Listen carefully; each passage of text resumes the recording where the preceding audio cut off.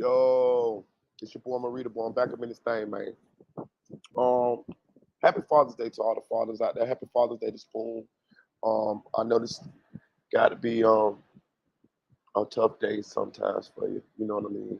I know you got other kids and stuff, but I know just to have Juvie not here with you, I know it gotta hit you sometimes. So I just say happy birthday. Happy Father's Day to you. Happy Father's Day to all the fathers on the panel, all the fathers in the comment sections, man. Um, Shout out to my moderators, Dream Doll, Sophisticated Nunu, Italian Bully, the Chicks 1000, aka Chick 1K, Tanel Bowens, Flyboy Michael Foe. Shout out to my guy, Audio Crack 22. Shout out to Unspoken Crime Mysteries or Unspoken Crime Murders. He got two channels. That's still my guy. Um, Shout out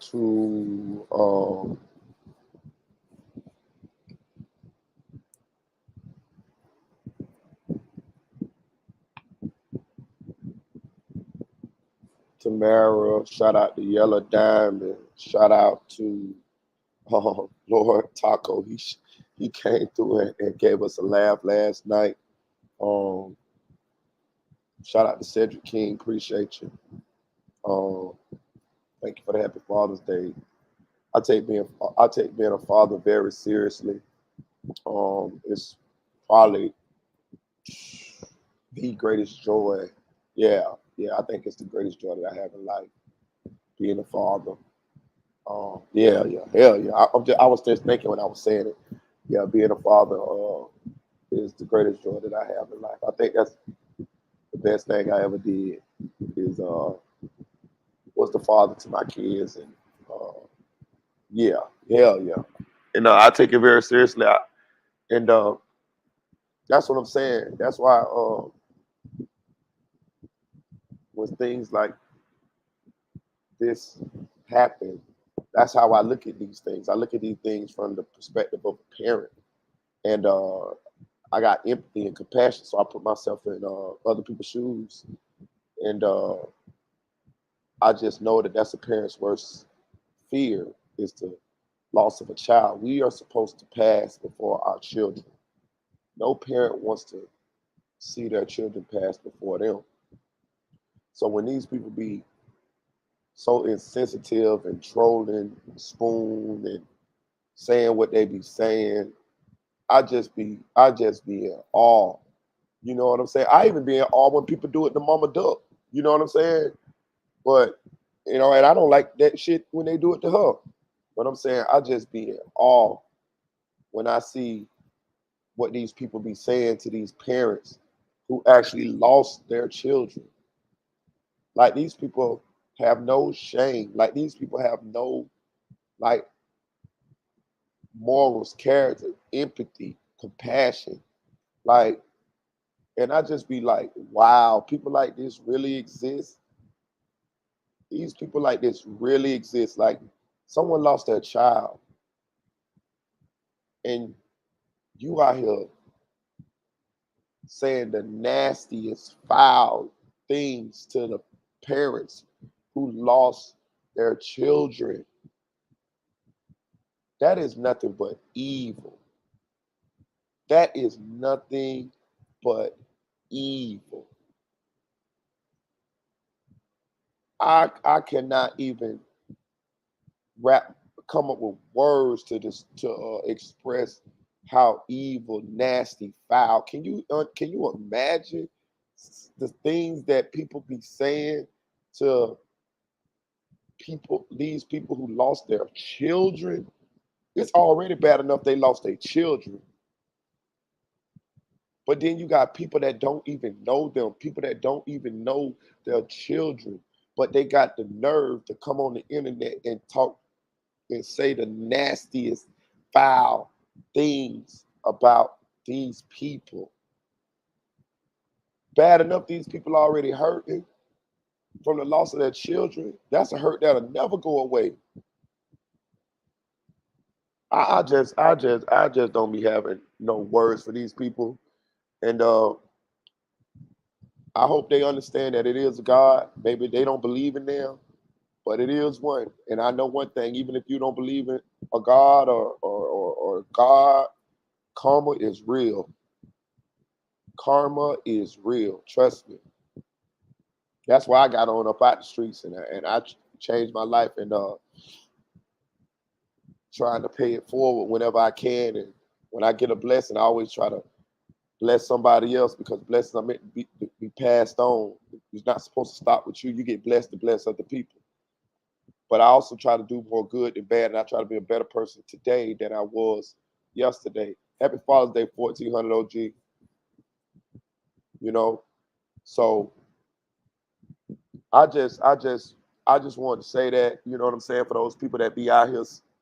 You know, this man lost his son, man. This man lost his son, man. And then we had a guy come in the comment section last night and went to talking all crazy about the man's son and talking all crazy about him. These are the victims. These are the victims. Like these are the victims. Like I don't understand it. Like these are the victims. These are the people that lost in this equation. Like that shit be crazy, man. I don't be understanding that shit. But anyway, man, I know you can't reach everybody, and everybody ain't the same. The world will go around. So hey, ignorance is bliss, and you can't convince everybody. So I just let them stay over there on their own little island or whatever. But I know what's gonna happen because I done been around enough to know what's gonna happen. So hey, but I pray for y'all though. Those of y'all who think that way. But yeah, happy Father's Day, y'all. And I want to address another thing too.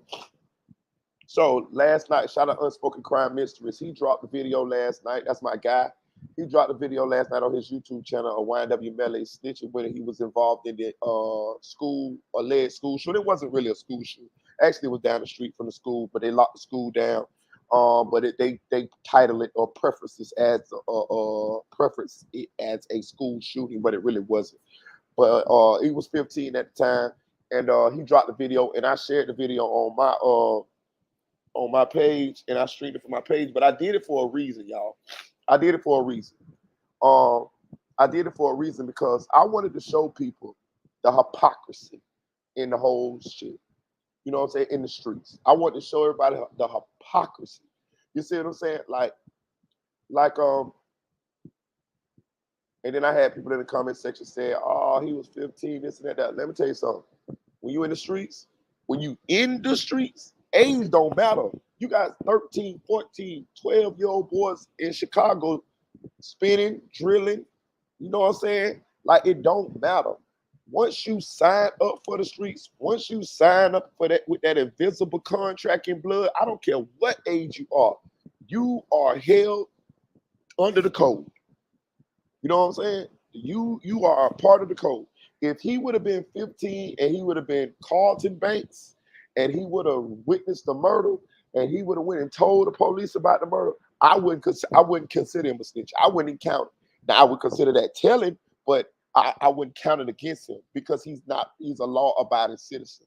But once he became in the streets, if he'd have got in the streets at 10 and he would have started doing street shit, you at that point cannot be telling the police shit under the code.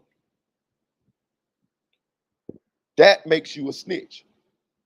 And I just wanted to, hey, no, I just wanted to reiterate that. Exactly. As 1400 OG say, once you jump off the porch, it's game on. At 10, what it say? Uh, he say a 10-year-old shot my homegirl last year. That's what I'm saying. That's what I'm saying. That's what I'm saying. So I be noticing there be a lot of people that be commenting that really don't know the streets and don't know how this thing go. You know what I'm saying? I'm trying to break it down to you. If you are a law-abiding, what up? Shout out Kid Presto. If you are a law-abiding citizen, you are not a snitch if you tell the police. You can be telling though, and I want you to understand this. Just because you're a law-abiding citizen does not mean that your ass won't have consequences for telling. But I'm talking about under the definition of a snitch, you are not a snitch. But them same dudes that you snitched on could come back and see about you now. Case in point, Say you're a little old lady and you a law-abiding citizen, but you telling on the guys across the street that's selling trees. They selling gas across the street. True enough, she is not a snitch. But them guys that she telling on, they can come burn our goddamn house down because she is telling the police. She's not technically a snitch. Technically, she's a law-abiding citizen. I just want y'all to understand that it is consequences for snitching and telling, and they could be the same consequences. But technically, under the code, you are not a snitch if you are a law-abiding citizen and you tell the police and you talk to the police. Now you are telling, you definitely telling, and it could be consequences. You still could be held motherfucking accountable by the people that you telling on. But technically, you are not a snitch. Now, this is what a snitch is. A snitch is if you are indulging in anything criminal and you tell the police anybody or any person or any group of people that are doing anything criminal.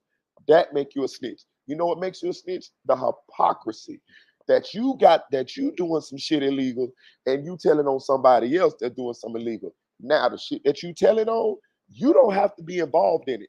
Case in point, I'm gonna give you an example. You could be selling dime bags or quarters of trees across the street. And it could be some dudes over there that you seen rob a little old lady, knock her down. If you tell the police, hey, I seen them knock her down, you are a snitch. You know why? Because you doing something illegal over here. And at the same time, you got the nerve to tell the police, put somebody else in jail. Or you could be doing it with them. You could be selling uh, pounds of trees over here, get fucked up, and then, oh man, tell on the plug. That still make you a snitch. You see what I'm saying? The examples I'm trying to give you is you do not have to be involved with the situation you told on. You don't even have to tell to get time off of you to be a snitch. You could just be telling because you saw the shit. That still makes you a snitch if you are involved in the streets. What makes you a snitch if you are involved in anything illegal and you tell the police in on anybody or anything illegal? It's the hypocrisy. You see what I'm saying? It's can you be in the streets and then you tell the police on somebody else that's in the streets? That's what make you a snitch. You see what I'm saying? So, in YNW Melly's case, at 15 years old, he was already in the streets. He was already toting guns. He was already doing shit. He was already shooting and shit. He was already stealing and shit. He was doing all kind of shit. He was in the damn streets. He was already. Let me tell you something. At 15, I was already in the streets. At 15, I was a full-fledged street kid, hustling, robbing, stealing, never went home. Shit, 15, we were standing out. We would chip on hotel rooms and we would all live in the hotel rooms.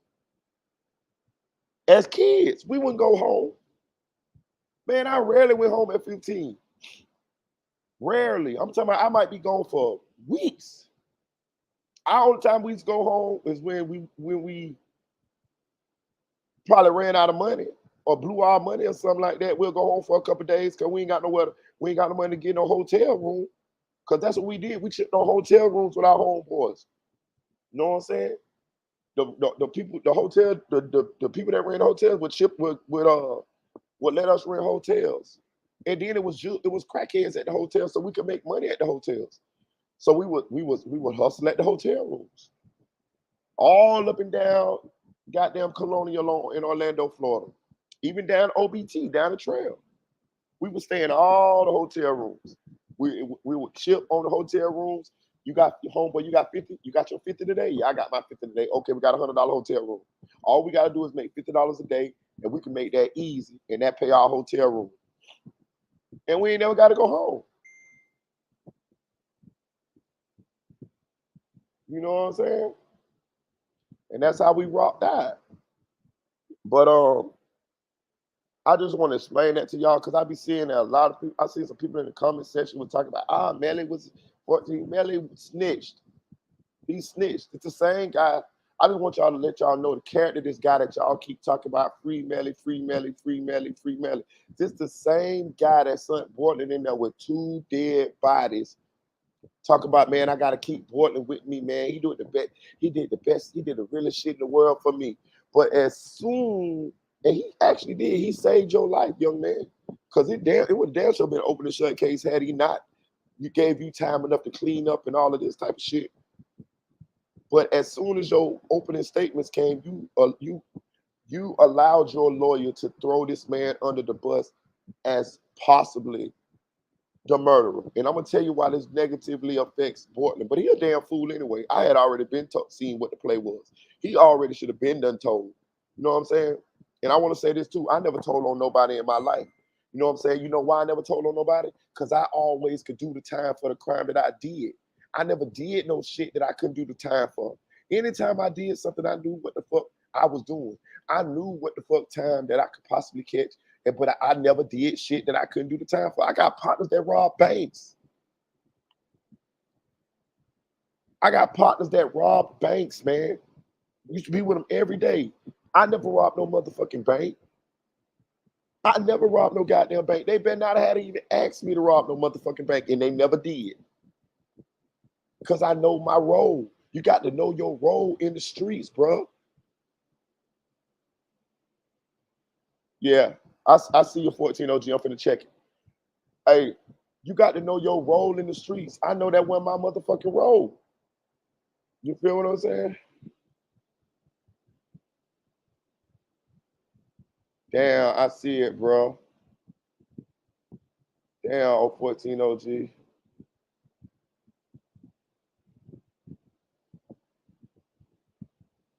This the 10-year-old that shot your homegirl, bro.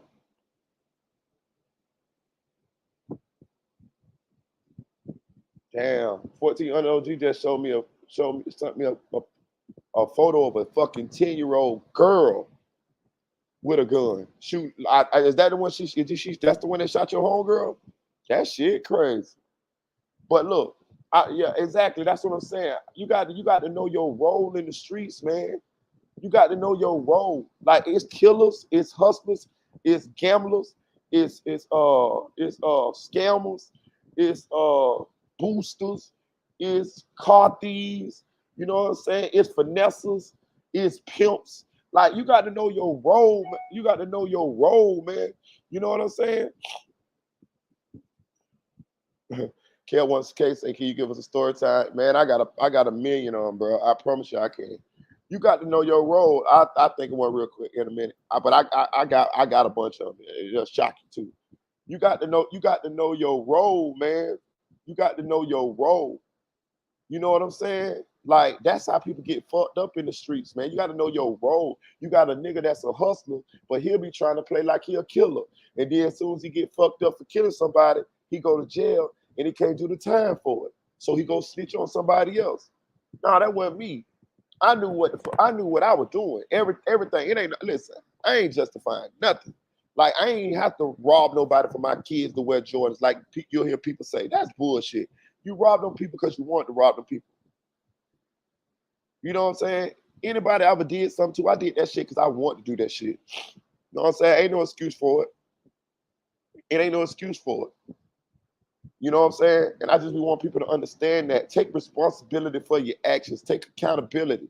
You feel what I'm saying? That's how come I never snitched on nobody because I always understood, hey man, if I do this, I might catch 5 years, I might catch 10 years, I might catch 20 years.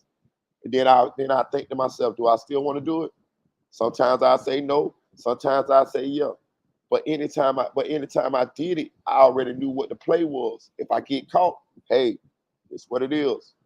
You know what I'm saying? A lot of people don't do that. A lot of people don't know that, or they think they ain't gonna get caught. I always thought about if I got caught. Always. That way, if it happened, it ain't no shock to me. It ain't no, oh, what am I do? All crying and all telling on my partners and all that. No, I don't do that. I just go on, hey, when they catch me, hey man, y'all go on get me down to the police precinct, man. I call my peoples. You know what I'm saying? See if I can get a bond. If I can't get no bond, I tell her, hey man, let me get that little itchy ass cover. You know what I'm saying? That little bag lunch with that with that with the bologna in it, with the mustard pack in that bitch, with the apple in that bitch, and I go into that bitch, you know what I'm talking about, do the script search, you know what I'm saying? Take my shower, whatever they got onto my, then get up under the cover and just go on to sleep for about 2 days. You know what I'm saying? Until they move me on through orientation. You feel me? Like it be business as usual with me when I get up in that bed. You know what I'm saying? He said, yeah, and it's her mom right behind her. See that what I'm saying? 14 under OG just sent me a picture of a 10-year-old fucking girl shooting a woman, bro. With the 10-year-old girl got the gun in her hand. Like, this crazy, bro. That's what I'm saying. Like, people be talking about this shit, man. A 10-year-old will kill your ass right now. Fuck you mean. Shit. But I say all that to say this, man. Listen, man. Get out the streets. That's my underlying tone. That's my underlying sentiment. Cause a lot of y'all ain't gonna make it, bro. I'm telling you, I'm blessed to be here, bro. I'm telling you, I'm blessed. I could have been shot. I can name a couple of situations where I supposed to been dead. Or I ain't gonna say supposed to be because God got me here for a reason, but I could have been dead. You know? Like for real. Like for real. I done did all kind of shit. You couldn't have told me 20 years ago that I'd be one of the ones who's still here being able to tell these stories to y'all on YouTube and shit like that. You couldn't have told me. I seen plenty of guys that was in the streets, had big cars, big rims, all type of shit that looked like they was doing what made way better than me. Looked like they was good at the streets, making money, had women, cars, jewelry, all that. Promise you. Well, all them dudes gone now. Most of them is. Most of them dead, jail. Some of them on drugs real bad. Uh, all type of shit, man. Like for real. And it'd be the least people you expect. You be like, damn, bro used to have them bricks back in the day. Bro had them stacks. Bro had 7 cars and bro had the nice chick and he had the nice crib. Man, right now that nigga up under the bridge. You know what I'm saying? Like, I'm trying to tell these young dudes about the streets, man. Oh yeah, that TKO juice for real, and the TKO juice for real. What they have, what they give you. Yeah, for real. But I'm saying though, like, bro, I'm telling y'all, bro. I'll keep trying to explain this to y'all. I know y'all ain't gonna. Some of y'all ain't gonna listen. I get it. Some of y'all ain't gonna listen. Some of y'all ain't gonna listen. Hell, we ain't listen. We ain't listen. When I used to go to juvenile, they used to have people come in to talk to us. These used to be people they used to like had them been in trouble, who done changed their life, who done made it from the streets and stuff like that. People probably had murder charges and all this type of shit, but they done made it out the streets and they done made it past their charges. And they used to bring them in and they used to talk to us. And we used to sit in there and listen to them. We used to be like, for a second when they talking to you about not being in the streets and getting out the streets and changing your life, for a second, you be like, yeah, I'm gonna do that shit. Yeah, I don't want to be. I don't want to be in the streets, dog. Man, as soon as them damn people leave up out that damn juvenile center, because you in jail at the time, and they bringing people in to talk to you to skip, you know what I'm saying, to keep you straight. As soon as them people leave up out that juvenile shit, we go back in the mods. Man, we fight like a motherfucker. You know what I'm saying? And then especially when you get out, you go right back to the block. It's like when you get out, it's like, boy, I'm back. Boy, look at me, boy. I'm talking about when you get out of jail and you go back to the block, that's like, shit, that's like your birthday. You know what I'm saying? I'm telling you. Bro, I'm talking about all the dudes on the corner, they welcome you back. Come on back to this bullshit, basically. You know what I'm saying? 14 on OG said I could have came home 6 years early. State brought me back from prison to try me again. Little partner, I ate that 6 and ended up doing 10 altogether. Exactly. I got a partner right now. He did 20 years. He did 20 years. I met him when I was 15, about 15. He went to jail when I was about 18, 19. He did 20 years. He did the whole 20. The whole 20. He got out 2019, something like that. 18, 19, something like that. 19, something like that. He going back right now to do 15. 15. So just think now, he gonna be there 35 years of his life, or 33 or 32, however, if he gets some game time of his life in prison. You know what I'm saying? Like I got a partner right now that's doing 30 for something he didn't even do. 30 years. 30 years. 30 years right now. I got a partner that's doing 100 years for bank robbery. I ain't lying to you. You listen to what I tell you. I say 100. I ain't say 50. I ain't say 60. I ain't say 70. I said 100. 100. They gave this man 100 years. He can't even live that old. Hell, when he went to jail, it was in his 20s. They gave that man 100 years. He got 100. So that's why I keep trying to tell y'all, like, listen, man, I'm telling you, y'all, some of y'all ain't gonna make it. Trust me. Everybody ain't gonna make it. You know the crazy part about it?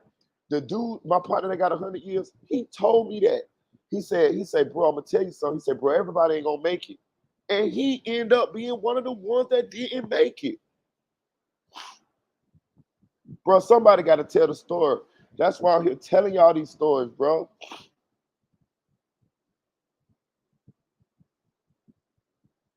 Let me see. Let me see. I'm gonna tell y'all the story. I'm gonna tell y'all the story about J Money and Musclehead, right? I'm gonna tell you a story about J Money and Musclehead, right? This a good one, right? J Money and Musclehead, they were two friends, right? I met them when they was about 15, about 16, right? J Money was tall, slender. Musclehead was short and stocky, but they was two best friends. They loved each other, right? When I mean they loved each other, I'm gonna say this. They loved each other. They was everywhere they went, they was together. But Musclehead loved J Money, in my opinion. Musclehead loved J Money way more than J Money loved Musclehead, right? But he loved Musclehead. J Money was the smart one. J Money was the hustler. Musclehead was sort of like he didn't have as much hustling ability as J Money did. Um, but he was more of a fighter, more of a protector, more of a he gonna protect J Money. He gonna protect himself. Musclehead will shoot you. J Money will shoot you too, but not really. J Money was kind of a little soft, but Musclehead he gonna do something. But J Money was the hustler for sure, for sure was the hustler, right? So check this story out, right? Because it's a tragic story as to what happened. Somebody asked me to give them story time. I'm gonna give y'all story time. It's a tragic story. What happened, right? Happy Father's Day, John Doe TV. So what happened was, I had a trap. I was about 20. I was about 20 at the time, and they looked up to me. They looked up to me, and they used to come to my trap, and they used to want to come in. But I wouldn't. I didn't want them to come in because I didn't know I didn't know Musclehead people at the time, but I did know J Money's mama, and J Money's mama, she was very good friends with my daddy, and they used to have something going on back in the days, not sexually, but I told you my dad used to run shit, so I think my dad used to they used to do some kind of business. I don't know what it was, but they did some kind of business. They was cool, and I didn't want J Money around me because I was trapping. Like I was trapping. Like I was trapping. Like I had my own trap. Like I might like me by myself. Like I'm serving. I'm talking about I got pills, I got weed, I got hard, I got everything. Whatever you want, I got it. You know what I'm talking about? But they wanted to come to my, they used to like to want to come hang in my trap. So I used to leave them out the door, right? And I told them they because I had a PlayStation, so we used to play Madden. So I told him, I said, listen, you can't come to my trap in the daytime because if the police come and hit this trap, you're going to jail with me.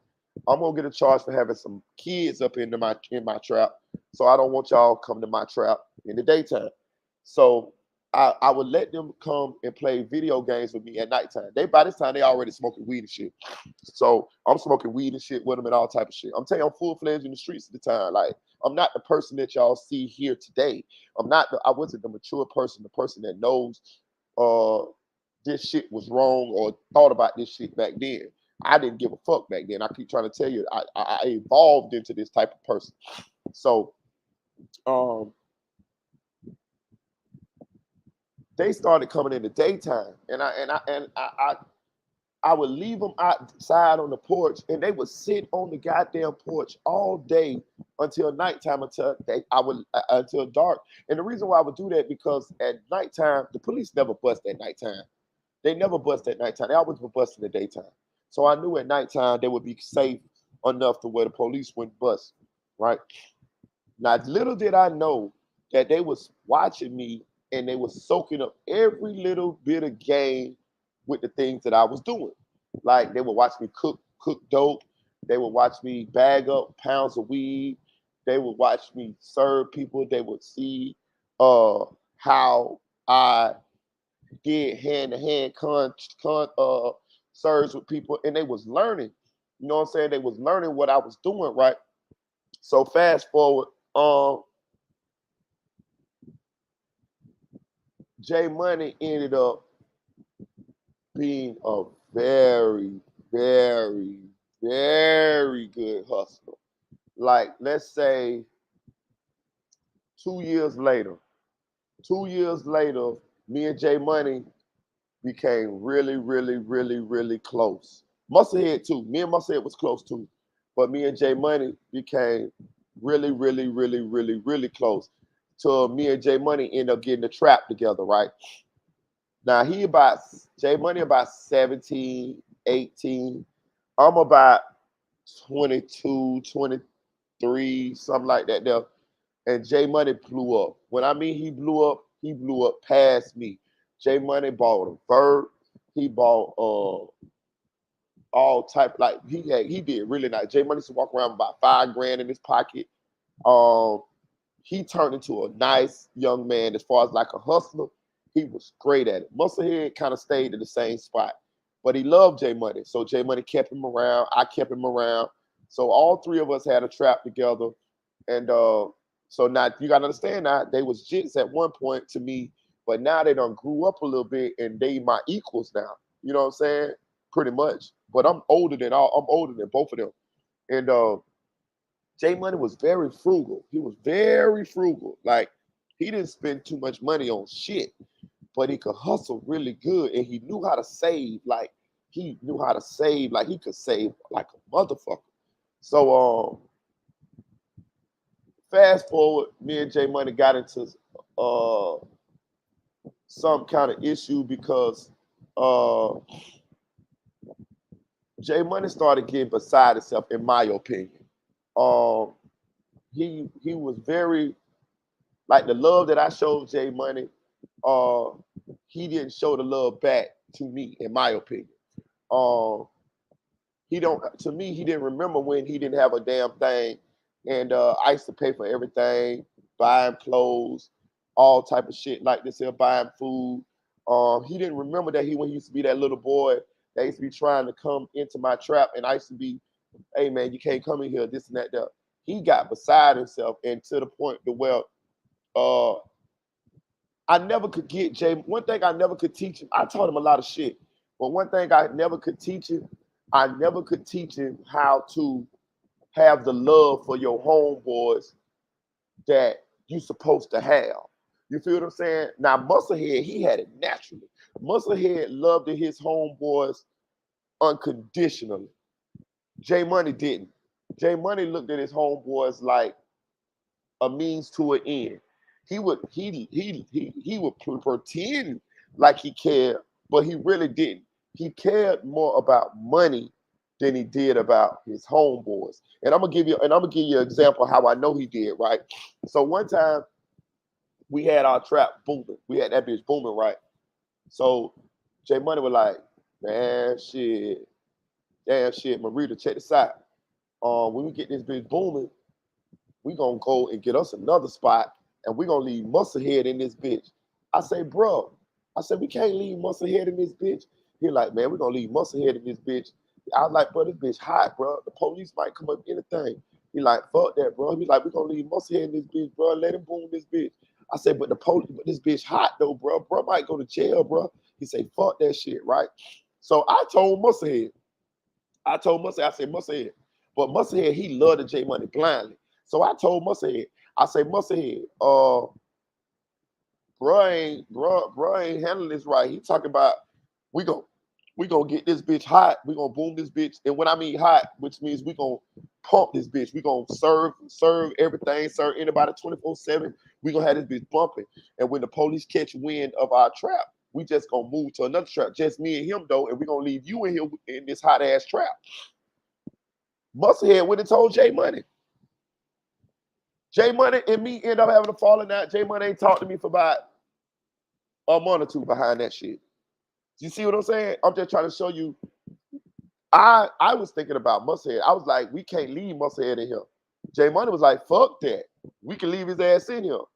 And Musclehead would have stayed in that motherfucker because he don't know no better. You see what I'm saying? So I'm just trying to show you the love that he should have had for his homeboys that he did. Okay, fast forward, right? So me and J Money end up having a falling out. We stopped talking, right? We stopped trapping with each other. But he still did well. I still had a lot of love for him. I had a lot of love for him. He loved me too. You know what I'm saying? We had a type of homeboy relationship where we could not talk to each other or not fuck with each other, but we still loved each other. Like he still fuck with my kids. Like my kids loved him and shit like that. Like me and him could not be talking. And my son will run up to him, J Money, J Money, J Money. And J Money will give him like $20 because J Money kept money on him, shit like that, right? So let me tell you how the story take a tragic turn, right? You know what I'm saying? I'm gonna tell you how the story take a tragic turn. Yeah, hey, 1400 OG say muscle was real. Yeah, that's Caveman son, 1400 OG. So let me tell you how the story take a tragic turn, right? So me and J Money ain't talking, right? We ain't talking. Musclehead still rocking with J Money or whatever. Um, I wonder if I want to tell you this story. Because I could tell you, it's another story that happened in the middle of that, but I wonder if I'm leaving it out. All right, I'm gonna tell you the story that happened in the middle of the story though, and then I'm gonna tell you the tragic turn. So I used to rap. So me and Jay, this is when me and Jay Money and them still was trapping together. This before we had the falling out and Musclehead and all that. So everybody meet up at my crib at the trap, and we all going to the club for me a show that night. So now I'm talking about we booming good. So we got all my homeboys, they in the trap with us. You know, it's before we go to the club. So it's like everybody meeting up at my spot to go to the club. It's about 20, 30 of us. We getting in the cars, we getting in the verts, we going to the show. So I let my cousin in to use the bathroom before we went to the show. He used the bathroom. We all get in the cars, we leave the trap, we lock the trap up, we go to the show. Make a long story short, my cousin doubled back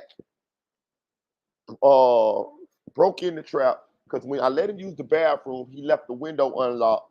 He doubled back, broke in the trap, stole a bunch of our shit. Like I'm talking about, he ransacked the trap. He stole a bunch of our shit. And how we found out that he did it is because you know the streets talk. So when we got back from the club, we noticed that our shit was gone. We lost a lot of shit. Like I mean, we had like zips. We had a bunch of pills. We had a bunch of weed. We had a bunch of shit. We probably lost about $10,000 that night between me and J Money. Right. So we don't say nothing. We let the streets talk. Because if you don't say nothing, you just be quiet. The streets gonna tell you who got what and who got what. So showing up about 2-3 days later, a couple hoes come through the trap. Hey man, you know your cousin such broke in y'all trap. I say for real. I say how y'all know? She say because he over there at our house right now. He got all the money. He got all the drugs. He got all this and that. I say oh yeah for real. Bet right. So one day, probably about 2 days later, but I told everybody don't say nothing. This is my blood cousin. So 2 days later, I'm walking down the street and no, somebody come tell me because he was hiding. So somebody told me where he was at. So I said, okay, bet. So I go around there where they tell me where he at, right? So when I go around there, just so happen he outside, right? They got this little ragged ass trap, and he is you know how you take the meters out of the lights, out of the meters off. He's still in lights. He done took the goddamn meter and he trying to force it into the side of the house so he could cut the lights on illegally on the house. But he got a rock, a big ass rock, and he trying to beat the meter into the goddamn the little slot with the meter go in beside the house, right? So I walk up to him. I say, damn. Now he don't know that I know he broken my shit. So I say, cuz, what's going on, cuz? He say, oh, nothing, cuz. Man, I'm trying to put this goddamn meat in. You know how we do, man. You know what I'm talking about? We stealing lights. So I'm finna get on his ass, but he don't know it, right? But he got a big ass rock in his hand. I say, cuz, I got you. Let me see how to do that. I got you. Let me hold it. I got you, man. You don't know what you're doing. He give me the goddamn rock. When he give me the rock, I throw that motherfucker down and take off on him. Bam, bam. I hit him, right? When I hit him 2 times. He stumbled, but he's kind of tall, like me, right? He go to fight back. I see. Hey, look, I see he got about a good. He think he can hang with me, but he really can't, right? He throw by 2. I weave him. Woo, woo. I hit him 2 more times. Bop, bop. When I hit him 2 times, I see look at his eye. It look like they hurt him. You know what I'm saying? So when I hit him 2 more times, now this time I rush him. I take him to the ground and pound. You know, I hit him, pop, pop, then I scoop him. Boom, pick him up, put him on the ground. Bow. I'm on top of him now. It was just like MMA. You know what I'm saying? So now I'm on him. I'm beating him. I'm talking to him now. I'm letting him know what the fuck you did, and you think you slick, but you broken our shit. I'm beating him bloody too. I look out the corner of my eye. I see J Money and Musclehead walking down the street. I call them over. I say, J Money, come here. Come on. Come on. Musclehead, come on. They go to running. They go to running over there. I say, look, take his clothes off. I say, take his clothes off. Take his clothes off, because now I'm finna embarrass you. You know, bro, it's my cousin. I can't kill him. I say, but I wanted to shoot him. I wanted to shoot him in the leg, but I know my auntie was gonna tell on me. My family, they'll tell on your ass. I say, no, I ain't gonna. I say, no, I ain't gonna shoot him. I say, that's why I ain't never take the gun right now. I say, I ain't gonna shoot him, but I wanted to. I thought about it for a while, but I said, no, I ain't gonna shoot him. I said, I'm gonna beat him, and so when I seen J Money them, I told J Money them, I said, come on, come on. So they came, but when they got there, they stopped. I say, take his clothes off, take his clothes, because I'm on top of him. I'm holding him down. I say, take his clothes off, because I'm gonna embarrass you now. I want you to walk down the street naked. So everybody, so you could be embarrassed in front of everybody in the hood, nigga. You broke my shit, nigga. I could kill you, nigga. You know what I'm saying? J Money and them don't take the nigga clothes off. So I'm like, bro, he stole y'all shit too. He stole your shit too. Take that nigga clothes off. Take it off. We finna embarrass this nigga out here in front of everybody. Know what I'm saying? He like, no, man. I'm like, oh man. So I stomp on his head a little bit, and he down on the ground, rolling around on the ground. And you know what I'm saying?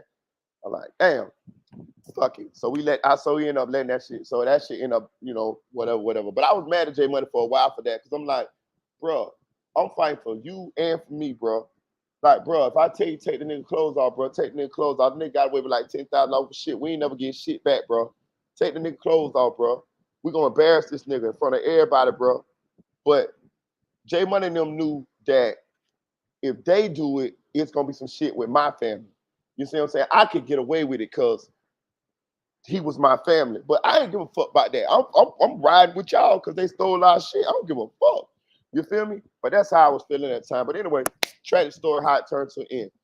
Me and J Money end up falling out or whatever, because I just didn't like how J Money used to do green shit all the time. He was very selfish, in my opinion. And I didn't like that, being that he was somebody that I raised. He was somebody that I brought into the game.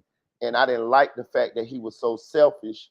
So I could never get it out of him. J Money was the baby of his mother's children. So his mama kind of spoiled him. And so he had that selfish way about him. and I just couldn't get it out of him, bro. Like J Money, the type of person, uh, I'm gonna say, he was very frugal, man. He was very tight. He was a good hustler, a great hustler. He could save money. He gonna have about 5 grand in his pocket, but he ain't gonna give you a dime. You know what I'm saying? Like he ain't gonna give you a dime. J Money, the type of motherfucker, he'll come over your house and eat your food, but if y'all go to McDonald's, he won't buy you nothing to eat. Like that type of shit. You see, I ain't saying he had to buy me nothing to eat, but I'm just giving you as an example the type of shit that he used to do. And people love J Money. He had a nice spirit about him. I liked him, but it was just that one thing I couldn't get out of him, right? So, and I used to tell him about this shit. I was like, bro, we homeboys, bro. Like you supposed to have my back. I'm supposed to have your back, bro. Like that's how I'm supposed to be, no matter what. Like no matter what. So anyway, me and him had a falling out, and he went his way. I went. My daddy didn't like him at all. To be honest with you, my daddy didn't like him at all. My daddy liked Musclehead a lot, but he didn't like J Money at all. And so we ended up having a falling out about some bullshit. I don't remember what it was, but me and him wasn't talking. But we was gonna make up though. I know this. I me and J Money do. We'll have a falling out, then we'll make up, then we'll be all right, and we'll talk about it. So at this point, we wasn't talking. So one night, J Money and them was going to the club for Musclehead's birthday. I told you, him and Musclehead was tight. J Money had this little chick that he was messing with, and she was driving, and the police got behind them. She had a warrant, and the police got behind them. And when the police got behind them, she put them on a high-speed chase, and she ended up crashing the car, and they hit. Um, I hit a pole in the side of a building right there off of John Young and what is that? John Young. What road that is? You know what? You know where they at 14 OG, the right there where the Walmart at. John Young, over by Mercy. John Young and Silver Star. Is it Silver Star? No. The road that turned into Silver Star. Anyway.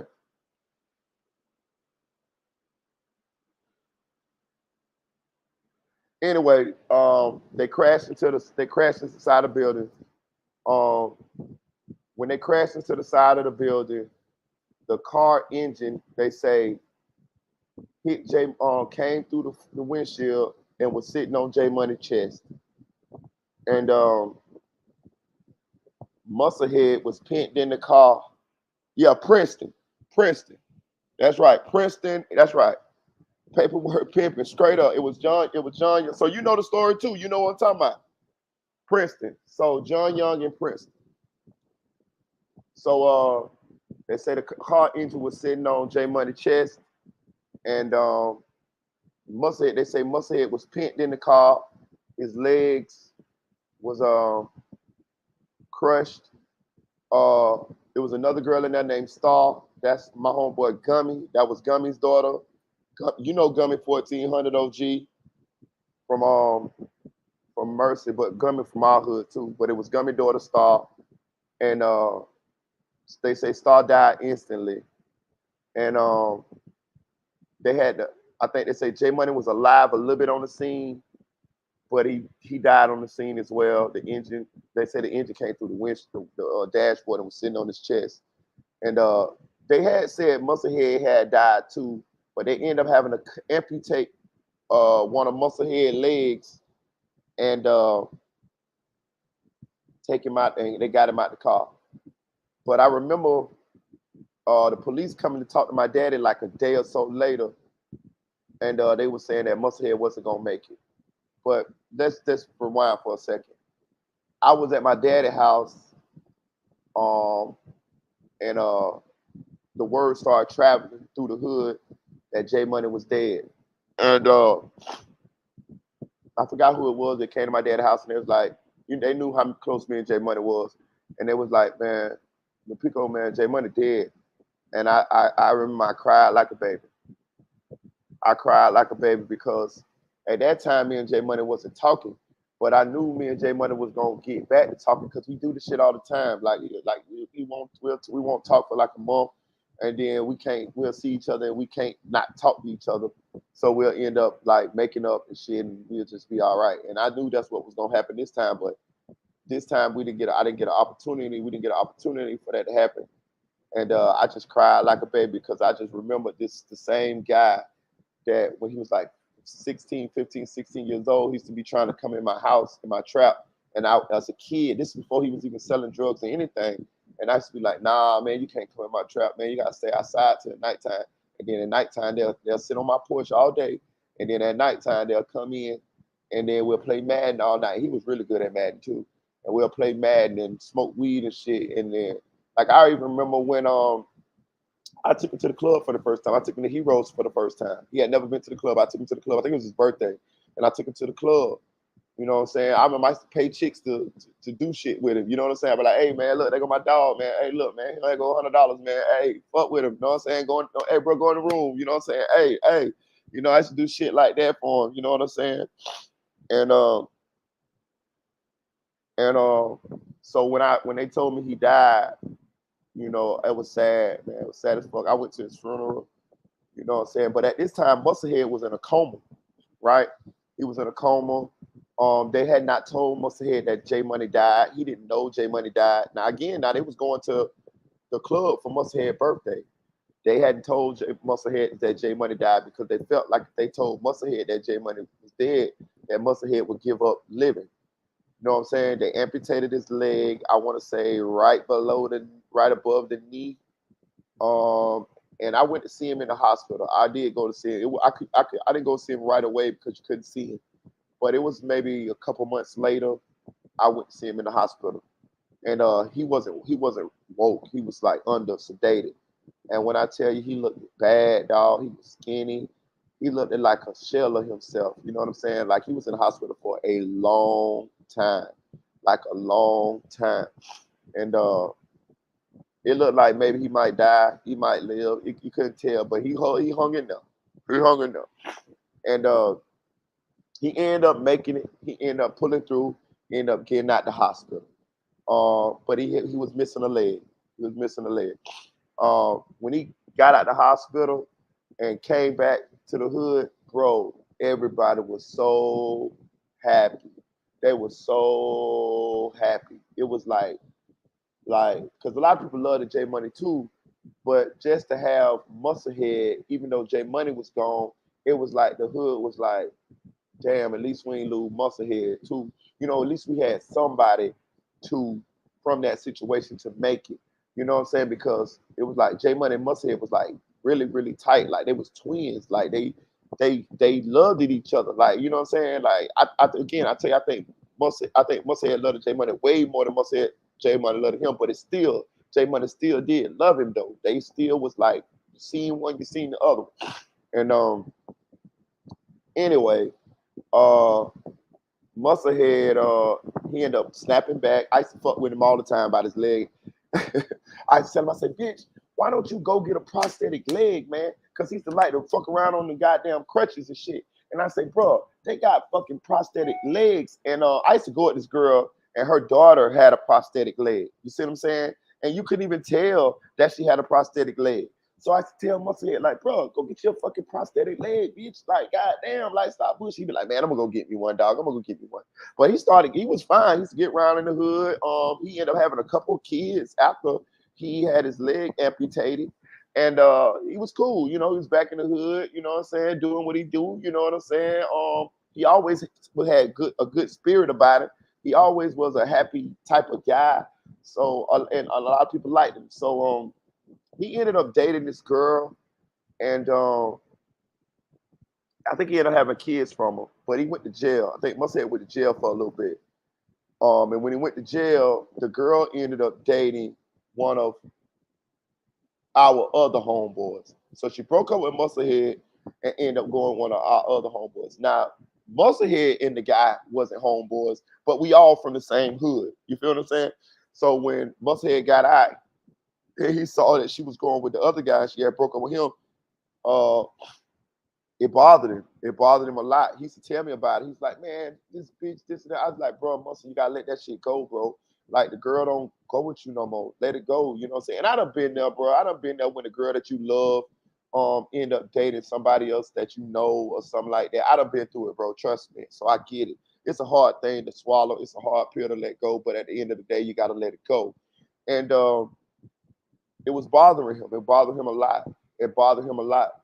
So they say one day he was at the store, I think it was the bar, actually on Gore and Paramore, and Muscle had ran down on the boy. Now check this out. Now I told y'all Muscle had got one leg at this time, y'all. Listen to me now. He got one leg. He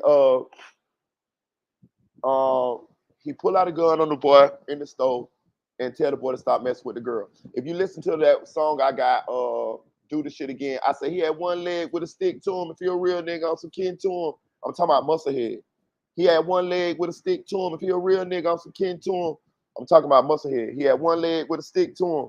So anyway, Musclehead pull a gun out on the boy, tell the boy to stop messing with the girl. They got this on camera, you know.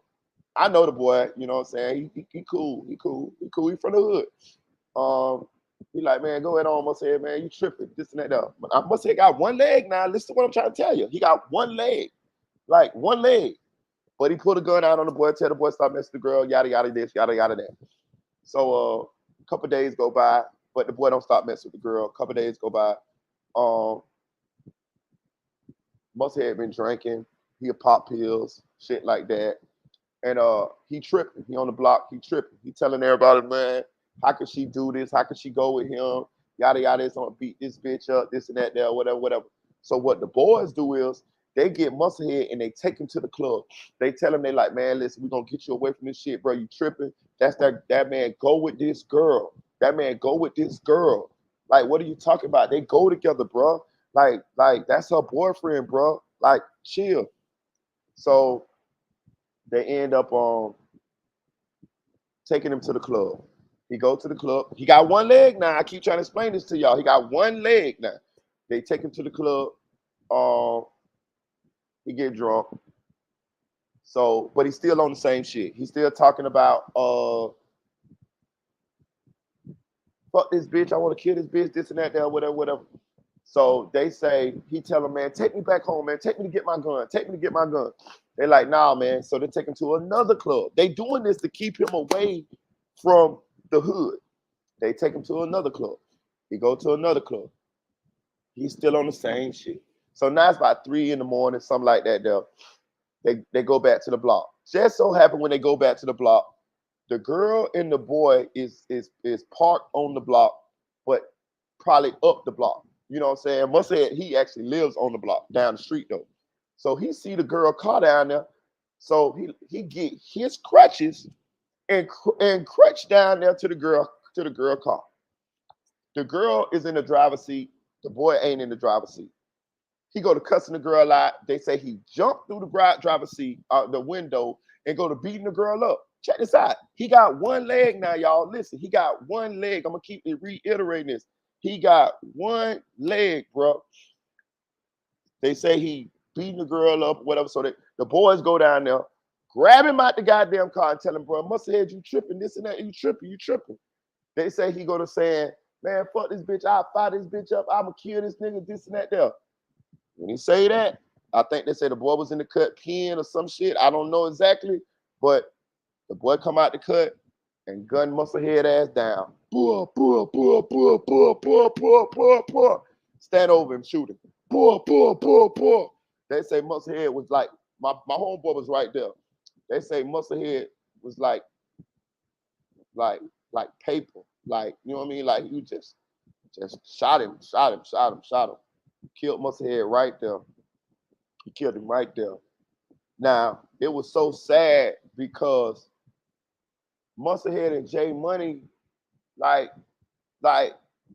we had just lost J Money a couple years prior, and we got Musclehead. Like he lived, so he was like, we wanted him to live. Like we wanted him to survive. Like we didn't want to lose him because we had lost J Money. So at least we got Musclehead, and for that to happen, it was just so sad, man. Like, because it was like, damn, Musclehead, you survived that car wreck. You lost your leg, but at the same time, you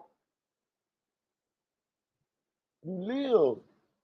But damn now, you die like this in the hood. Hold on. I'm gonna tell you the flip side of that. How about the boy went to jail for a little bit and ended up getting out?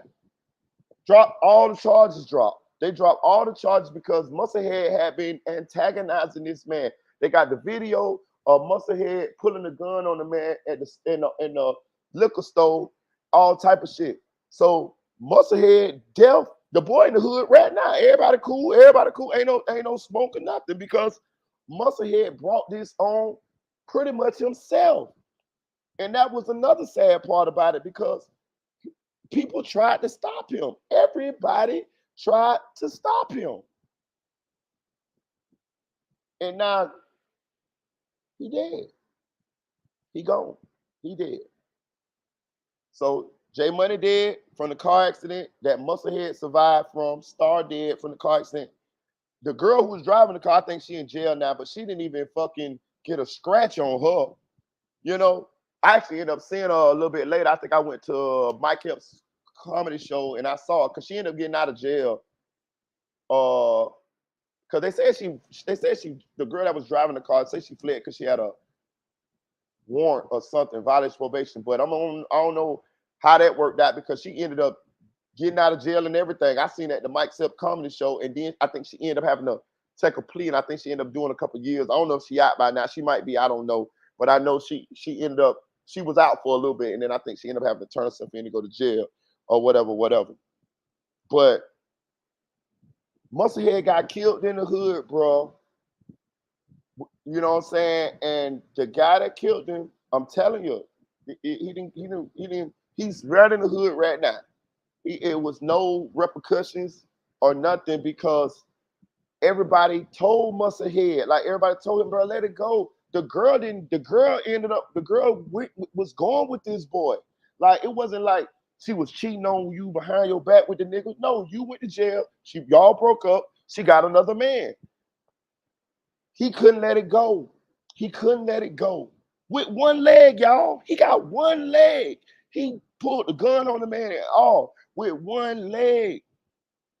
One leg. That man killed him out there, bro. It was sad as fuck. I went to his funeral.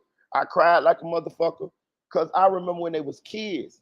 All I could remember was him and J Money knocking on my door, telling me, "Hey man, we can come in," and I'm like, "Nah, man, y'all too young to be up in here."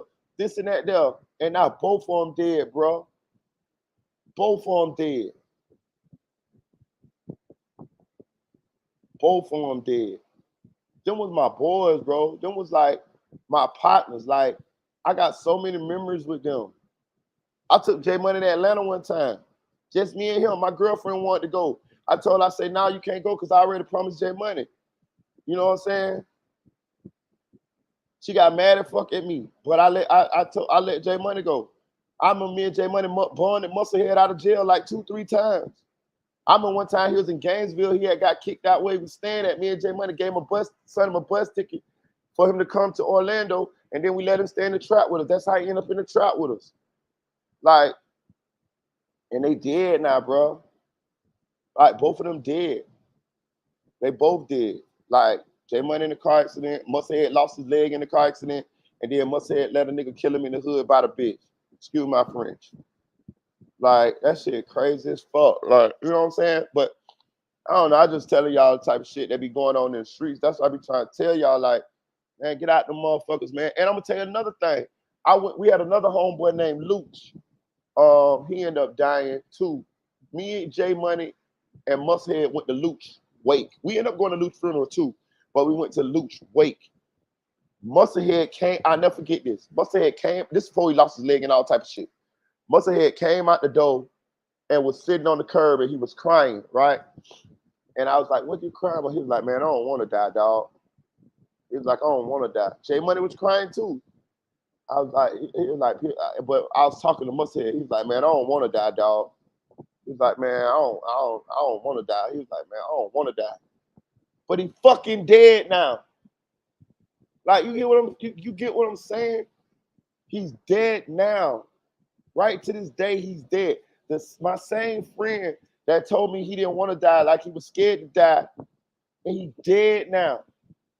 Like he didn't know what was gonna happen to him, but he dead now.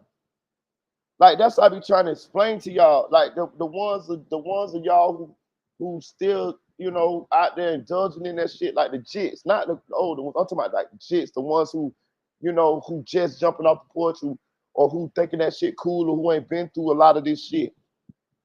I'm telling you what's gonna happen. I could tell you a bunch of more stories about partners that I got that's dead. This is what happens, bro. I'm telling you. I'm telling you. Find you something to do. Find you something legit to do. You see them on YouTube. Peep the play.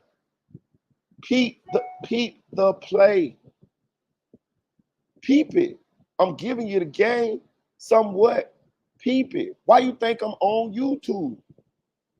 It's me attempting to uh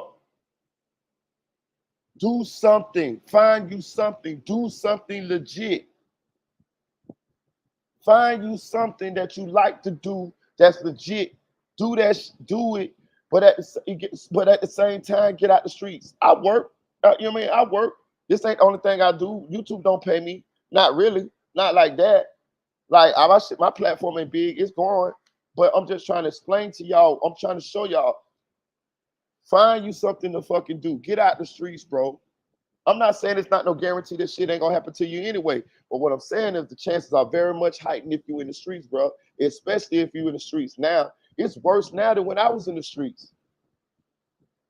I know that because I pay attention. I'm a blogger, so I pay attention to what's going on. I see everybody getting spunked on. I see everybody. I see all these young jits losing their life.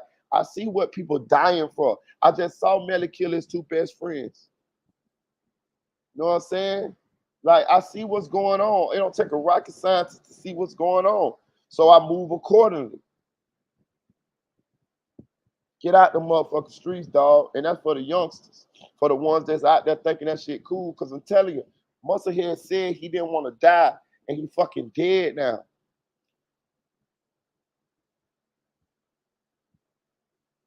That's what I'm trying to tell y'all, bro. That's all I'm trying to tell y'all, bro. They both dead, bro. They both dead. And I remember when they was little kids trying to be hustlers.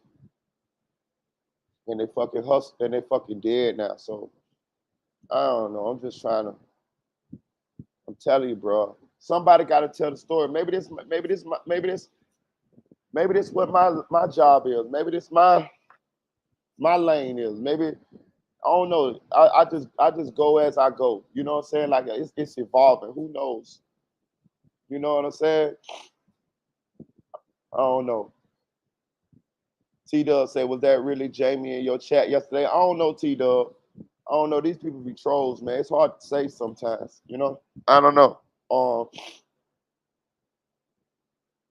they say, they say, appreciate you, Tanel. She's happy Father's Day. They say, she did get on her own, what's the name? It did make a post that was sort of what insinuate that maybe that was Jamie for real, because she did kind of address certain like the post sounded similar to what the stuff that she was talking about on here. So was it Jamie? I don't know. I don't know. I'm new to this internet thing, fairly new as far as like I don't know how to do. I know I haven't had trolls up until recently. Like nobody trolled me up until recently, up until like the past 3-4 months. That's when I started getting trolled. I wasn't getting trolled when I was doing this like 2 years ago or a year ago when I had to stop doing it for a while. So this is my first time dealing with trolls. So I don't know if it was her or not. You know, we gave her an opportunity to get on the platform. I dropped the link, and she didn't. She didn't accept the invitation. So I don't know. I don't know if it was her or not. I want to go over Bruce Rivers' video on Melly. Last night, guys, about the live stream, I looked and it said that I got it wasn't a strike. It was what's the name? So it was from the the Mrs. and Mrs. Smith video that was playing in the background of Melly's video, the YouTube told me, well, they said that I could play the video, but I can't monetize it. So it's not a strike or nothing against my channel. Um, it was just that because I had cut on monetization on the back end of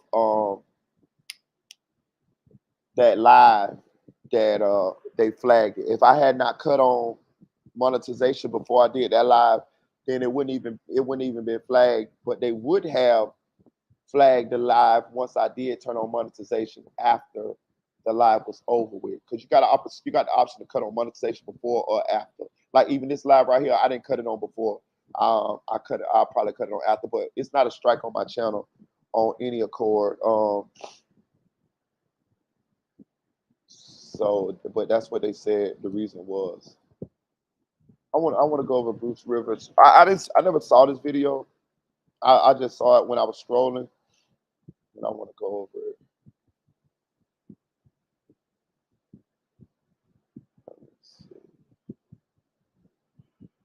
Oh shit! Happy Father's Day to all you fathers. Are you looking for more in this world?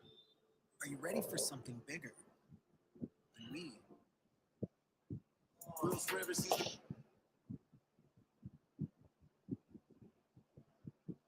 I never saw this video, y'all, so I don't know what Bruce Rivers gonna say.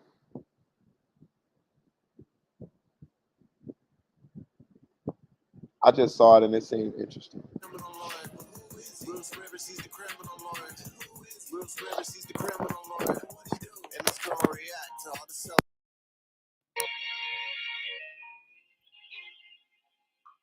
Hi, this is Bruce Rivers. Welcome to another fun-filled episode of Criminal Lawyer Reacts. I'm Bruce Rivers, board-certified criminal defense lawyer with our content G is Michael Rivers behind the camera and behind all of our episodes except for this one. This is a part 2 reacting to the defense opening in YNW Melly. But before we get to that, this episode is brought to you by eSign.com, a very effective way to remotely do business. For example, if your grandma's hiding out in your basement because she's on the run, and you love your grandma, you don't want to turn her in, but she needs a lawyer and she needs something negotiated ahead of time. So you just call the lawyer, you e-sign the documents, you get her all set up, and then you turn her in. eSign.com, a very effective way to remotely do business. If it's not e-sign, no one signs. I use it all the time when my client is either out of town or can't come into the office. You can execute a business deal really quick. eSign.com, very effective way to remotely do business. Let's just get right into this because I haven't seen this and I'm really anxious to see the defense side of things. Prosecutors are given great power, endless resources to perform their mission of pursuing justice. But that's not what occurred here. What they will bring you is a case that is riddled with reasonable doubt, that is founded on an incompetent, incomplete investigation, an exercise of poor judgment at every turn. In other words, they rush to judgment. So attacking the quality of the investigation is a very standard and old-time tactic used by the defense. The state cannot prove beyond a reasonable doubt the allegations that they have made. Now, if you remember in part 1, where we reacted to the prosecution's opening, they never said, they had any evidence that Melly held a gun, Melly fired a single shot. They just basically laid out a circumstantial case. And there is a reason for that. You recall Ms. Bradley, some of you may recall, during jury selection, going to great lengths to let you know that she does not have to prove motive. And she's right about that. The law doesn't require her to prove motive. But it is a question in the back of a juror's mind. You want to know, why would somebody do this? Just like why would somebody not do it? But you know what does require motive? A young man to wake up one day and decide that he's going to kill two of his best friends. Best friends that he grew up with, best friends that he hangs out with, best friends who he lives with. This is more like a closing argument. I mean, you're not supposed to argue. He's kind of giving you, not the evidence will show, but this is why this shouldn't have happened. Best friends whose careers he was trying to launch alongside his own. They have no reason for why he would do this. Because there is no reason. And if there's no reason, it doesn't make sense. And if after 4 years of investigation, the state comes and says, hey, he killed two of his friends, his best friends, and you're wondering why, and their answer is, oh, I don't know. The prosecution probably could object right here, but you don't want to object too much. But this is kind of argument. That's the first indication that they're just guessing and don't know what they're talking. And that, ladies and gentlemen, by itself is reasonable doubt. Why he would commit such a heinous crime against his own two best friends for no reason.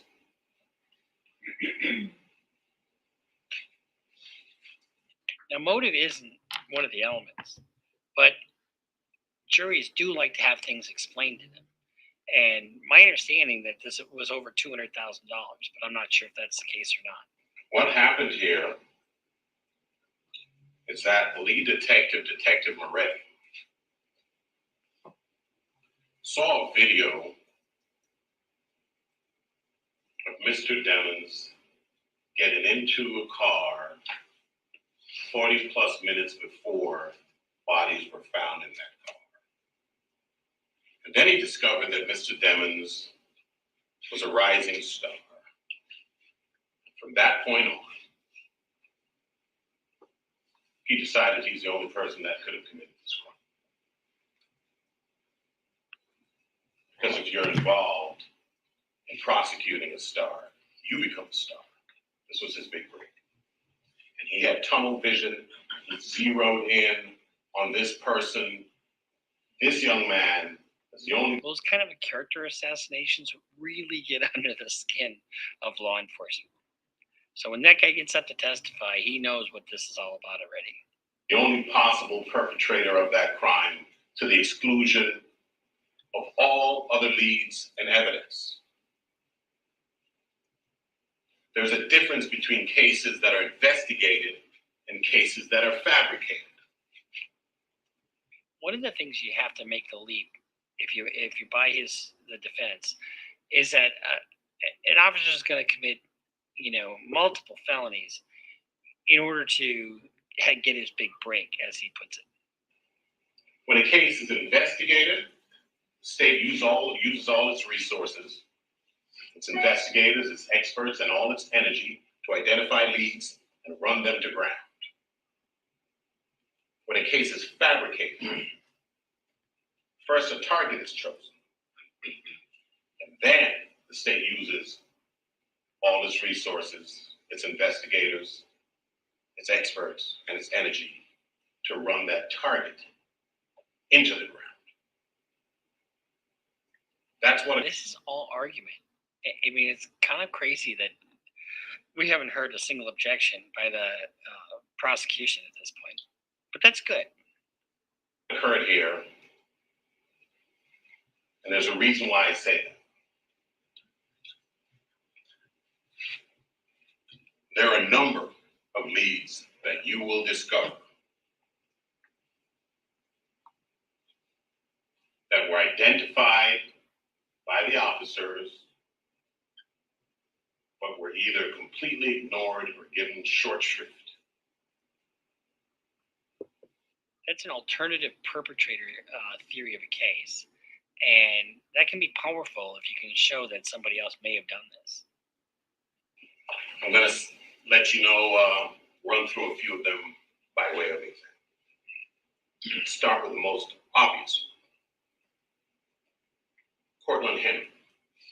Ooh, he started out with Mr. Henry, the snitch. Oh, and that's the thing. It could have been him. Could have been,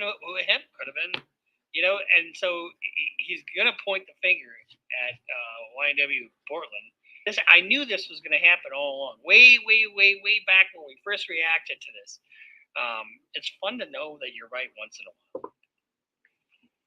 Miss Bradley started her opening statement by describing some of the lies that he told, as though to impute them to Mr. Demons. Those were not Mr. Demons' lies. Those were his lies. Henry and Demons are no longer friends. Cortland Henry shows up at Memorial Hospital, Miramar. You don't see him sitting there, but where you will see him sitting is in the driver's seat of a car, 2 dead bodies, car riddled with bullets. And when he shows up with a change of clothing, change of shirt. So the defense is going after Henry. Not surprising at all. Not in the least.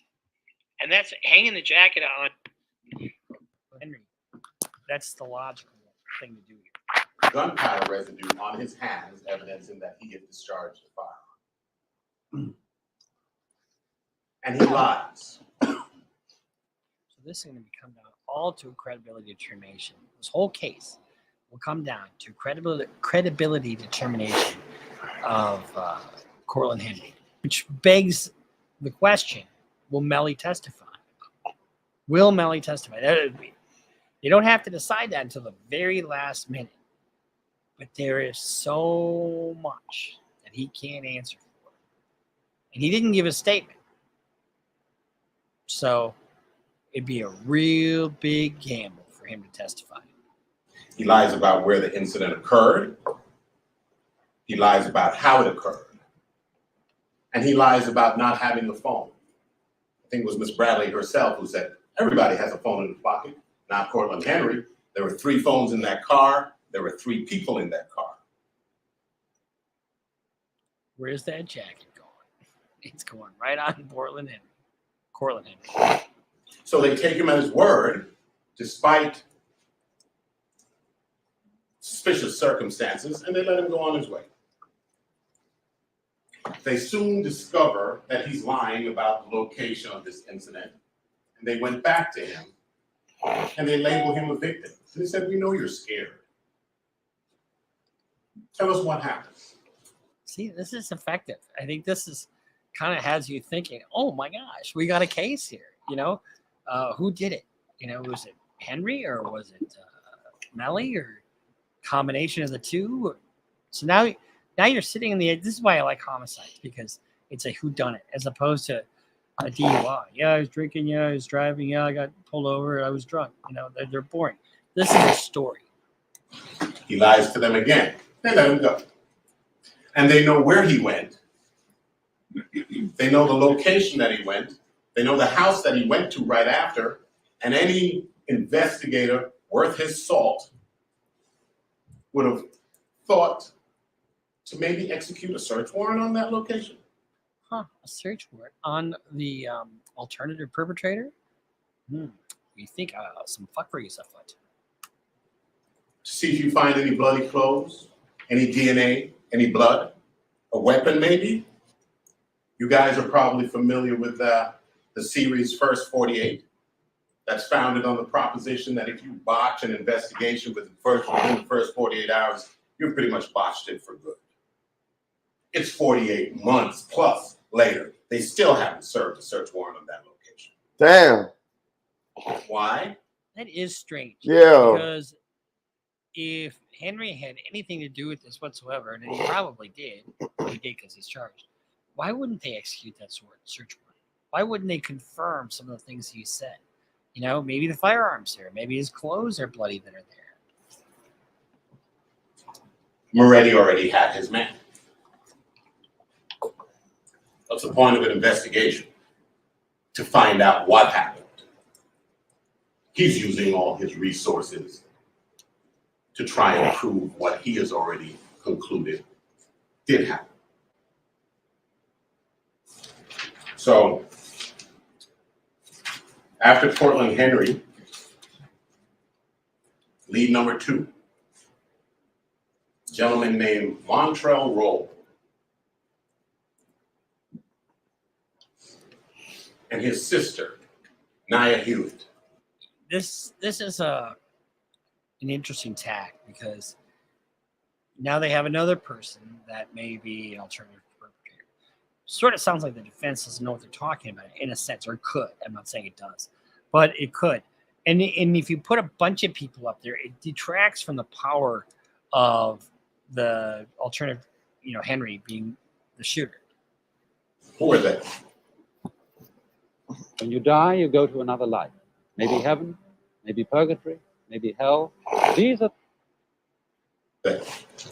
Well, another police department came into possession of jail calls between those two that occurred within 3 days after the murders, and discussed what they described as intimate details of the murders. Intimate details means details that are not in the public domain. So 3 days after, these two people are discussing the details of a murder.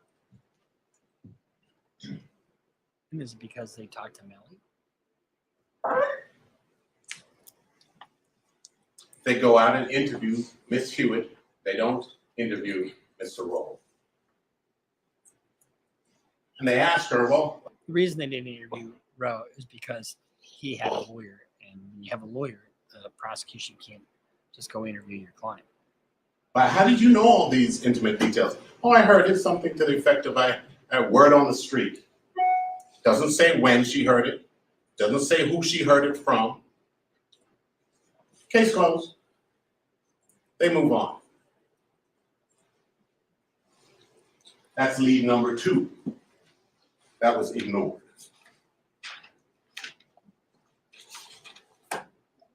Then there's Robert Coburn. Who is he? He is a gentleman that owns a social media account by the name of Backwoods. This social media account, almost immediately within days after these murders, posts this message: LOL, we killed 2 of the niggas. Coburn Hill. Months to go and talk to Mr. Coburn. So that could mean a number of things. It could mean that you're part of the gang and you didn't actually do it, but you know about it. Or it could mean that you and somebody else did this. But there's got to be something to back it up. You can't just admit to a crime, and it's called corpus delicti. You can't just admit to a crime and then they just believe that you did it. You got to have some corroboration that you did something. The owner of this account that posts what amounts to an unequivocal confession to involvement in that murder, in those murders. 7 months. Why? Already had his guy. And when they go and talk to Mr. Coburn, what does he say? He said, oh, I created that account and I sold it for $20 to somebody else. Who'd you sell it to? Oh, I can't remember. Were you at the murder scene? No. Did you do it? No. Case closed. That's it.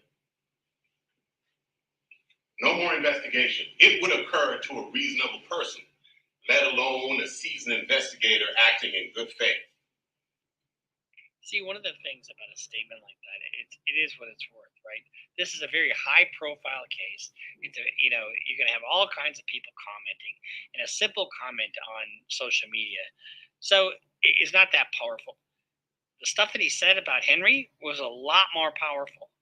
And so when you dilute your message on the one person who was there, and you know he was there because he said he was there, the one and he lied about it. I think it loses some efficacy if you don't focus solely on that person, and if instead of a shotgun approach.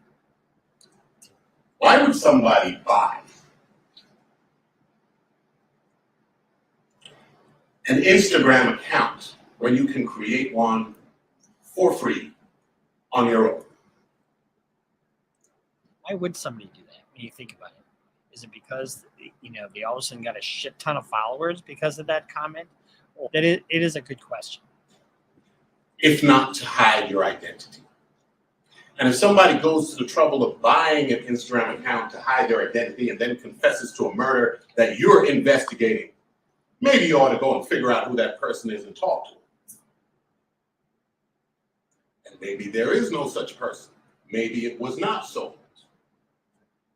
Why would somebody create an Instagram account and sell it? Now keep in mind, remember what the prosecution said?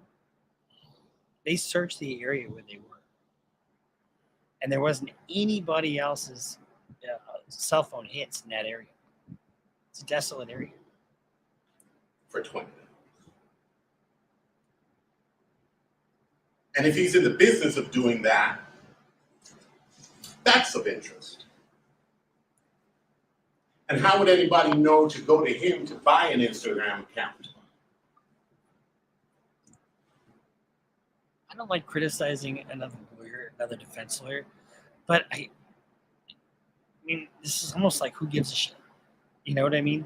I mean, he probably can establish that he was someplace else, but this is just throwing shit up on the wall and see what sticks. These are all unanswered questions. No investigation. Case law. Let's move on. David Hedgepath. Who is he, Mike? He had a Twitter account called Crucial Almighty. He posts a confession to this one. People like to jump on the fucking bandwagon when there's something sensational and celebrity, But just because everybody and their brother wants to confess to the murder of these two gentlemen, this takes away from, what I think to be the more powerful defense of Henry. Something to the effect of, we coming at that G. Can't remember the quote. You're going to hear it. Can't remember the quote because it's not that important. That's the kind of message you get with that kind of statement. And essentially, it was a confession to involvement in the murders. It took them 1.5 years to go and talk to him. They knew about it 1.5 years earlier. It took them 1.5 years to go and talk to him. Why do you do that unless you've already concluded that you know who committed the crime? You've already determined. Yeah, because nobody else was fucking there. Who your defendant will. I don't mean to make fun of the defense lawyer because he's got a tough job on this case, without a doubt. I mean, you've got a situation where you've got an uphill battle as his defense lawyer. There is a mountain of evidence. And Melly was there and was there at the time of the killing. And, when people lied about it and they did it together. And not only is he looking at prison time, but he's looking at the death penalty. And I have not handled the death penalty. We don't have that in Minnesota. We have it federally, and I've never handled a death penalty case federally. But it's the client's life is in your hands. So you got to pull all the stops. So I'm goofing around a little bit on him, but he's got a tough job. And to have another guy's life in your hands is a very heavy responsibility. And when they go to this young man and ask him, well, actually before, this is 1.5 years before, they said, we've determined that he was just trying to start an internet beef to advance his career. Who told him that? They're not talking to a soul. So it took him 1.5 years to go down there and track him down. And when they do go and track him down, they say, hey, did you commit the murder? No. Were you in the area? No. Where were you? Well, I could have been at work. At work where? Any one of 3 places. Okay, could you give me a work schedule? As though that would prove anything. He says, well, I can get it now. Oh, no, don't worry about it. Just email it to me. Really? And he doesn't even do that. There is no report that he even follows up and sends them an email of this mysterious work schedule proving that he wasn't at the location. They conclude, oh, he's not there, wasn't him, case closed. Is that how we do this now? That's not all. There are several other people who are potential suspects who were not tracked down. You are going to hear about them during the course of this trial. But beyond that, See, when you go through each one of these, it makes Bortman like all the other ones. You know, he's just one of many. And as opposed to really honing in and really focusing on him. 3 years after arresting this young man and sticking him in a cell, the state looks at its. That's what I want to say too. Like that, and that's what I was saying too. Now that I got a chance to break down what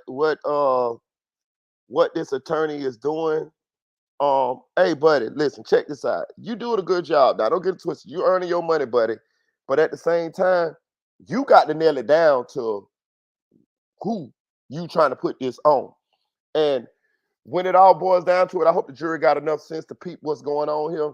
He doing smoke and mirrors. It's like magic. He like showing you one thing with this hand, but at the same time, this hand doing something else. Bruh, when the shit boiled down to it, you got to put this on Portland. All that other stuff about all these other people that possibly could have did this, that shit go out the window because it was only 4 people in that car that night. You could all that phantom ghost shit about somebody else. No, bro, they was on Alligator Alley, bro. It was nobody else down there at the dead end, almost at the Everglades, bro. It was Portland, Melly, Sack Chaser, and Juvie, bro. That's all who was down there, bro. So you're gonna have to put this on Portland. You feel what I'm saying? So all that other shit about the people on the social media and all about these other people and that there, why the who the heck, that's bullshit.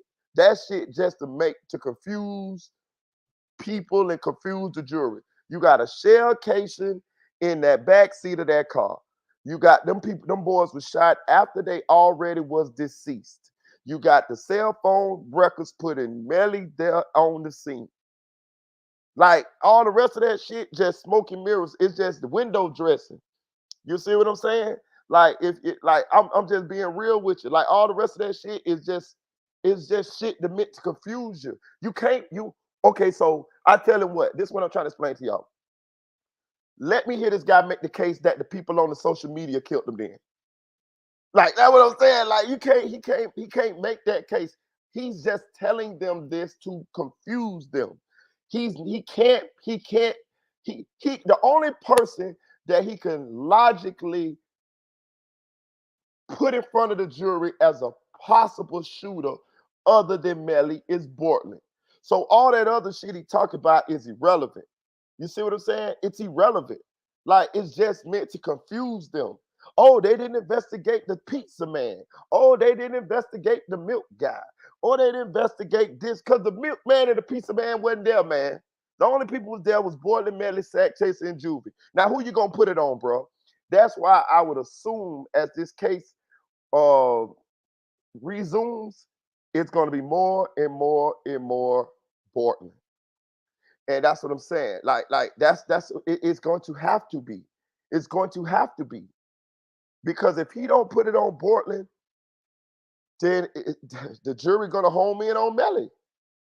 You see what I'm saying? Like, I don't know. That's an observation that I was thinking about. He says, oh man, this looks a little incompetent. Miramar police seems to have botched this investigation, and they call the Broward Sheriff's Office and ask them to come and look at the investigation upon which this entire prosecution rests. He looks at it And he says he instantly knew he had to start from scratch. I think his words were, "It was the worst thing I had seen in my life." Which, if you think about it, now this has gone through 2 law enforcement agencies, so it is probably got more reliability. Sheriff's Office evaluating the work product of the Miramar Police Department. And we have problems with the Broward Sheriff's Office redo as well, but you're going to hear about that during the course of this trial. One of the things, this happens all the time, especially when you have a small police force or a small county attorney's office or district attorney's office. You sometimes have the attorney general come in or a bigger department coming in to give assistance. It's not uncommon at all. Ladies and gentlemen, the murder of anybody and the murder of these 2 young men is a tragedy. You're not here to solve it. That's their job. They have watched.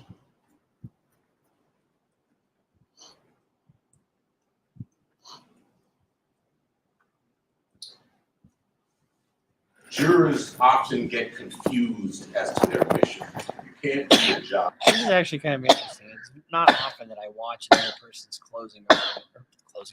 opening statement. Sorry. But it's interesting to see everybody's got a different style. Everybody's got a different communication method. And you got to really make sure that it's personal to you. You can't really copy somebody else's style. Unless you know what that job is.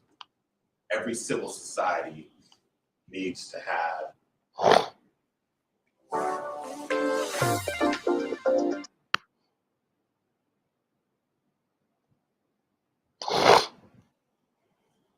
prosecutorial arm prosecuting crimes.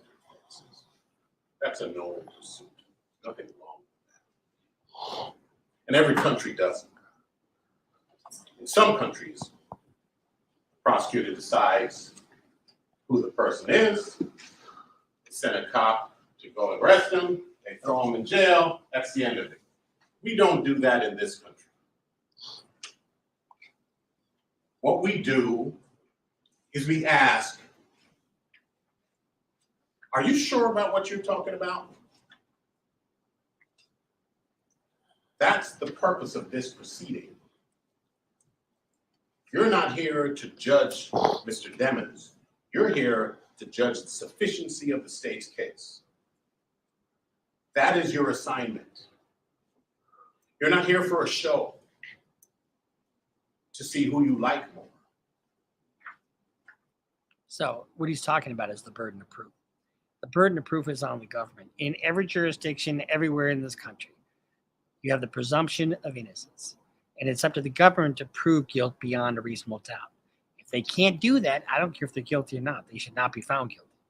And that's what he's getting at here. There are 2 grades, beyond a reasonable doubt and not guilty. A+, everything else is an F. There's no A's, there's no A-. See, finally she spoke up. I've been waiting for an objection because this whole opening has been an argument. You are akin to an FDA lab. Imagine a company saying, we're going to put on the market fat-free milk. And the lab, This is argument. This is not appropriate.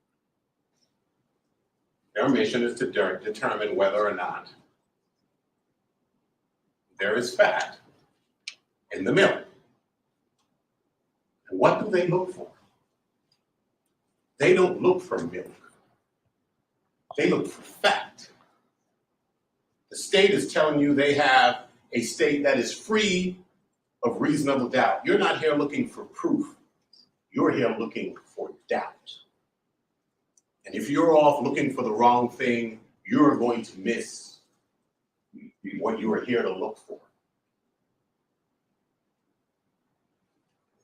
They have no motive. Their entire case is hinged upon technology of a phone they claim to have been in Mr. DeMond's possession. What they fail to tell you is that they come across evidence that Mr. DeMond got out of that car before this incident. They ignore that because it's not consistent with their feet. That statement right there undercuts all the other people that he said were possible suspects, with the exception of Cortland. And it puts Melly in the car in his opening statement. What they fail to tell you is that phone comes back to the name of somebody other than Jamal DeMond. What they forgot to tell you is that their own witness will tell you that, yes, that phone and Mr. Williams' phone and a number of other phones were all in the same account, and all of the people in the house used to use them interchangeably. But they're assigning it to him because that is consistent with their theories.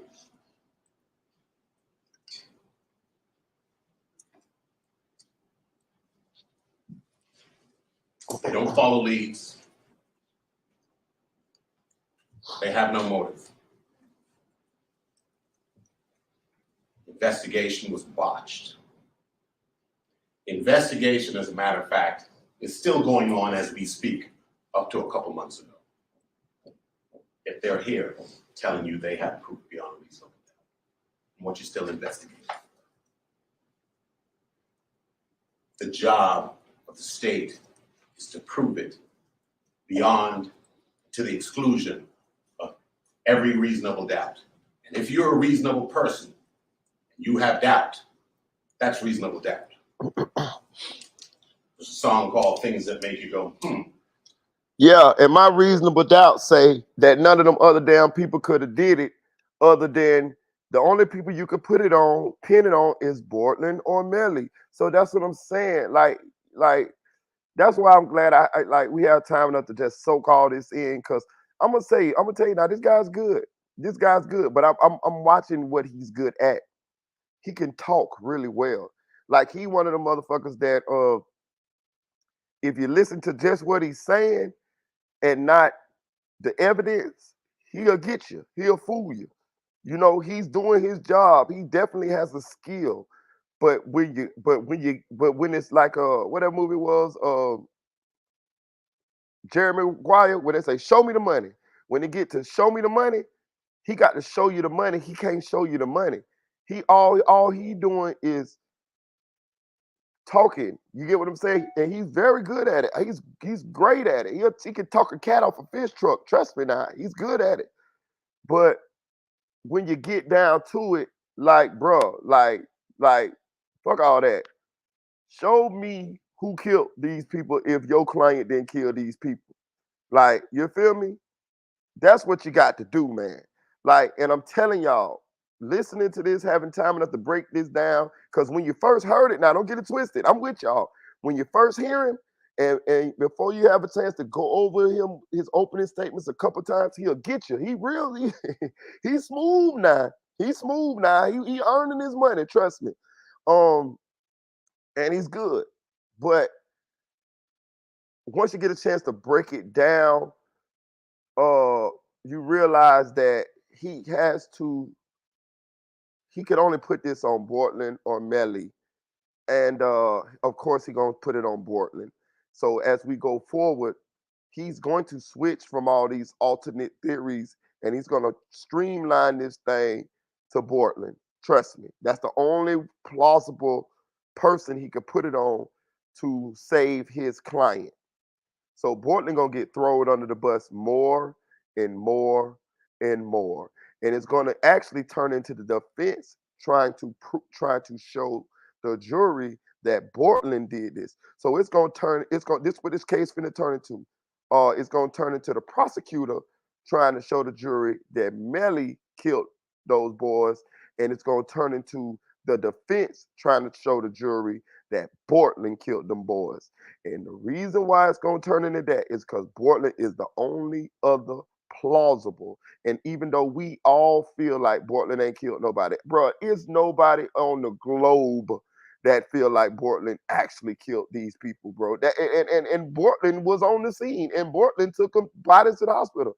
Ain't that just think about that?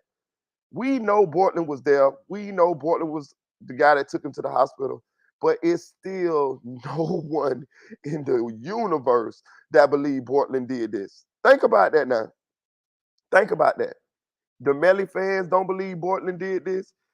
Nobody believes Portland did this. Nobody. Nobody. We all believe Portland is getting framed. And I'm gonna tell y'all something. Framing is worse than snitching. Trust me. Because framing is you ain't do the stuff that what they said that you did, and somebody is trying to get you to go down for it. That's worse than snitching. You feel me? I'd rather somebody snitch on me than frame me personally. Because at least if you snitch on me, at least I did know I did the shit. But if I ain't do nothing and you or do what you said I did and you trying to throw me under the bus, better other, and then also you supposed to be my friend. Also you supposed to be the person that I'm trying to help. I'm helping you, motherfucker. That's why I told y'all a long time ago. Listen, again, I would say this: I never snitched on nobody in my life, but I knew what the play was. I can assess what's going on. I can play chess and I can assess what's going on, and I know what the next move was for Portland. And the next move for Stank Feet Portland was to go in there and sing like a goddamn on canary. But he didn't do it though. And look what happened.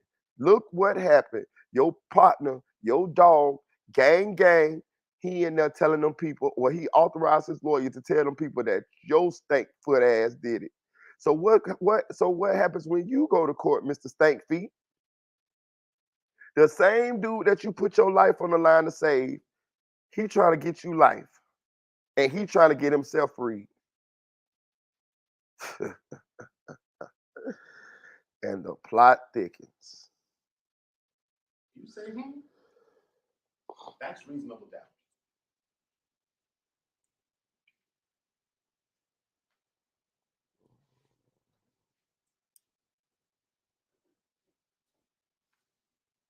You do not. Bradley is charming. She's good at her job in some respects. But this is not a popular. I was given a closing argument in the case, and at that point I knew I had the case won.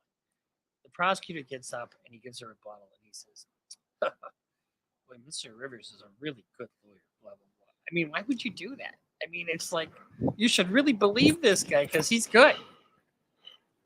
But this is not a popular.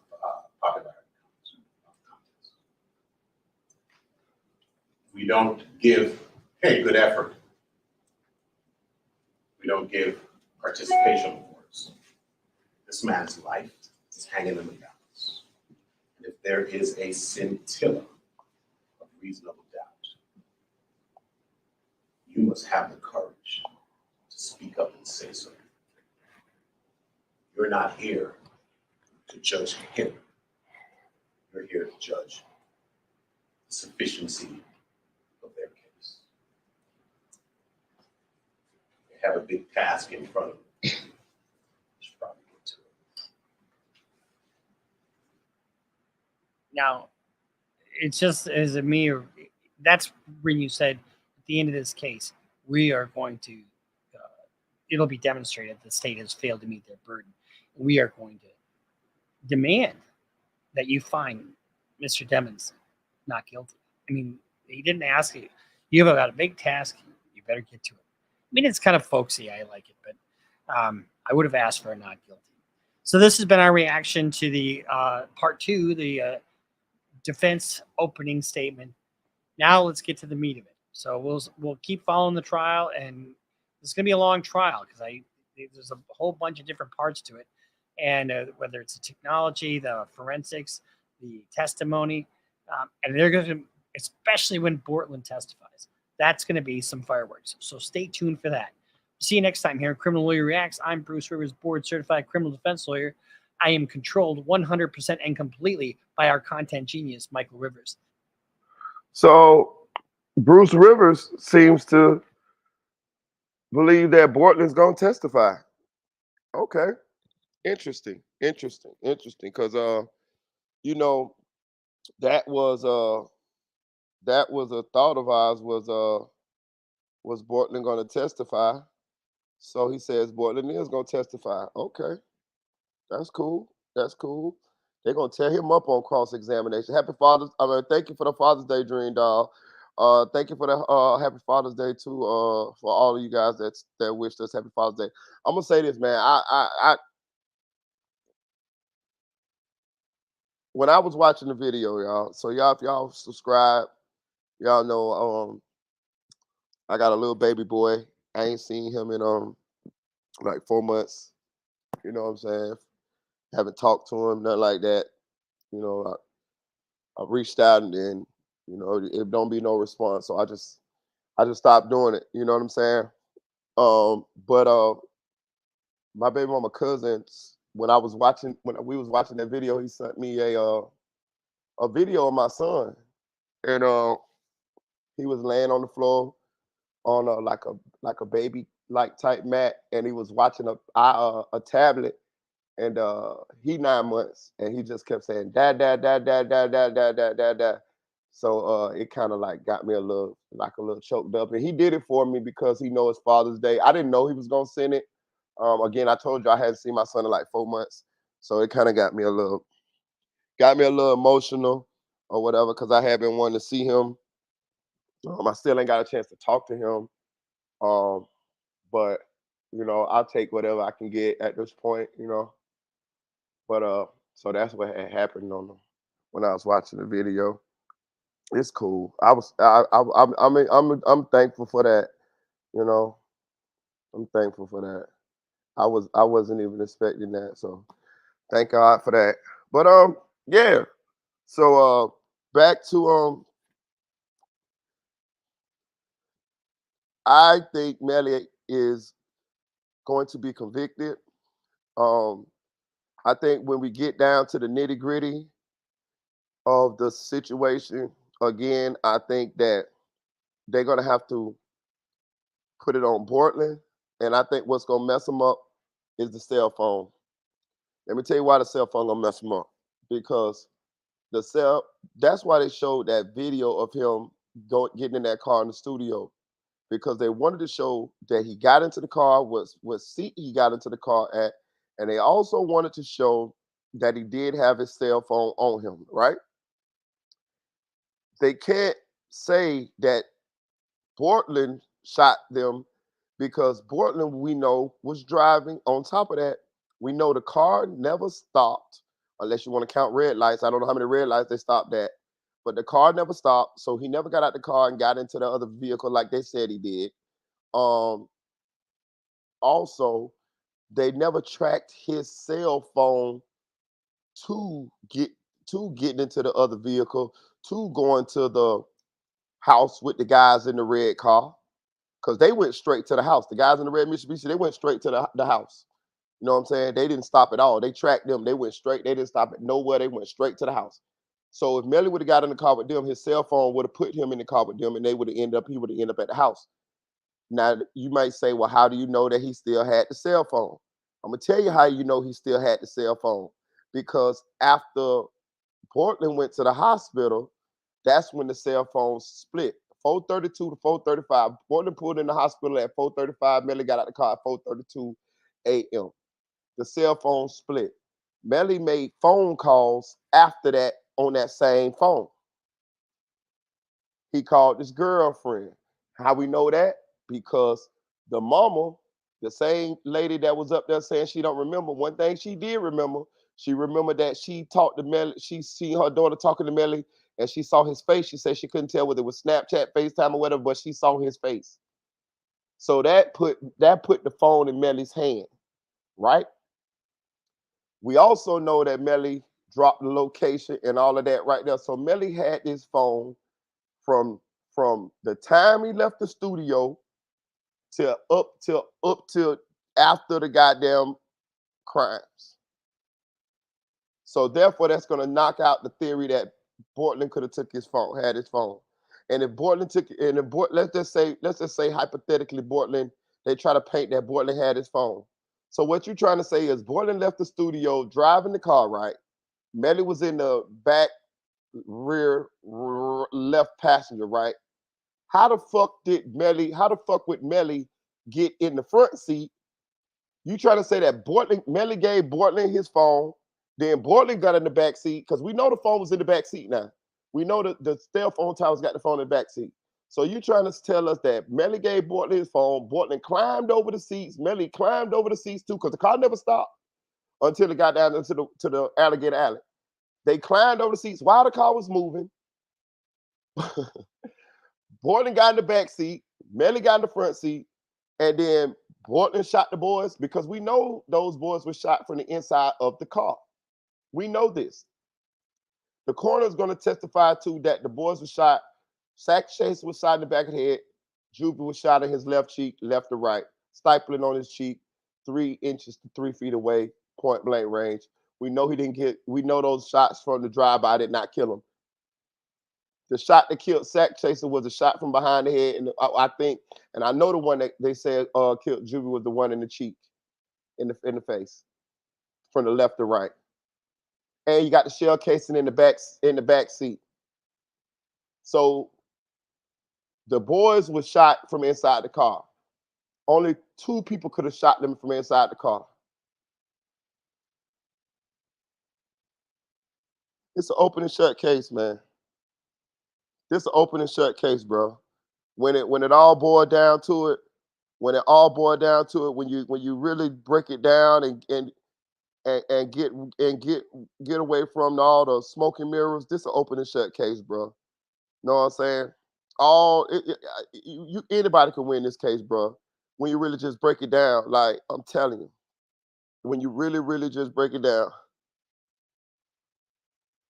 just think about it. They got the shell casing. I just want to break down. They got the shell casing inside the car. That proves it wasn't a drive-by. The boys were shot from the back seat, man. Juvie was shot from the back seat. Sack Chase was shot in the back of the head. So the only way you going to be able to, the only person, and we saw Melly get in that seat. The cell phones put him in that seat. So who else did it? Portland from the driver's seat? What he like Angelina Jolie on Wanted? He can shoot a bullet and it go in a loop-de-loop and go around and kill everybody in the car, then boomerang back. Like, I'm just saying, like, you just gotta just really think, man. You just gotta really, you know what I mean? Like, but I will say the lawyer doing a good job of smoking mirrors. It's like magic. It's like which card, which bottle cap is the peanut under? You know what I'm saying? He doing that type shit. But if that, I'm gonna show you how shaky this case is really for the defense. If that lady's statement would have came in Thursday, this case would have been over already. The the mama's test was made a statement saying, "Oh, they said they was gonna take care of me up until after the trial, but I'm gonna call me Miss Snitch, bitch, because I'm finna tell on Melly and all of this type of stuff." Basically, said they made me quit my job. No, you quit your job because they paid you to go in the hiding, lady, and you mad now that they don't stop paying you money, and you thinking that they ain't gonna pay you the rest of your money, so that's why you went on social media ranting, lady. If that statement could have got in, this case would have been over right then. You see what I'm saying? And for those people who are Melly fans, I understand y'all like Melly music, but let's just be honest. Even y'all feel like that man did it. Now y'all might feel like he can beat it. That's cool. That's on y'all. That's y'all opinion. I don't feel like he can beat it. But I'm saying, be honest with yourself. Y'all feel like y'all do know he did this right now, right? Like, let's just be real. Like, they paying off people. The lady, even the lady, Felicia Holmes, she made him look guilty by the way she was behaving up there. I don't remember. I don't remember. I don't remember. I don't remember. I don't remember. Bitch, you remember. You know what's going on here. I bet you remember that blow going up your nose. You motherfucking pie of the head. You know what I'm saying? Shout out Lil Kev, man. Lil Kev did a video on us last night, man. Lil Kev, it was nice though. Hey, I noticed this too. I'm gonna say this, boy. I be doing a lot of cussing too, man. Yeah, listen, boy, I was cussing, boy. I said, oh Lord, I gotta stop cussing so much, man. Boy, I was cussing like a bug. But it was after I think it was after little Melly had came up, so we was heated. You know what I'm saying? We was heated. I was cussing like boy, I was cussing. So shout out to Lil Kev, man. He did a video on it last night. He posted on his channel. And man, I swear, I thought I was one of the kings. I thought I was Bernie Mac from the Kings of Comedy. I was doing so much cussing. I was like, oh man, for real, man. Uh, yeah. KL1K said maybe he was told on himself in the documentary. John Doe TV say, I'm sorry, bro. Said B Music TV said we gonna turn the Marita channel up. Man, I appreciate y'all, man. I really do, man. As y'all can see, I be on this thing, so I like doing it. So I love doing it. So I thought about it, man. I used to watch the subscribers and be like, man, why my subscribers ain't moving? But you know what I thought about? Man, I ain't gonna say I don't care, but I'm just keep doing this and then keep my head down and keep working. And then one day when I look up, I'll be somewhere. You know what I'm saying? But I ain't even studying all that. Long as I got y'all in here rocking with me, the core people who be rocking with me, man, I'm cool. I'm cool. I'm cool. I'm cool. KL1K say, Melly told on himself in 3 of his songs too. I believe it. Real Supreme just say big up to you, Marita. Man, I appreciate you, man. I appreciate that. And I'm gonna tell y'all something too, man. Anytime y'all do something for me, I'm talking about anytime, even just support or the good or the positive comments, that really means something to me. I'll be cool with that. I promise you I do. I'll be cool with that. For real.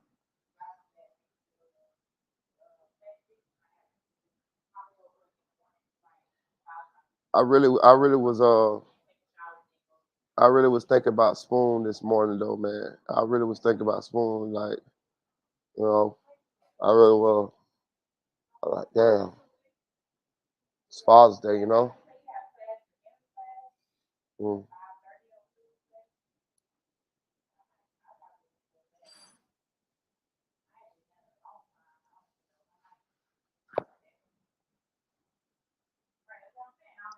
Urban Allen 24/7 say, that's how I've been feeling. Man, I'm telling you, man. Yeah. Hmm. I know what we doing right, dog. I don't care. I know what we doing right.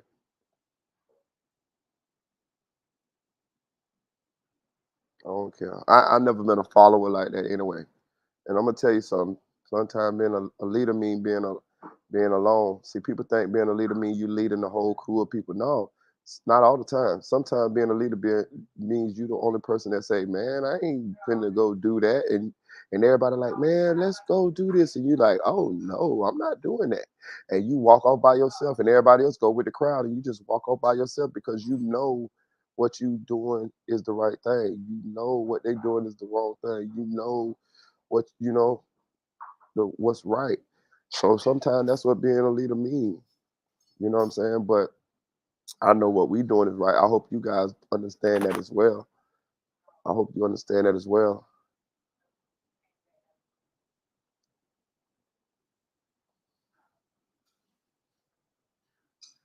Again, like I say, I might, I crack a little jokes on Sack here and there, you know what I'm saying? But I always said, man, I'm always believe that man did not deserve to die. That man did not deserve to die. So, Juvie didn't deserve to die.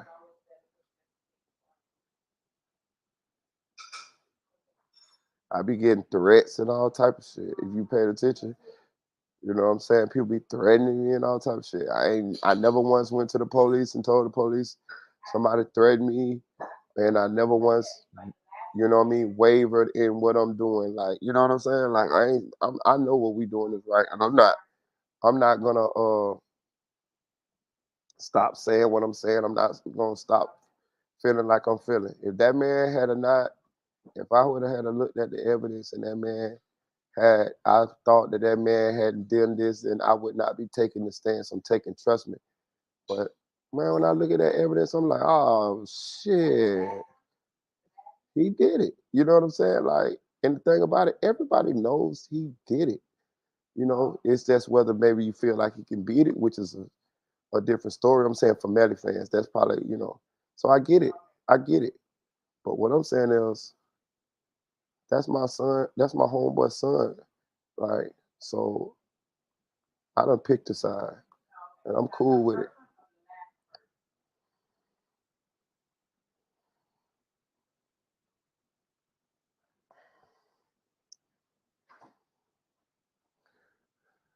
Bear say OJ lawyer says it's gonna be tough for Melly to beat this.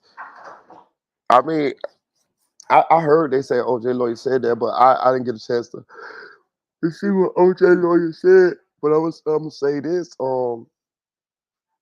Once I really looked over where they was facing, once I really looked over what they was facing, I uh I feel the same way. I'm telling you, man. I'm telling you. That shell casing is in the back seat. Those boys were shot post mortem, which means they were shot after they was already deceased. The cell phone record's gonna put them there at time of death. The coroner would testify. You know, the coroner can estimate time of death, right? So the cell phone's gonna put him on the scene at time of death. We know he still had a cell phone because he still made FaceTime calls and all this stuff after the death. So like it could only be him or Bortland. I'm just saying logically. And so the defense is gonna have to paint the picture that Bortland did it. And I'm just trying to figure out how they're gonna do that. They're gonna put Bortland in the back seat.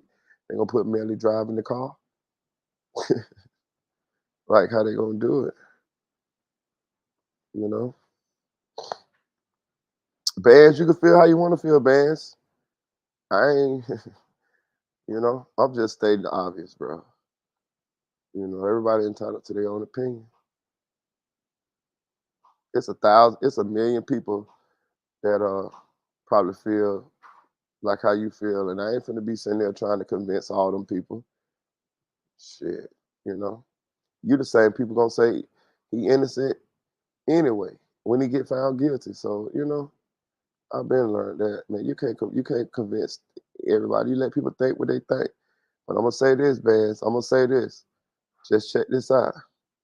I pray that you never be in a situation to where you done lost your child to somebody. Just think about that. Just think about that. You're gonna have, I don't know if you have children, but you're gonna have children one day. If you ain't already got them. And I'm just telling you, I pray that you ain't in a situation. I pray that you ain't in a situation. No, no raw nature. He not free. He's still in jail. He's still in jail.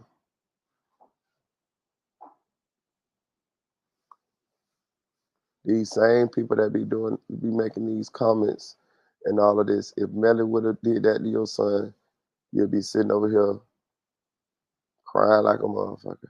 To F Melly, da da da da da da da da da da. Y'all, he ain't free raw nature. He won't go free raw nature. Watch.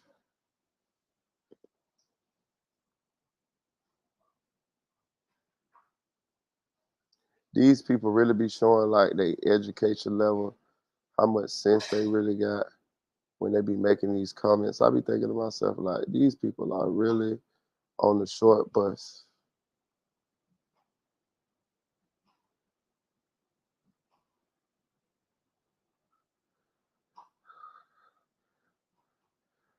Bless or message say, I pray that you never commit another crime and get convicted in a court of public opinion and not a court of law.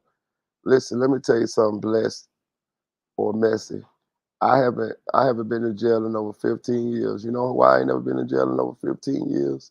Because I don't do shit no more. Blessed or messy. It's easy to stay out of jail. You just don't do dumb shit. Now, let's be real. Can you explain? See, this is what they do. These people are insane. We are in the court of public opinion. Us, the bloggers, me, you, the people who talking about this on social media. We are in the court of public opinion. We are not in the courtroom. Just like you said, convicted in the court of public opinion. It's we are in the minority. You know that, right? I'm talking about the people who feel like the people who are anti-Melly. So it's like, what are you talking about here? He's not convicted in the court of public opinion. The court of public opinion, if you really want to take a poll, they did a poll on Law and Crime Network. 70% of the people on Law and Crime Network believe he gonna go free. So who you talking to? You talking to the minority? You talking to us, the minority? So what you're trying to do is what you're trying to say is you're trying to say that the minority, you want us to believe exactly what the majority believe. You see what I'm saying? So it's enough. It's not a so in the court of public opinion, he's winning. Like, what are you talking about? You get what I'm saying? Like, y'all people be tripping though. But all I'm gonna say is this, Bless. I hope he never get out to do something to your kids. I hope that little monster don't get out to do something to your kids. While you talking about the law, the court of public opinion, and all of this shit, that man killed his two best friends. I hope he don't get out to do something to your kids.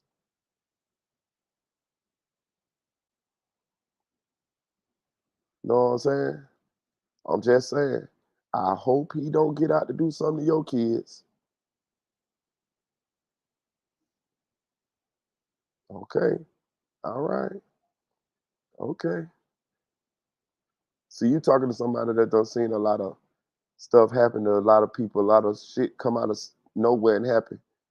And I know it could be anybody. See, I think you sent from the platform that you think this shit can't happen to you.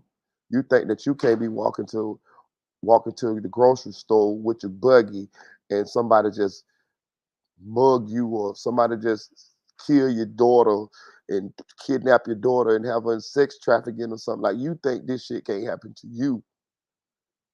Like, you gotta think about this shit now. Trust me now. This shit can happen to anybody. Those parents did not think this shit was gonna happen to them. Y'all better think about it now. I'm telling you now. Okay. Live long enough, you'll see.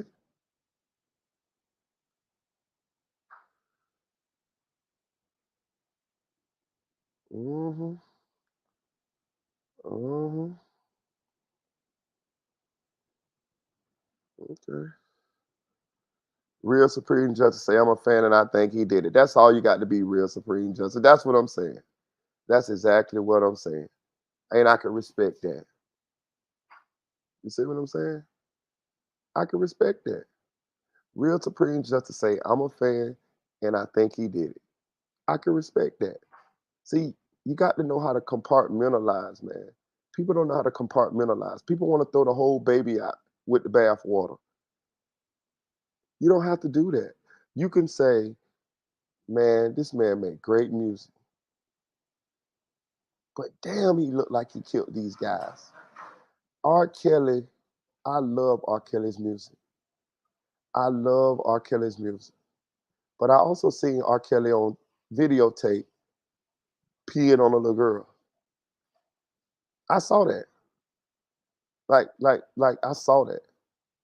Like, so you can't get me to say that R. Kelly ain't do what I saw him do. But you also can't get me to say that R. Kelly ain't make great music. Probably the greatest songwriter of our generation.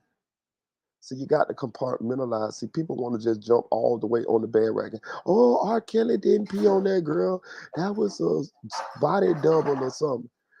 Just because you like his music. No, R. Kelly peed on that girl and he made great music. Just like Melly killed his two best friends and he made great music. Just like uh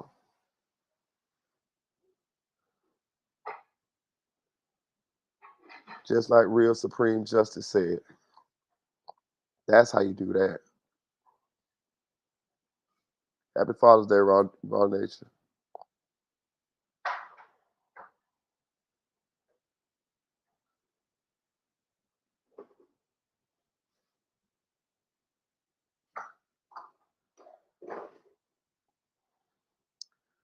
We don't get to pick the time or day when evil will strike.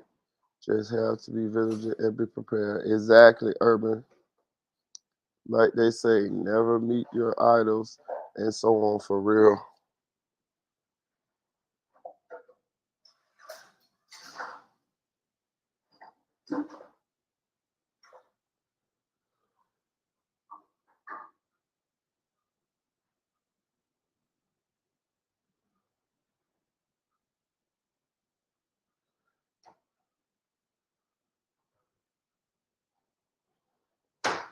As a society, we pick and choose whose side we're on. People defend murderers, then scream Melly should get the death penalty. This is true. This is true. This is true. This is definitely true. This is definitely true. But one thing about me, I ain't defending none. I ain't defending none. I'm gonna even take it a step further than that. Like again, people don't know how to compartmentalize, man. People either all in on either side, but you don't have to be. Like you don't have to be. People have different shades of themselves. Like you don't have to totally agree with someone. You can like different parts about them and dislike other parts about them. Nobody's is one shade of themselves. You get what I'm saying? Give you a case in point. I love King Von music. I'm a King Von fan, but I don't agree with what King Von allegedly have done. So I like King Von music, but I don't think I would. I don't agree with what King Von as a person. You see what I'm saying? It's two different things. You can do both. Two things can be true. People are people, but people so like it's like they can't. It's like they slow. It's like they can't really think. So they say. So the same people that like King Von music, they'll say, "Oh, King Von wasn't a murderer." Bullshit. King Von was a murderer. King Von was a motherfucking murderer. Like, but just because they like King Von music, they'll say, "Oh, King Von wasn't a murderer." No, that's not true. That's not true at all. Like, you gotta be able to compartmentalize. R. Kelly is a great singer, great songwriter, but I seen him pee on a little girl, bro. Like I seen it. It was on videotape, bro. Like, come on, like, come on. And you can still get the music with them being in jail, bro. Like it's like we living in a real like this is the real world. Like you can't well you can do what you want to do, but you shouldn't okay certain behaviors, just serious behaviors, just because you like people. You get what I'm saying? Like I got a son. If my son end up raping some, we ain't gonna say, excuse me. If my son end up all wording some women or doing something to some little kids, I ain't fucking with him. I don't give a damn if he my son. I don't give a damn. I ain't fucking with him. Do you understand? Like that's how you supposed to be. Right is right, wrong is wrong. Stop, because other than that, you enabling. You enabling this behavior. And what happens when it's you? See, that's what people ain't understanding. What happens when it's you? What happens when it's your son and they're laying on that cold ass table that was killed by his friends?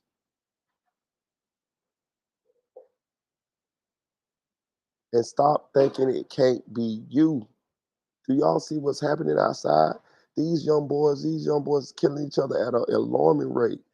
It could be your kid, bro. Then what you gonna say? Right, exactly. Tadell said, two things can be true at once. Exactly. Shit, you could still catch me playing R. Kelly. Shit. Happy Father's Day, chick. Hit that like button, y'all. You can still catch me playing R. Kelly. I still play King Von. I know y'all still play Melly. That's cool. Listen, man. Ain't nobody saying you don't have to. Ain't nobody saying you have to hate Melly's music because Melly did this. I'm not saying that. What I'm saying is compartmentalize. You know what I'm saying? Compartmentalize. Don't be sitting here talking about this man ain't do that shit when y'all know this man did that shit. Hell, even his lawyers know he did it. Shit, the mama and them know he did it. The manager and them know he did it. Everybody know this man did it. They paying people off all type of shit. So they're paying him off for Portland. They was paying off the families for Portland. The dude that was never signed or anything. So Melly and them was paying off the families and all of that for Portland. Trackman was paying off the families and them for Portland, huh? I'm just asking. They was paying the family. They paid the lady Felicia Holmes and they did all of that for Portland, huh? That's what y'all saying? No, they paid them for Melly, bro. Y'all know what it is. It's staring right in y'all face. Just because the man and I'm gonna say this too. Y'all don't even know this damn man. I'm gonna bring this a step further too. Y'all ain't never met this man a day in his life. A day in his life. If you met him in the store, he might not even like you. He might tell you to get out my face. He might tell you stop recording him. He might spit in your face. Like, think about that. Y'all don't even know this man. At least I know Spoon. You feel me? You feel me? Like at least I know Spoon. You feel me? So I mean, I never met Juvie, but I am friends with his father. So at least I got a dog in this fight. You feel me? Like, y'all don't even know Melly, and y'all fighting tooth and nail. Never gonna meet him a day in your life. Nothing. And he did a heinous crime. How weird is that? Just because of a song? That same song, okay, let me put it like this way. The songs that you like from Melly, I bet you can go right there on Spotify, Apple Music, YouTube, and listen to them same songs right now, right? Yeah, I'm friends with Spoon. And I looked at the evidence. I said this before. I looked at the evidence. And I'm friends with Spoon. Yes, this is true. I've been told y'all that you must just not been tuning into this channel. I got a dog in the fight. Why do you feel that way? Why do you feel the way you feel about Melly? Because you never met him. He don't even know you. That's weird. Me and Spoon knew each other since we were 13, 14 years, 12, no, 12, 13 years old. I'm 42 now. That's over a 20-year friendship. I knew Jay Green Daddy. I knew Portland Daddy. I ain't know him like that, but I'm saying I knew of him. You see what I'm saying? Like, I know Jay Green Daddy though. You see what I'm saying? Like, but I'm saying y'all don't even know them. Y'all don't even know them. You say I found y'all DJ Act. Oh, okay. Appreciate you. Shout out DJ Academic. But I'm saying I got a dog in the fight though. Like, if you look at the evidence though, like, okay, put it this way. If you gonna ask me, just like what you just asked me, what are your reasons? What are your reasons for feeling like this man ain't do it or feeling the way you feel? Because I got valid reasons, right? So when I looked at the evidence, I could clearly see that this nigga most likely did it, right? But on top of that, at least I'm friends with the victim's family. What are your reasons? Because you don't know him. Only thing it could have been is that you heard a song. He don't know you. You're not friends with him or anybody involved in this. So what are your reasons? Because it looked like I got more valid reasons than you. You understand what I'm saying? Just think about it. I could have been a lawyer, dog. Trust me. Trust me. T say the way I feel is like Melly's music. I like Melly's music, and try to be impartial and go with innocent to proven guilty. Bro, listen. Bro, listen. So you mean to tell me they found a shell casing in the car, right? Hey, we go T Dub. Let's walk. Let's follow me now. Now follow me, roll strong. I'm gonna just walk you down quick. They found a shell casing in the car, right? The boys were shot from the section shot in the back of the head, right? Juba was shot in the left cheek going to the right, right?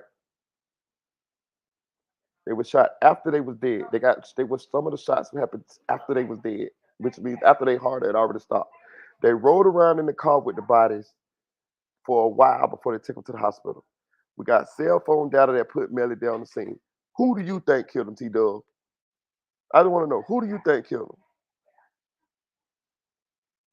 No, I'm just asking T Dub. Who do you think killed him? You tell me. Because I know what I'm saying. I just want to know. Y'all tell me if Melly didn't kill these boys, y'all tell me who y'all think killed them. I know what I just want to know. I'm open for theories right now. I want to know who y'all think killed him. Hit the comment section. Let me know who y'all think killed him. I just want to show y'all that even y'all ain't gonna be able to come up with no plausible theories other than Melly. That's what I'm saying. Who did it? Tell me.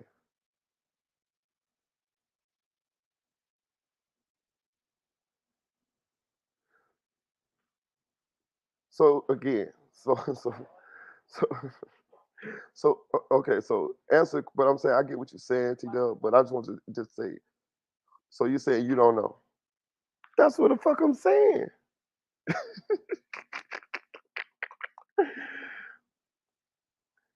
That's what I'm saying. Name a person. Like who did it? Who did it?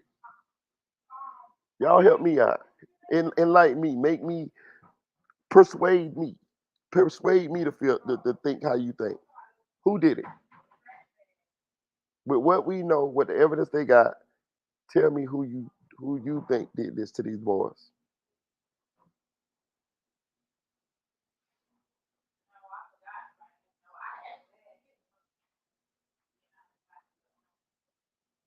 I'm just trying to. Thank you.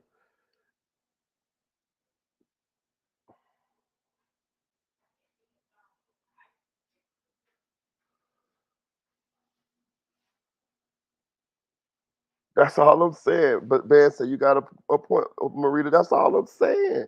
And listen, that's what I'm trying to tell y'all, man. I done thought I done had years. I interviewed Spoon like 2 years ago, year and a half ago, or whatever. So I done had a lot of time to go over the case, the evidence, what they had, and I tried to figure out. I tried to figure out alternate scenarios. If you've been on this channel following us, we done all did this. Like my channel is not. It's we a lot of people feel the way they feel on this channel because we done actually had time enough to play devil's advocate. We done had enough time to come up with a bunch of different scenarios and try to figure out who could have possibly did this. And we keep leading back to Mr. Demons. We keep leading back to him. It's no other avenues to go down. Like they was in Alligator Alley, bro. Do you know where that's at? That's like the edge of nowhere. This ain't no drive-bys going down around there. They lied about the drive-by. The shell casing in the back seat. The damn boys were shot from inside the car. The back seat of the car. The cell phone put Melly there. He paying people off. He made a statement say, I did that shit. What the fuck is y'all talking about? Y'all know what this is. This shit right in front of our face. That lady got on the stand the other day and said, I don't remember, I don't remember, I don't remember, I don't remember. You know why she said that shit. They found her in the Virgin Islands, bro. They paid her to go down there. I got all the inside scoops if you just listen to me. But the people on my channel been subscribed, they know. They paid that lady to go down there to the Virgin Islands, just like they can't find the daughter right now. Why you think they can't find the daughter? They done paid her too. Spoon say Melly Mama told them to tell them initially to tell not to talk to the media and tell them that Melly wasn't there. Why? If Melly didn't do this, why didn't he go to the hospital with those boys? Think about it. Why would he not go to the hospital with those boys?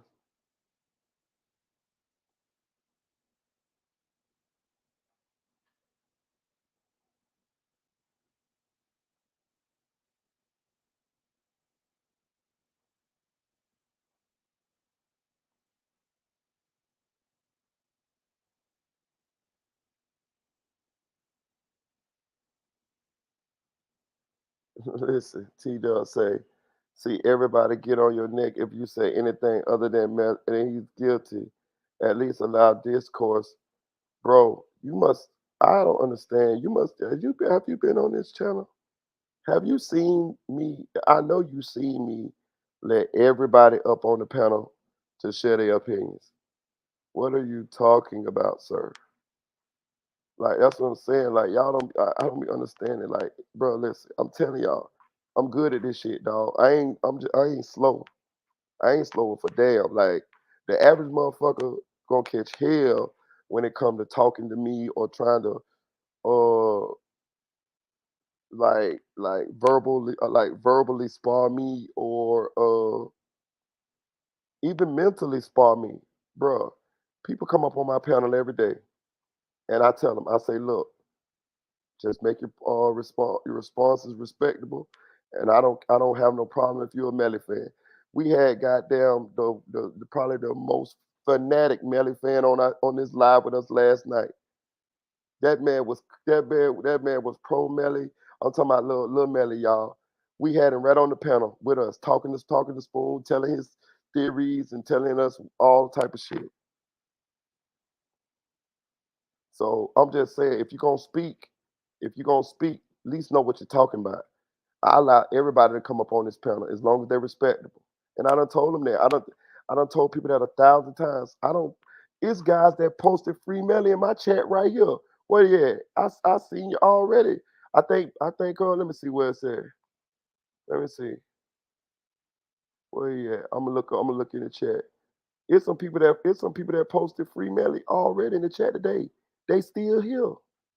They still here. Okay, antisocial posted free Melly. You see what I'm saying? I ain't erased them. I ain't blocked them or nothing. They still right here. I don't. So that's what I'm saying. Do your research. Do your research. No, do your research. You know what I'm saying before you. You know what I'm saying. Make statements, bro. Everybody, y'all welcome. Y'all welcome. You wrote it too, exactly. Bands, you wrote it. Free Melly, exactly. You wrote that. Are you blocked? Are you blocked? Are you deleted or anything? Did I delete your comment? No, you still right there. That's what I'm trying to explain to y'all. Like, so I allow people to have this ain't a platform where I just streamline it to only people thinking how I think. No, you know what I'm saying? But I'm just trying to explain to y'all, bro. Y'all are. Now I'm gonna say this: if you just anti the judicial system, then I get it. Just like when OJ uh committed those murders, and they were saying that people knew OJ did it, but the people in Los Angeles just didn't like the police force and they didn't like whatever, so they were just like so happy that OJ got off or whatever because they was anti the judicial system, this and that. There, okay, cool, yeah, I get it. You're talking to a former criminal here for a long time. You know what I'm saying? So I get it. But what I'm saying is what's really important here is that when you look over the evidence, and that's another thing I want to say this too. A lot of people that be making these opinions and statements, I noticed this too, because since I've been on other platforms and I've been enlightening people on the stuff that we know, because we on this panel here, when that lady did her opening statement, it was nothing that she said that we didn't already know. I promise you, you need to go back and look at all our lives that say the YNW Melly case, because we don't went over all this shit. We don't went over all the paperwork and all this type of shit. So we knew all of this shit before that the state put out there. You see what I'm saying? But those of us who done been over this case on my platform, we formed these opinions because we done went over the statements and we done went over the evidence that they got against him. And I was amazed when I went on these other platforms that a lot of people don't know this information. Like a lot of you guys who free Melly, pro Melly, y'all ain't even read the depositions. Y'all ain't even read the discoveries. I'm not saying you haven't. I'm saying a lot of people haven't. So they don't even know. They making these statements and all of this stuff, but they ain't even went over the evidence that they have against this man. And I know that because when I went over these other platforms and I was explaining what was going on, I had to explain the Melly case to Rainwater the other day, who's Mo3 manager. He Melly been on in jail for 4.5 years.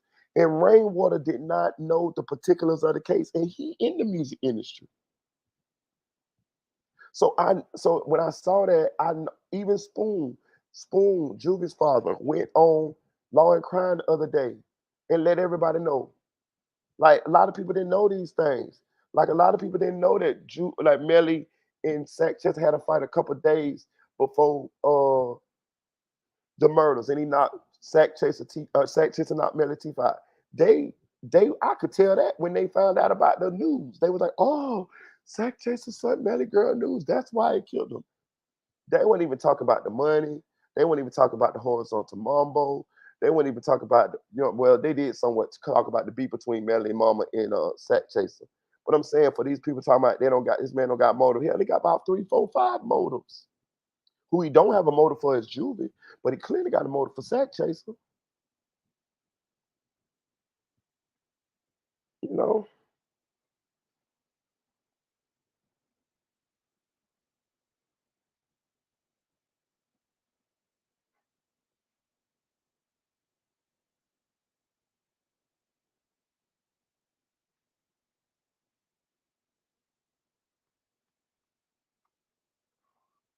man, look, there y'all go. There go the link, y'all. I'm dropping the link. Y'all know. Everybody, y'all know, but we do this every day. We drop links every day, bro. We drop the link on Melly Mama. We drop the link on Fake Track. We drop the link on Lil Melly. We don't give a fuck. Pull up. Pull up. There go the link. Pull up. Pull up.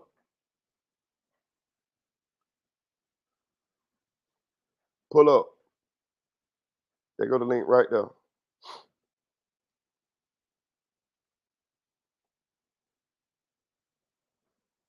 I'm waiting.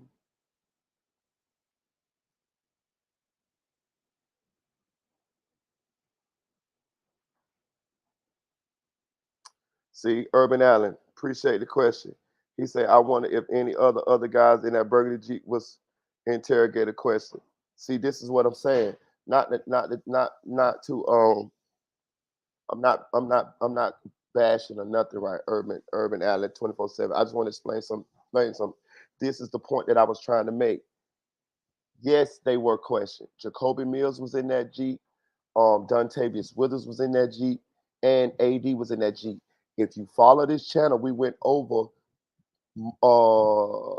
I want to say two or either one or two of those depositions or those statements. You see what I'm saying? That's what you just proved my point. Most people do not know these things because most people have not looked at the discoveries. Most people haven't read the paperwork. They talked to them. Jacoby Mills said that Track in Portland and Melly went and found the gun the next night and gave it to Track. See, that's what I'm saying. Most people don't know these things because they ain't took the time to read the paperwork. But we know them here. You see the question. You see the question you just made. I'm gonna highlight it. I'm gonna highlight it. I'm gonna highlight it.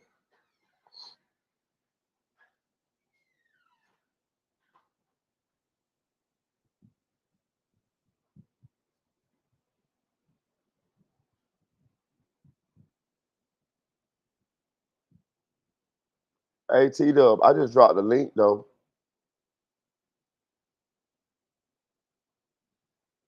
I just dropped the link though, T Dub. That's all I know. Pull up. That's all I'm talking about. Pull up, cuz. Pull up. There go blessed. Hey, how you doing? Hey, How's how you every doing? How you Happy doing? Father's Day. Happy Thank you. Father's Day to Spoon. My condolences Thank you. regarding Juvie and Sack. One of the things you said that people don't have a reason, but here's the thing: just because you knew, not just because I don't want to minimize that, but you knew Spoon growing up. Okay, that's your friend. I understand that, but as a African American, as a black woman who's had someone, a son, my son was in a high profile case, not like Melly's high profile, but just on a local level that was local to my town. And I had a prosecutor and I had him get convicted in a court of public opinion. Now, so I'm going to weigh the evidence because I know that black men, but you, Spoon, any black men on this panel can be convicted in the court of and I don't have a problem with even you giving your opinion, okay? You weighing the evidence.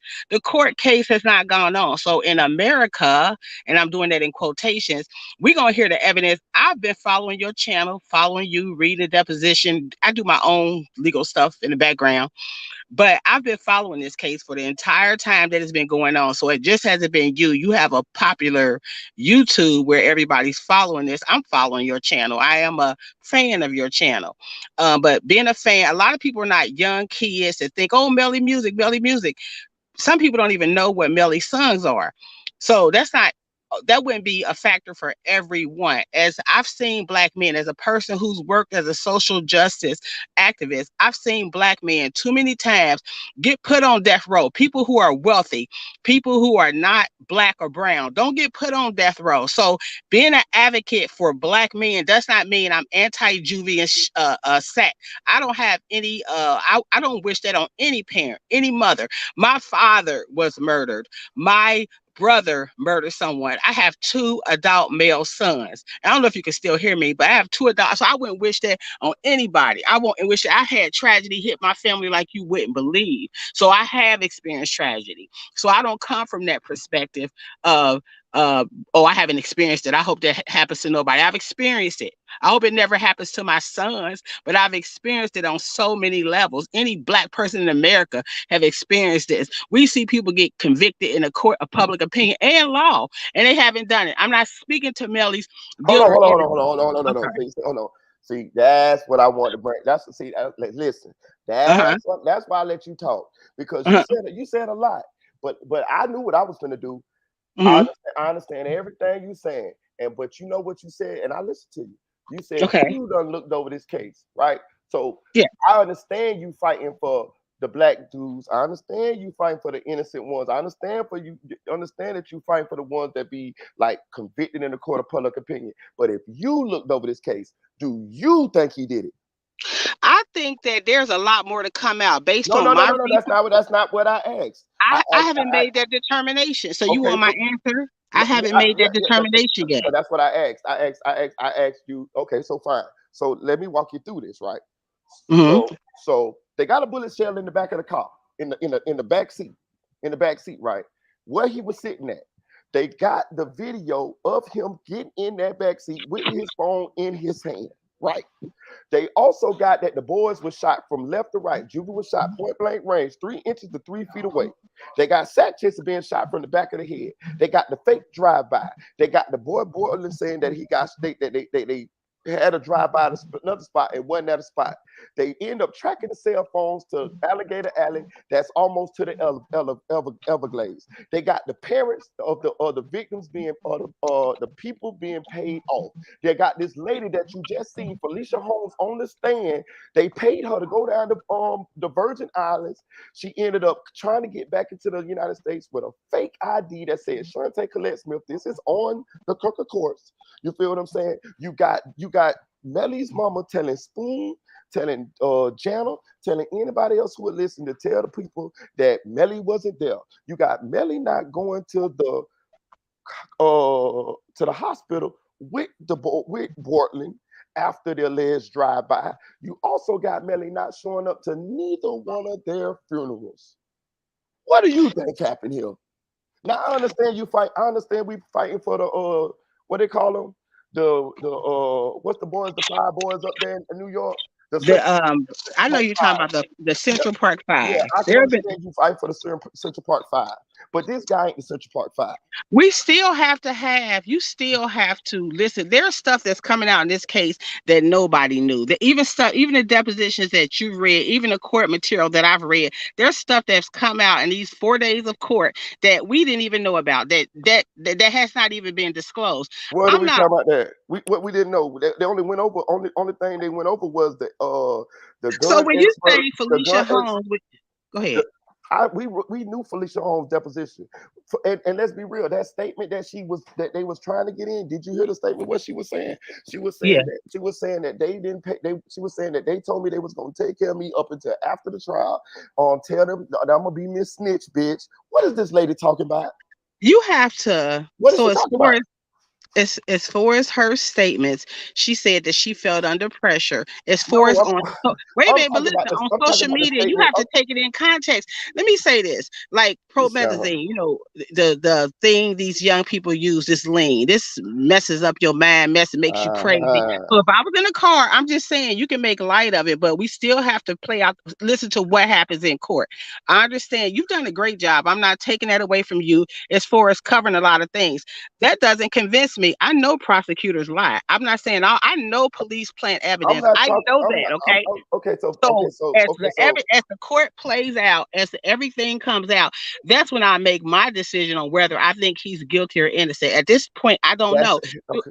Do Okay. I think So there's a lot of evidence? I do think there's a lot of evidence. Do I think that the defense did a great job in poking holes in some of that the story? Yes, I do. So I can't say if he's guilty or innocent. Everybody not 13-year-old Melly fans. Not that you have to be 13 years old, because the one or two sons they were I'm okay. not saying that. I'm not saying that. I'm saying use your common sense with what's going on here. If this man didn't do this, none of this shit would be happening. If this man didn't do this mama would not have to tell them people that they're not there. If this man would have I think that by hold him on, being listen. If this man didn't do this, he would have went to that goddamn hospital with them damn people.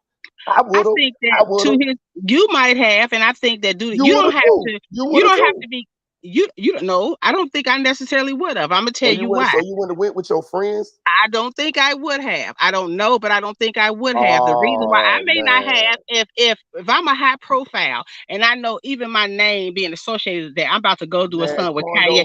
I, Rondo, man, I know, and that boy, I know. little Tim got shot when he shot. Look, that boy, little Mhm. Tim got shot when he shot King Von, and Quando Rondo was right there, wheeling his ass into the hospital.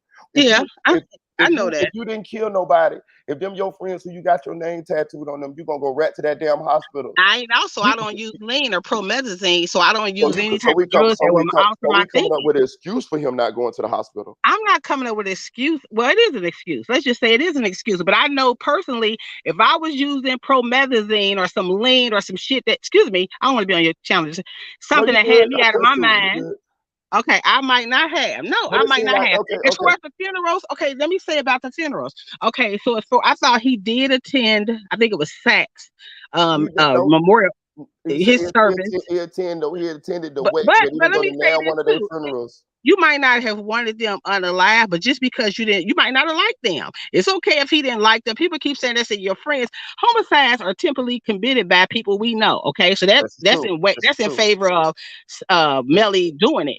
that's Homicides true. are committed by people we know. But That's just true. because you ain't go to their funeral, maybe you didn't like them. You don't have to I'm like just saying. fat, but no, we know what Hold allegedly on, about. man. You know Hold what on, I'm man. Hold on. saying?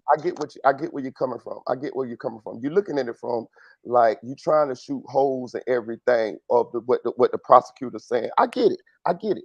But what I'm trying to explain to you is when you break it. Okay, this is what I'm gonna tell you because I'm gonna show you what's gonna happen in this case. Right? Hmm. They're gonna have to put it on board. They're gonna Hmm. have because it's only two plausible. And Borland's gonna put it on Melly, so they Hold probably on. had this plan. I'm not saying that. I get it. No, it's not a plan. It's not a plan because I it's not. don't know. I'm telling you, it's not a plan. It's not a plan. Trust me. But I'm gonna tell you what's gonna happen here. They're gonna have to put it on Portland, right? Hmm. So that narrows it down. All of these scenarios, what we coming up into, and all of this, it narrows it down. So, do you think Portland killed them? I do not. I think it could have been Fredo Bank. I don't know. I don't know. I don't. How you think it could have Okay, been here's Fredo the Bang thing, though. This is what Fredo I'm Bang going to do, and though. Fredo Bang's cell phone was not at the Okay, place. just because your cell phone, you don't not take it. But let me say this. What Bro, I'm you going to tripping, do bro. is I am going to follow this case, continue to follow this case, and I'm going to hear out all the You facts. said What it could I'm be. not You going to said do you is said it could have convict been any Fredo. black man seeing my son go through You being. said it could have been Fredo Bang. Stop it, though. That's being facetious. I apologize. Okay, I was gonna say, stop it, though. Yeah. But I mean, I don't want to make light of this because this is serious. And rest in peace. I seen the mother on the news, and I hear the father. On your channel. I've been to his channel. I'm subscribed to his channel. So I understand the pain. I do understand the pain and heartache. As a black woman, that's all I had is pain and heartache. Trust me, I've had a lot of pain and heartache. And so I'm not making light of it. I get what you're saying, but so who shot Juvie in his left cheek from 3 inches to 3 feet away? Then I know you want to answer. I know you want me to answer these, but what I've said to you is, but I'm saying I'm going because I get where you're coming from, but I just want see, this is what I be I'm not gonna convict them. I'm not. I mean, I hit them. Get it. Okay, but and that's what I'm saying. This is and you proving my point. Even in the face of this, I don't think it's in the face of evidence, and I don't think I'm proving your point. Who shot him? I'm just saying that I know courts lie. I'm saying I know police officers lie. I know courtrooms lie. I know black people do stuff too. Okay, but we know Juvie has stipling on his face because he was shot from 3 inches to 3 feet away. I just want you to tell me who shot him.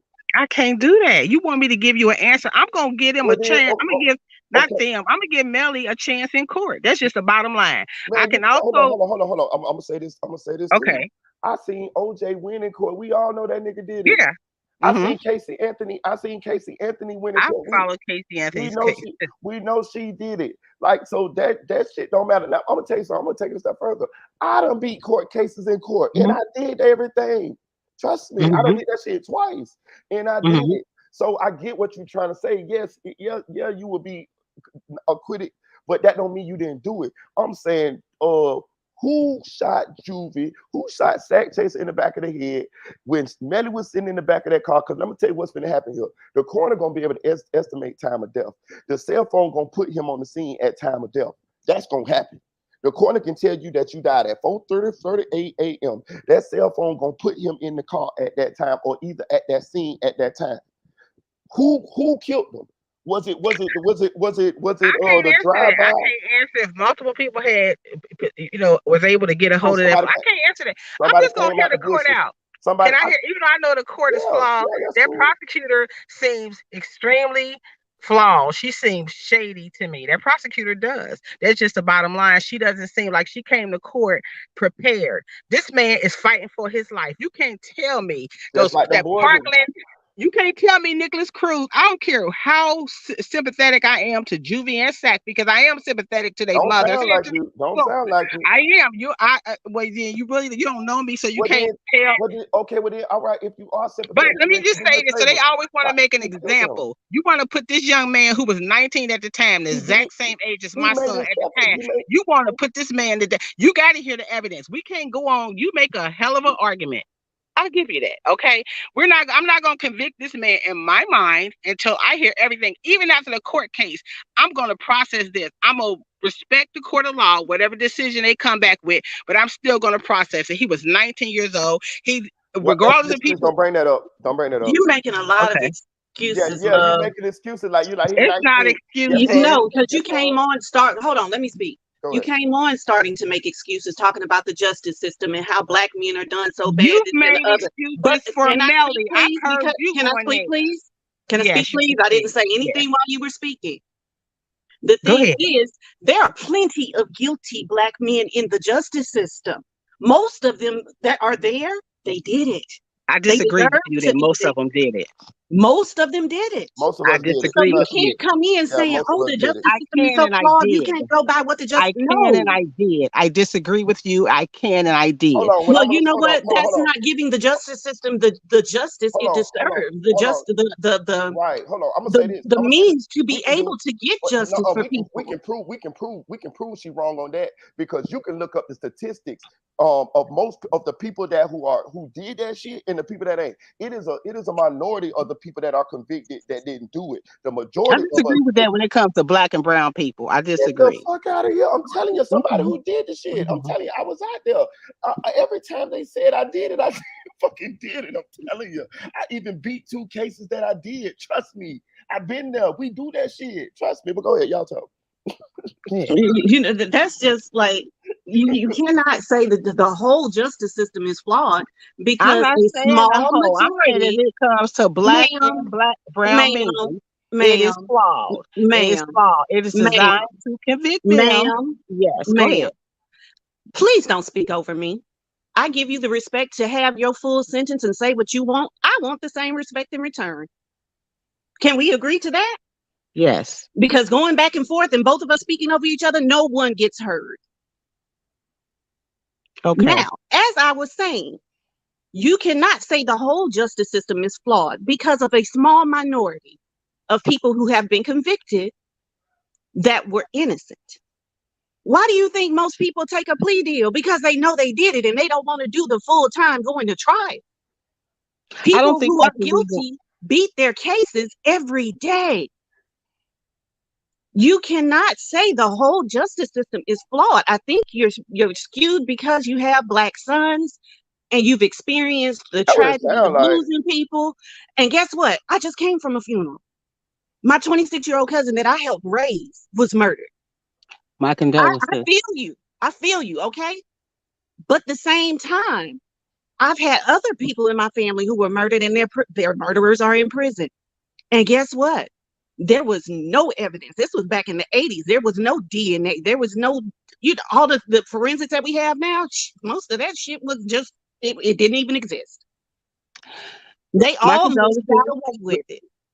My condolences regarding your But you nephew. I'm not saying that. I'm can't just say I'm not that. saying it about the entire. I'm saying as it pertains to black and brown men, not to every Hold black on, and hold brown on. man. But Hold on, I want to say But this. can I?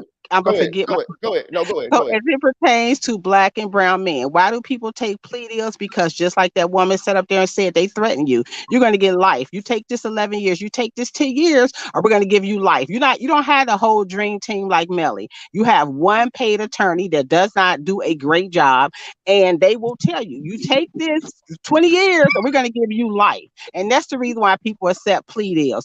I'm not here to. I've worked as a social justice activist since 2000. You're skewed. Uh-huh.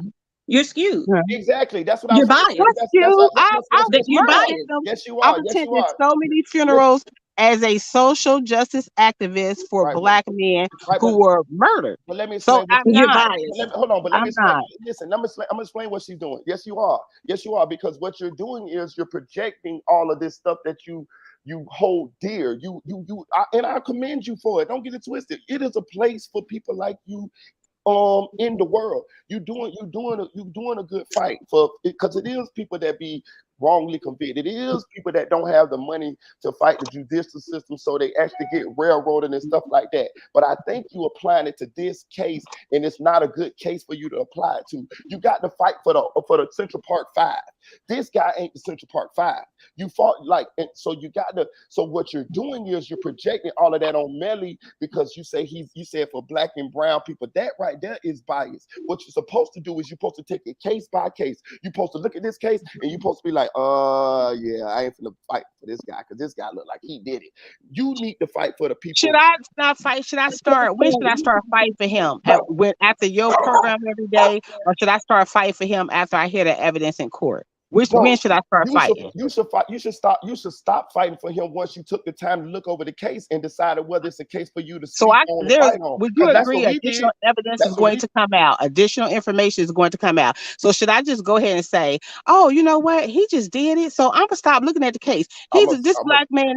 I'm not gonna do that. I'm gonna wait till the court is over. Why you keep saying black man? It should be honest with you. You're supposed to be fighting for anybody that's wrongly accused or convicted or all of that. You know what? Right, because it's not that I have. Let me just say this, and I have. But my passion is black and brown men, and I have. That's just like I'm diabetic. Should I be fighting for all diabetic or all? No, I can fight for only brown diabetics if I want to. You can, but it make you biased if you don't fight for everybody. If you believe that, If you believe that, I don't have to fight for everybody. If you You believe don't. that, You then that's don't. okay. You don't. I Everybody told you. got a good I job. told. Some people come from a lot of No, money and listen. influence, Listen. You and they listen. do a very I good job of agree. fighting for themselves. I'm You fighting for the least of them. listen. I So agree. do I some agree with black you. people. Some black people come from money too. What you talking That's about? true. That's true. But That's listen, true. this is what you missing. See, you be putting words in my mouth. I agree with you. You don't have to fight for everybody. You can fight for who you want to fight for. But what I'm saying is, by doing that from the stance that you say you fighting for, it makes you biased. It makes you biased towards the black and the brown people. What about the white guy that got railroaded?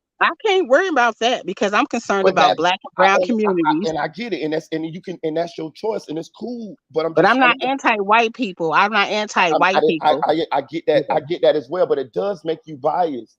It does make you biased. Okay, I'm gonna take it a step further than that. I'm even biased for Spoon. Mm-hmm. You see what I'm saying? Mm-hmm. I'm telling you, I understand. Right, Mm-hmm. exactly. So it does make me biased, and it does make you biased by the way you're doing it. Listen to what you said. You went from that he possibly was on lean. You don't know that. You went. I went from he possibly going what now? Possibly on lean. You said that he was possibly on lean, possible drugs, anything. You went to come up. Yeah, but not for the murder. I'm saying why? If I didn't go to the hospital, if I was high, or if I was if I had a gun as a felon, if I had a gun that even wasn't that gun as a felon, I probably would not have. I understand. I understand all that, but now you're bringing up the gun. I get it. But first you brought up drugs that we didn't even have no way of knowing that if they was on or not. He sung about his drugs. I understand, but we don't know if he was on drugs right then. That's an excuse. That was you making the excuse. We got to go off the evidence. That was you making the excuse as a reason as to why he wouldn't have went to the hospital. When I heard you say that, that's when I knew that you gonna die on this hill. you gonna die. Marita boy, and what's your name? Because I gotta run, but what's your name on the panel? Dream Dog. Dream Dog. Dream Dog, that's Dream Dog. Okay, I'll have to get with y'all another day if y'all allow me back on the panel. Yeah, you're welcome to come back though. Well, thank you, because I was just all right. Well, thank you. Y'all go ahead and talk about me. I gotta run. Okay. No, even though I didn't agree with what you're saying, I do like that. At least it was well thought out. You know what I mean? You had your reason. And likewise to y'all too. I don't come as a disagree. I like y'all as a whole, as a chat and everything. So, all right, thank y'all very much. I'll chat. I appreciate you. I appreciate you. Yeah. Bye-bye. Marita, you gotta drop the link again for Tanel. Okay, I'll drop it for Tanel. That was interesting though. Yeah. That was interesting because listen, let me tell you what I learned. Right, I'm gonna tell you what I learned. Listen to her. I just dropped the link to them. So what I learned was, it is a different group of people out there that is fighting or that is pro Melly, and it is a different group that's pro Melly for different reasons. Like she was definitely pro Melly because of the civil rights aspect of it. That's she pro Melly simply because he black, and that's that bullshit. That's that mammy shit I don't be fucking with. But you know, she was respectful, but you know, that's that mammy shit I don't fuck with. Yeah. You know, my thing is I'm biased, but I admit it. Me too. That's what I told Admit your bias. That's what I told her. Yeah, but our bias come backed up with a lot of evidence and shit. Thank you. I'm biased because I've sat in for years now. I ain't even gonna say months because even when Marita wasn't doing this case, I was still doing my own research. Right. For years now, I've been looking into this case. Yeah. Because like I said, I'm a true crime buff. I love this shit. This is what I do, right? Yeah. So I've been looking into it. And after I've learned as much as I've learned, I'm like, nah, ain't no way. And don't get me wrong. I fight for those who have been wrongly convicted too. Right. But at the same time, you can't fight for everybody. Everybody don't deserve your energy for that. Exactly. Everybody ain't wrongly convicted. Everybody ain't in the system unjustly, and everybody ain't being mistreated. Yeah. Most of them fools did it. Exactly. That's what I gotta tell her. I was one of them. I'm telling her we did the shit. You know, everybody don't deserve your energy, boo. And I appreciate that you fight for the community. That's what we're supposed to be doing. But at the same time, I fight for everybody. Color don't matter for me. Right. That's all. You know. It is what it is, because white people get done wrong by the system just like brown people, red people, yellow people. We all get done wrong by the system. The justice system is flawed. I've never said it was perfect, but you have to work with an imperfect system to try to get a perfect outcome, which is the criminals in jail and the innocent out. And I'm not just going to basically be blind to the evidence just because I have a passion for my community. That's why I posed the question to her. I said, okay, so looking at the evidence, who do you think did it?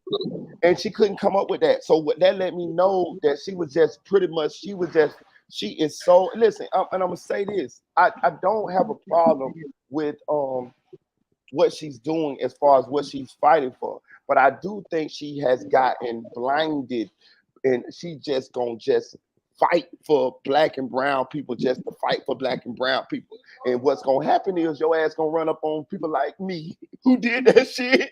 And For real, right? And when you cuss, you don't lose the argument. It's been proven that the most intelligent people use more curse words in a second or in a minute than anybody else. Yes, and listen, just because you curse don't mean you don't know other words. Please believe I have a vast vocabulary, but sometimes you need to tell a bitch shut the fuck up and listen for your point to be made.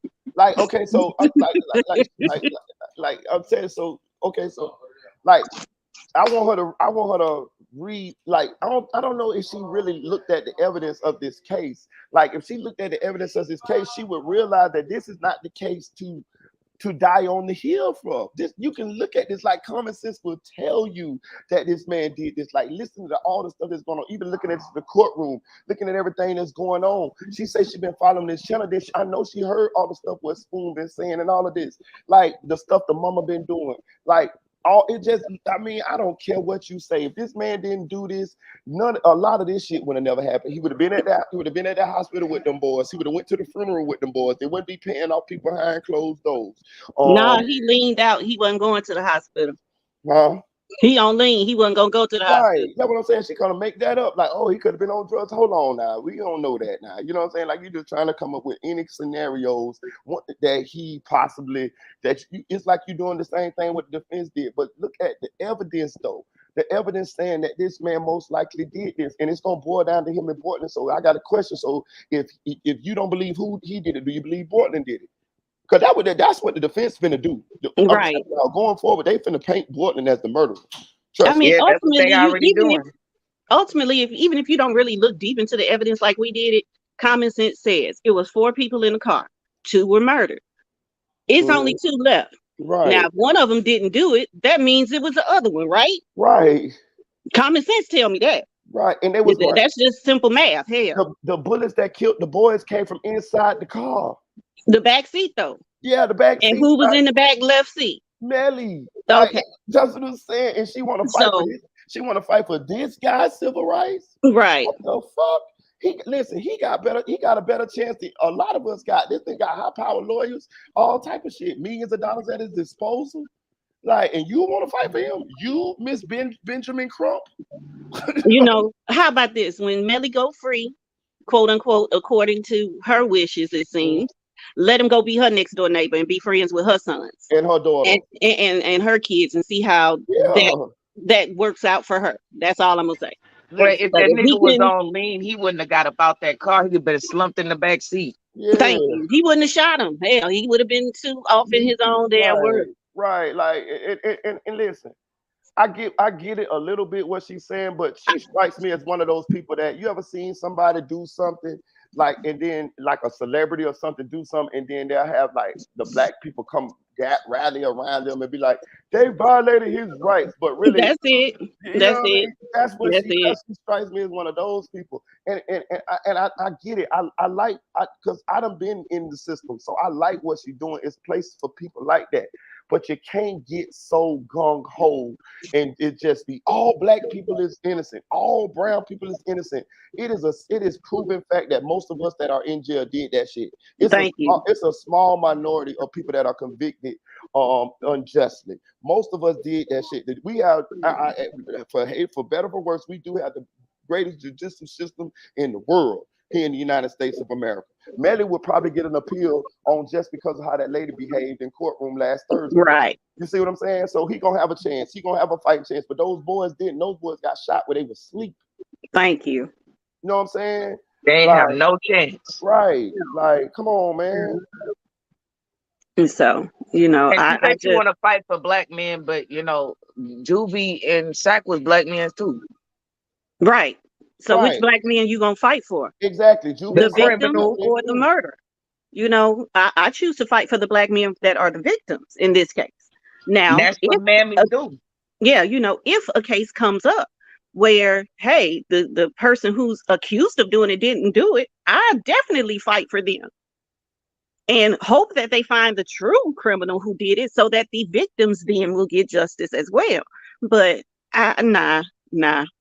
And you know, I was totally unbiased when this case happened because I've admitted that I'm a Melly fan. I ain't You never said said I that. was not a fan You of his said music. you said that a bunch of times, Tanel. I That's have what I'm said that saying. plenty of times on this channel. I admit Yeah. I am a Melly fan, but I also use common sense. That's right. You know, just like I'm an R. Kelly fan, but I also use common sense. Me too. Hell, I was an OJ fan when he was playing football and doing the movies and stuff, but I also use common sense. Right. All of them fools guilty. Guilty as hell. You know, yeah, it's a high profile case because of who he is, and yes, the public opinion is going to come into play, whether Mhm. it's a national case, a international case, or a local case.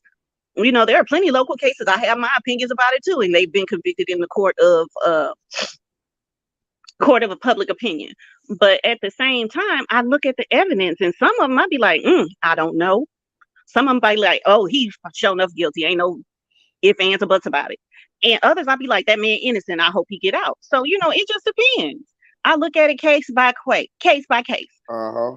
You know, and in this case, after doing all of the research and information and using common damn sense, that man is guilty. Guilty as hell. But will I still get in my car in a few minutes and play mixed personalities on my way to the gas station? Hell yeah. It's music. It's just that's what I'm saying. Like, that's what I'm saying. Like, these people, man, listen. But I will say this: I didn't realize that it was this pocket of people out there that was supporting Melly, and now I see the other pocket. So that's one thing she did enlighten me on.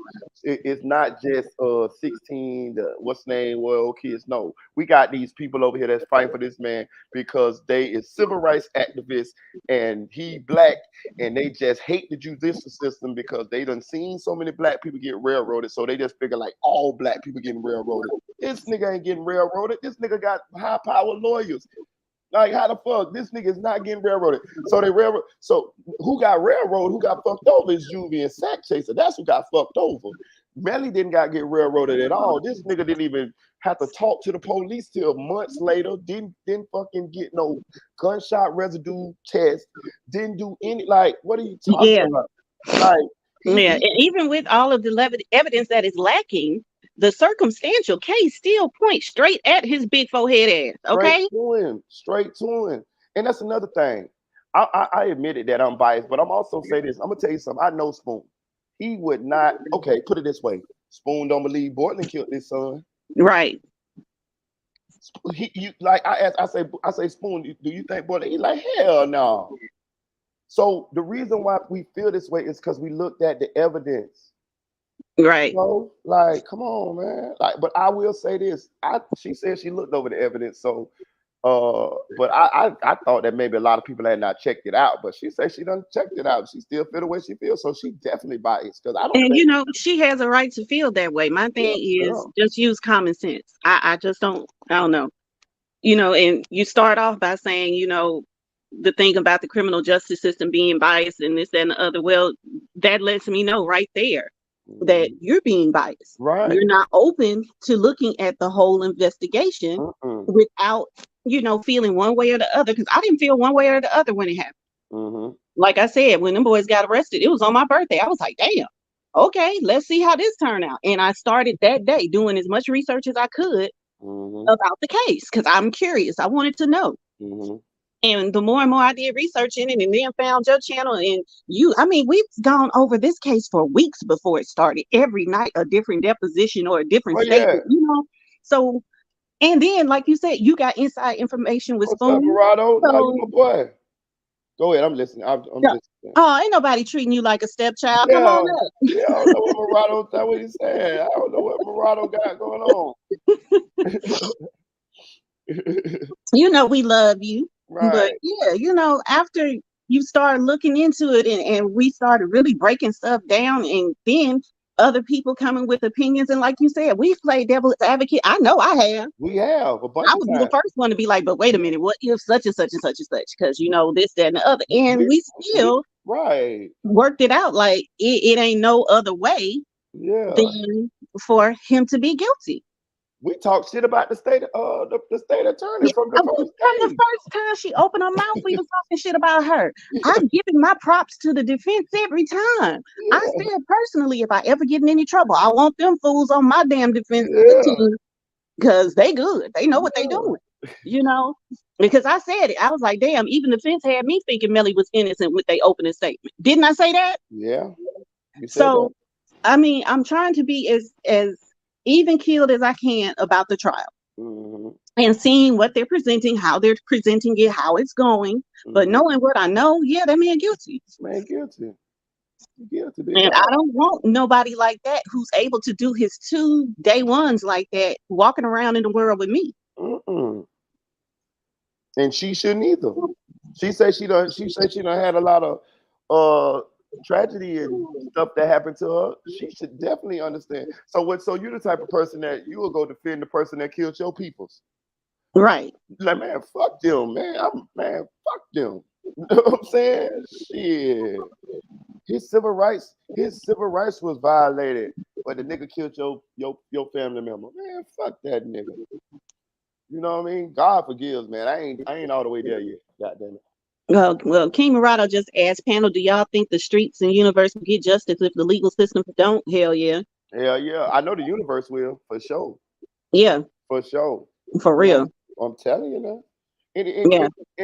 and karma comes in different forms, man. It could come with you living and dealing with so much tragedy and death around you to just destroy you from the inside out. I done seen that happen. I done seen where people God allow these people to live, but they suffer from the loss of their children. They suffer for the loss of loved ones, or they might lose a leg or some shit like that. You know what I'm saying? Like Hmm. it ain't just death all the time. Hmm. It's suffering. You know what I'm saying? Yeah, it's suffering. Suffering is definitely a major part of karma. Yeah, You know, I'm and telling. that's for real. You know, and I don't never want to see that type of energy be put out in the streets. But if it is, trust, he gonna get his karma. He gonna get his karma even in prison. Mhm. You know, he is. Prison ain't his only karma that he's gonna get behind this shit. That might be for one of them, but he's gonna have some karma for the other one too while he in prison. You know, this ain't nothing that you can take that lightly to Yes. just be so, well, you know, he's a black man and I fight for black men. Nah, Yeah. nah. You got to fight for the right black men. When Because she I said fight for the right black men. right, that's what I would do. That's what I'm saying. Like, in which when she said she was what she said she had a social justice. She's a social justice advocate. I Right. think that's what she called herself. Right, and I'm not sure. she definitely is somebody who doing the job that she should be doing because she believe in that shit wholeheartedly. I can tell that off top. But again, I'm telling you, me personally, I'm not fighting for the motherfuckers that's guilty. If bitch call me and I'm a social justice motherfucker, and they be like, "Hey man, I need you to fight for my case." When I look over that case right there, I'm gonna slide that bitch on to the side. Hey, big dog, you need to get somebody else for that there, cause I'm Yeah. not. You know what I'm Like the what you call it, the sound that's going around on TikTok, get somebody else to do it. Right. And that's what I told her. She could fight for the Central Park Five, but not this guy. You know what I mean? Like, not this guy. Shit. Yeah, you know, and I don't have anything against anybody being opposed to my opinion. Me neither. Just bring a good argument for it. Yeah. And just Hey, y'all being, see what's going on in the yeah, chat? I What see, and I'm what ignoring. I see, and This I'm motherfucker ignoring. not passing screening right now. Right. Yeah, what that they might be doing? TJ. What They they doing? being real suspect, man. I don't know who this is. Yeah, Yeah. the person want to come on but won't say what their name is on YouTube. So nah, Oh, it's unbiased. And then they talk about, oh, I ain't from YouTube. How the fuck you get up here? you know, nah. But But come with. Marita, you gonna be on live, or you got work today, or what's going on with Yeah, the live? I gotta go to work. I gotta leave here early today. I'll probably get off. I'll probably get off here in the next 30 minutes, but I gotta go to work probably like I gotta be where like 3:30, something like that. Okay, Mhm. you gonna So be back on when you get off? yeah, I'll probably get back on when I get off. But hold on, what's going I'll come back. What's going on, Dream Dog? Is this in the private chat? Yeah, on the backstage. Yeah, back here. Look, he said something else. I'm not taking, just listening, and I clicked it and saw it. What from where, nigga? I guess on StreamYard. Oh, this is his own app. Yeah, the chat you Oh, in is the StreamYard chat. yeah. Oh, look, I didn't know. I know. I thought they had to come from YouTube to get up over here. You can Oh, find it on StreamYard too. Okay, so this that be fucking me up though. Why do they be okay? So why do when they be for some reason why when they sit down there they go to cutting up and then they go to making me feel like I should not bring them up on the panel anyway. You get what I'm saying? yeah. Because they gonna get up here talking hella crazy like that first Yeah, dude. Hey, you think Melly's gay exactly. or something? Whatever that nigga said the first night. Exactly. Like, you know what I'm saying? Like, that's what I don't be getting. Like, why don't you just chill? Like, first of all, y'all gotta understand, you motherfuckers ain't never been up on the panel, and it be weirdos. You feel what I'm saying? So, you Yeah, know, that's why we're kind of a little timid about, hesitant about letting people up that we don't know who they are because right, we've had some real weird stuff happen. Like right, we were literally told that if we were slaves, that he would buy us the other night. right. So Now we he's have saying he is somebody from from Marita StreamYard. Boy. Huh? Then why you don't have a YouTube name? Like if you from Marita Boy, then how you?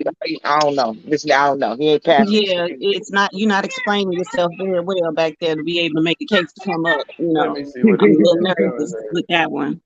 What he said, he said, what he And want? you know what, Dream Doll? I thought about it. PJ said he was a registered nurse last night, right? How you a registered? Wait. How you a registered nurse and you only 17, bro? Right, That's we what been I through that. said. I was like, I thought this nigga was 17. Right, How he supposedly in Florida and doing all the traveling and gonna be coming to California, but you 17. right. Right. You Like he was 17, bro. talking hella spicy. Or he's getting his RN. He has to take the test to get his license. That, that But nigga not you touch me. already an LP, and it's just like, dude, you 17. There's no way possible. Yeah, he better back the fuck. Because I know We're gonna call his you hospital and tell on his ass. ain't nobody gonna hire you at 17 and no LPN, Man, even if that you man are be a fucking lying, man. genius. That man be lying, man. He's a total liar. That man be lying. That man said he went to my. That man said he came to my job and spit in my face the day before yesterday.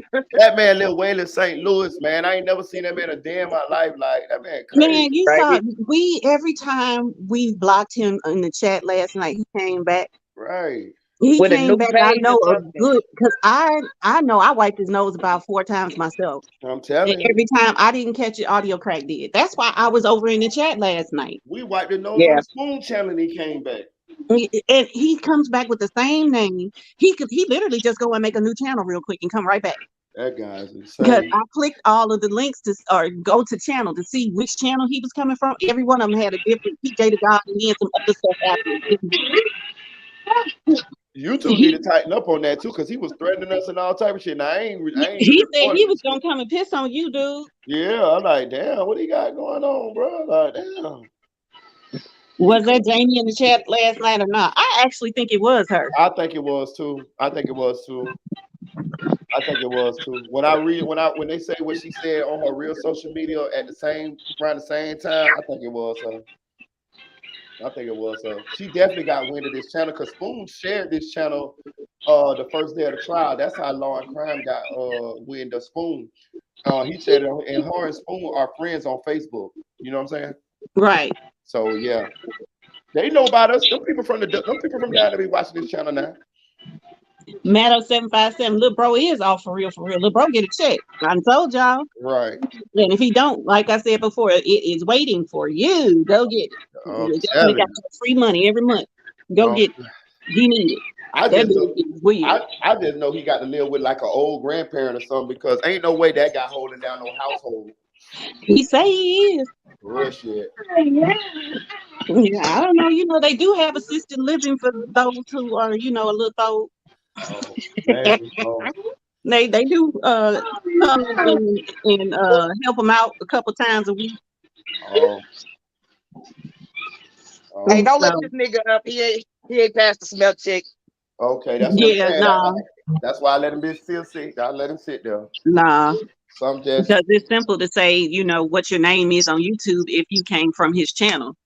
First, he ain't have no YouTube, and he ain't come from YouTube. So then he's saying he from YouTube, and not he being I'm telling you something. My spidey sense just told me to let him sit there. Now that's why I just let him sit there. I'm telling you. Well, yeah, y'all, I gotta get up out of here. I gotta go Okay. put flowers on my daddy's grave for the first time on Oh, Father's Oh, Day. my condolences, boo. my I'm sorry. condolences. I My thank condolences. y'all. I'll be back later though. If you up later, I'll be back on here. Yeah, I'll be up later, Dream Dog. My condolences. Yeah, I have a thank blessed y'all. day, boo. Have a good You day. guys too. Y'all have a good day. Everybody have a good day. You too. All right. Likewise. What's I'm going ready. on, brother? What's up, Aaron's way? What's good, It bro? ain't shit. Hey, if that little motherfucker bring his ass back up here, I'll pray to God I'm up here because I'm gonna fry his ass, nigga. Man, I ain't gonna count. I'm It's gonna hard. fry you. Hey, whatever you is, little nigga, get your ass up here now, nigga. Tough ass nigga. You know, I Get ain't gonna up count. here. It's Fire hard. your ass up. It's hard to cap. It's hard to beat him, bro. Because I'm talking about he just. Nah, I mean, no, don't get me wrong. It is because he's a troller to the max. Yeah, You know what I'm saying? Yeah, He's a troller to the max, but I know how to deal with niggas like that. yeah. You man. make I've St. really Louis been niggas nice look to him. bad, bro. I thought it was gangster niggas, bro. It is gangsters out there in the loot. You make your hood look He bad. do make St. Louis look bad, though. You I ain't make gonna tell St. Louis look like them niggas ain't really up there doing what they doing, nigga. I'm telling you, Anyway, I said the same thing. I was like, damn, this nigga in St. Louis. But I know St. Louis got them gangsters up there. bro, no, nigga, they right under the shot. So I Yeah, know.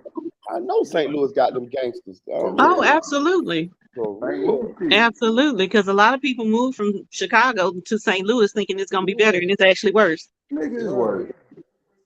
I ain't gonna lie. I didn't want to sway the whole channel by his ass, but I saw y'all talking about that nigga, and I'm like, oh, he up there? Let me get the fuck on. Nah, he ain't up here he right ain't up now, here thank today. God. But I Right. will admit, he that's content because he funny as hell. Yeah, that's And the way I let Spoon him up. flamed that ass up last night, that was hilarious. Yeah, I let him I up. was trying to get in so bad, nigga. I was driving back from Louisiana and shit last night though, man. I was Yeah. trying to get in before y'all got his ass up out of here, but you know how that shit goes. Yeah. People, I let him up because Spoon wanted me to let him up, but I do realize people do like kind of like that negative shit sometimes. So I just let the motherfucker. Oh yeah, no, they do for sure, bro. You need at least one or two of them on your channel. Yeah. At some Yeah. point in time.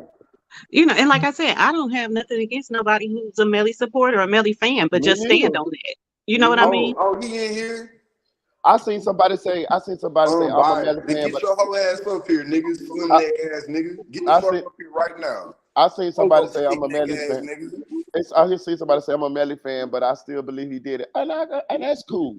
You feel what I'm saying? Like that's fine. Like Yeah. I never And if want you're a Melly fan and don't believe he did it, that's fine too. Just to. stand on what you believe in. Right. I don't like wishy-washy back and forth flip-flopping people. Mm-hmm. You know, pick a side and stay there. Stay there, nigga. Mm-hmm. Right. You know, don't go back this way one day and the next day you on this side and the next day you in the middle, you don't know. No, you know, in your heart, you know. Mm-hmm. You Exactly. know. And that's what I just don't understand of the lady who was up here before. In her heart, she know that man guilty. I Yes, wonder if this nigga go to multiple channels doing that shit. Or is Oh it yeah. just this one, nigga? Oh yeah, he has multiple accounts doing that. He was on Spoon Channel, and then I see him talking shit to like Hey, OG nigga, Spoon person. to wring your fucking neck, little nigga. I'm I don't know telling why you, the fuck you over here. I'll wring your neck, nigga. Shut your bitch ass up. You better not ever get up here and say, I'm on your ass, nigga. Dead homies. But hey, Marita, what was the topic? Shit, I really didn't even see the title of your video.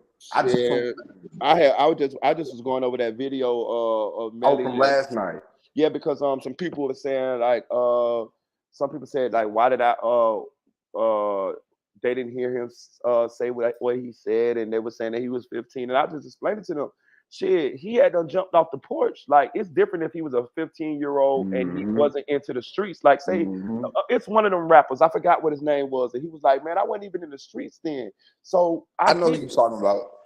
So if you're not in the streets and you say something to the police, then that's cool. Like you're still telling, but you're not a snitch. You get what I'm saying? Like, so I ain't gonna hold that against you. You're Like, green. You're yeah, green to the right, streets, nigga. right. You Really, green. you don't really know yet. Right, but once you jump off the porch and you into the streets and then you do that, you a snitch. And I just because at that point you know now, nigga. right. And I just wanted them to know the hypocrisy. I want them to show them that your favorite rapper, he fucking telling. So why y'all or have told? So now he don't want nobody to tell on him, but he told on people in the past. You see how it's just all about him? He all about himself. You know what I'm saying? You told Bortland, you sent Bortland off with the 2 dead bodies, and now you letting your lawyer frame this man for fucking murder. Like you gonna kill your 2 best friends and the one that looked out for you. You gonna throw him under the bus too? God damn. Dude, honestly, bro, it sounds like he didn't give a fuck about them, about Bortland. No. Cause man, look, at the end of the day, if you really love a nigga, you ain't gonna send him to do no shit like that. Bro. They gonna fire these bodies, niggas. Bro, I'm sorry. Bro, you coming with me, and if you did it with me, nigga, my eyes is on you because you a potential suspect. Right, that's what I'm saying. That's the thing, bro. Look, man, if you niggas are ever in the streets and you do some shit, I don't give a fuck if this is your day one nigga. And y'all go kill a nigga, bro. It don't matter if he's your day one nigga. You gotta start, nigga, sit back and look at how he act, nigga. To know if I just caught a body with this nigga. And you don't know if this nigga gonna go run his mouth. You don't know if this nigga gonna start claiming that shit, woofing and start a whole war. You know what I'm saying? Niggas don't know what come behind that when you go out and kill a nigga with allegedly your dog, nigga, pay attention to how he move afterwards. You know what I'm saying, nigga? Like, especially like Melly, perfect example, nigga. Like, look how this nigga was moving. Look how he moving now. You know what I'm saying? Yeah. And I know Bortland sitting back like, man, what y'all think this nigga saying? Do y'all think Bortland sitting back like, nah, something gonna happen? Cause I've been listening to a lot of attorneys and giving their 1-2 on that shit, bro. Mm-hmm. They're saying like, nigga, I'd be surprised if Bortland don't testify in this shit. If he's smart, he would go on ahead and I mean, after the opening statement, me myself, if I was Bortland, after the defense got up there with their opening statement, I would have been busting down the doors to my lawyer's office saying, we need to go talk to the prosecutor. I'm ready to talk. Hey, look, Tanel, there you go. You gotta be lying. Damn. PJ is a big fan, man. He's a fan of yours, Marita. He loves you, man. You do, man. Hey, PJ, I'll let you up if you tell everybody you love me. You love this channel, don't you? Tell everybody you love my channel. And I'll let you up. He said, right? He said, Marita, you still speaking on me. Bring me up on the panel. I'm not from St. Louis. I just said that I'm in your city. So where you from then, you whole ass nigga? Nah, he ain't from my city, bro. Trust me, I would have been to know this nigga. Cause if he from my city, he would have been to call me my real name. Nigga, you talk like Chingy. Where the fuck else you gonna be from? Right there, body ass nigga. That man is not from my city. I'm telling you, he would have been done said my real name. He was from my damn city, and I would have been done found him out. You a fool, and if you did, like nigga, if you did do some shit, don't you know niggas like hey, PJ, check this out though. I'll bring you up on the panel if you tell everybody you love my channel. Right, he a fan. He know he a fan. PJ, you know you a fan, man. I want you to write in the comment section, I love Marita Boy channel, and I'll let you up on the panel, PJ. You know we let you that last night. In a private chat too, nigga. Oh God. Yeah, hey, look, that's really what it is, man. We see what it is. Because he knows I like how you played that shit, bro. I like how you played that shit. Yeah. You want to get up here so bad, nigga? Yeah. I know he do, bro. This nigga, it's like soon as we say this nigga name, this nigga pop out, don't he? Man, I think he always watching, bro. Yeah, and I think he don't just pop up until somebody mentioned him. That's all. He the type of nigga that keep his phone plugged up on the charger. Damn, bro. Subscribe to your channel with the bell, so every time you go live, I'm finna get on this. Damn, boy. It's just funny to me. I ain't never It seen no is, shit like this bro. before in my life, man. So when the chat be going all the way down to like a few people watching it, I know PJ is one of them people. Absolutely. No, he is. Like I said last I night, he can't believe the beat me nigga was here. really talking like that to this man, to Spoon yesterday, bro. Yeah, he crazy. You should Like, see bro, you're not even crazy, nigga. You probably don't got no, like, nigga, you probably wasn't even raised with your daddy, nigga. On some real nigga shit. Sound like you don't got no respect for a pops, period, nigga. Like, Yeah. you one of them niggas. I can tell, nigga.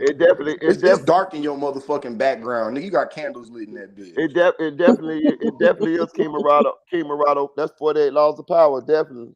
Oh yeah. Hey, PJ Hill though, boy. Yeah, man. That nigga just made himself a part of this motherfucking Panther show. He did. He wanted to be a part of the Squiddy so bad, he bullied his way in there. He bullied his way in. God damn. He said, y'all gonna let me up in this bitch whether you like it or not. I'm telling you. I think it's funny though. I think it's hilarious. I think the nigga let us tomato making, whatever the fuck. Yeah. LGBT. I thought the nigga was a lollipop gill. When he got up there, Marie the boy. Yeah, that's shut your bitch ass up, nigga. He said, "Let us." What did it say? Let us bait. What it is? Let us take it some LBGT, nigga. That's lettuce. I ain't never heard of that before. Nah, it's not, but that's what niggas be calling it for sure. That's a good one now. I ain't gonna lie, PZ. I thought you fucked around, bro. Who is this unbiased dude? Let's see what he got going on. We gonna. What's up? What's up, unbiased? You been wet there for a long time. What you want to do, dog? Unbiased. You cut your camera on too, nigga. You always got it on. What's up, unbiased? You in the chat, man. What's up on the panel? Overly listening, hard ass nigga.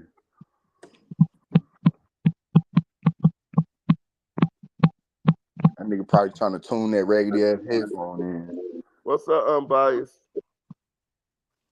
All right, you out of here. All right, yeah, Mark, get your bitch ass. Yeah, you out of here. I mean, you back there talking all that shit, and then when we let you up, you don't say nothing. That's what I be talking about. These people weird. When I say people weird, that's what I mean. Right. Goofy as fuck, like nigga. So back to what you was saying, Marita boy, about this nigga Melly in that video. It could. I get where people coming from, but like we were just saying. Once you already in it, nigga, you know that you're in it. Mm-hmm. If you packing a nigga, didn't he shoot that bitch up with a chopper? No, he said he had a handgun. Oh, you ain't see the video? I saw it. I couldn't really hear what he was saying, but I could have sworn I heard somebody say that nigga. My bad. With the chopper before. If y'all want to see the video, it's on Unspoken Crime Mysteries. So I know y'all said the sound was low yesterday.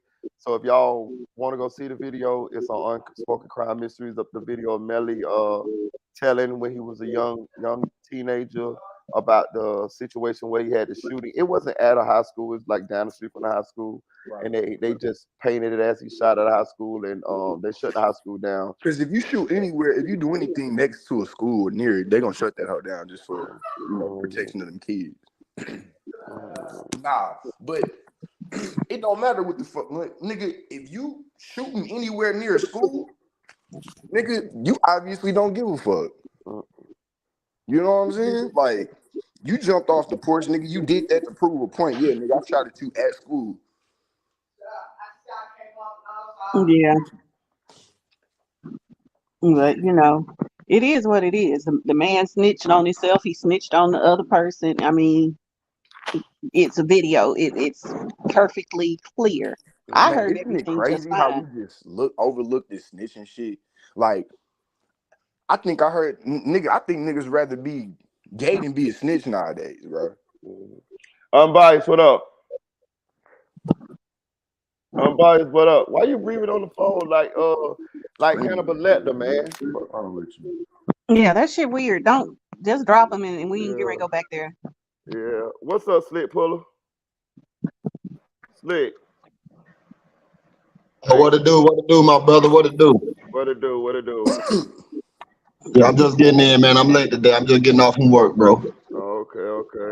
Well, good afternoon. Happy Father's Day to you. Yeah, man. Happy Father's Day Same to all the thank fathers. you, mama. Same to all y'all guys and fellas out there, man. Yeah, Same happy thing to Father's y'all, Day. man. Happy Father's Day. For real, man. Yeah, What I yeah. missed, y'all? What did I miss? Nothing much. Nothing much. We just had somebody come who is what does she call herself again? A social justice activist. I think that's what she called herself. I'm trying, and I'm not saying that she called herself like sarcastically or anything. I'm just trying to use the same Hey, verbiage Tanel, hey, she Tanel, did. hey, Tanel, I'm gonna mute up a little bit. You can, you got the flow. Okay. All right. And she was basically biased towards the justice system, not even necessarily Melly. So even being presented with the evidence, she's not willing to really believe that he did this until she sees all the evidence. But she says she's been a member, or not a member, but a subscriber for months, and she's watched the videos and stuff. So it's just like, to me, if you know all of the information that you know, how could he not be the person who did this? And if he didn't do it, then who did it? But He only saying that because of what's happening, like how his defense is doing a good job of like basically breaking through the evidence that the state has every time. Because I could see that as well. Like, you know, I she's feeling mean, like, oh, go ahead. no, I mean, the defense is doing a good job. I said that from day one. Hell, if I ever get in trouble, that's who I'm calling. Shit, I Right. want them on my side. Do you think by them doing such a good job, it's persuading her into making her feel like, oh, maybe he didn't do this shit? I You think know? she's biased from the word go Okay. because of the work that she does with the criminal justice system and fighting for those who have been wrongly convicted and, don't have the money to fight their cases or whatever Oh, she okay, does. okay, I okay. think she's biased from So the she's a word go. public offender? No, she just is a social justice activist, just a regular person who fights for what's right. For Black and brown people, though. Oh, She okay, don't fight okay, for okay, nobody okay. else. Okay. you know Yeah, yeah. and for me, that's like, what difference do it make if they black, brown, white, green, yellow? If somebody is being done wrong by the system, being done wrong by the system, and you should fight for everybody. But that's just me. Everybody has their right to feel the way they do, but because of her work, I think that makes her biased towards anything with the justice system, because she came in here making excuse after excuse, talking about, well, he was probably on promethazine and I wouldn't have went to the hospital either. So when she said that, that struck a nerve in me. I'm like, well, you ain't about shit either. If you ain't gonna take your friends to the hospital First after they of got all, shot up and you in the car with them, like, if the nah. nigga was on promethazine, it probably would have been found in that car just like the weed was. you know You know? So I mean, she was just making excuses. That's what it was to me. It was excuse after excuse after excuse of why he could be innocent, Right. and she won't say he's guilty, but she has all the information right there in front of her.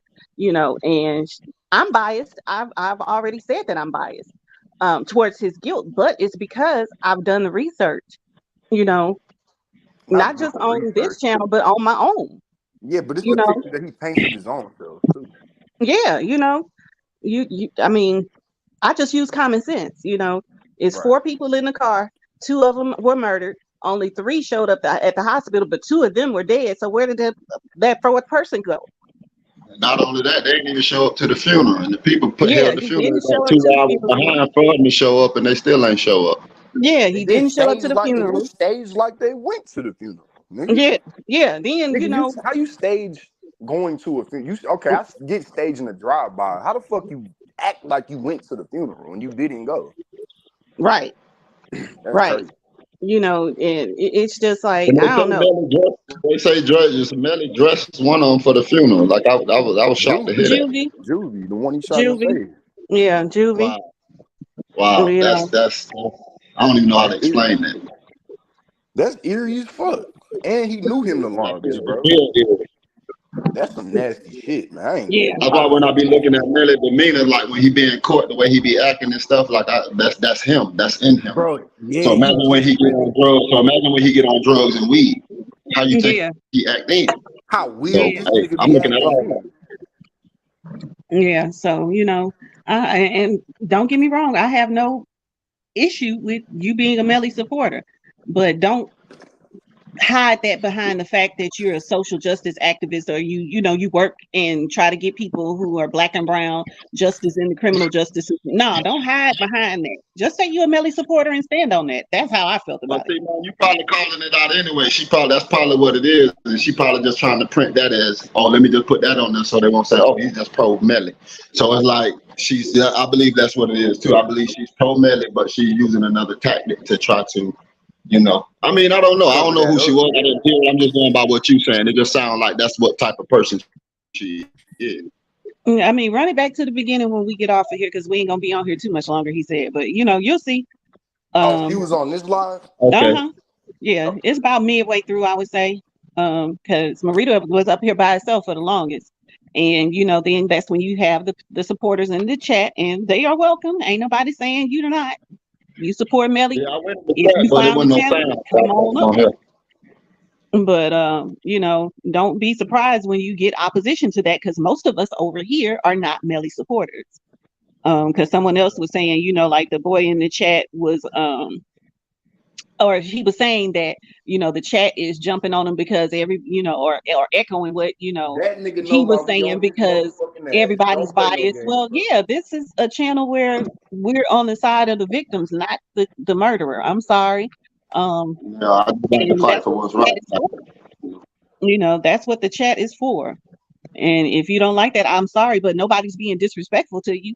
Nobody telling you to get the fuck up out of here because you're a Melly supporter. Have your opinion. Be respectful with it. We respectful back. But don't be surprised when you say something. Honestly, I would love to talk. I would love to talk to the supporters.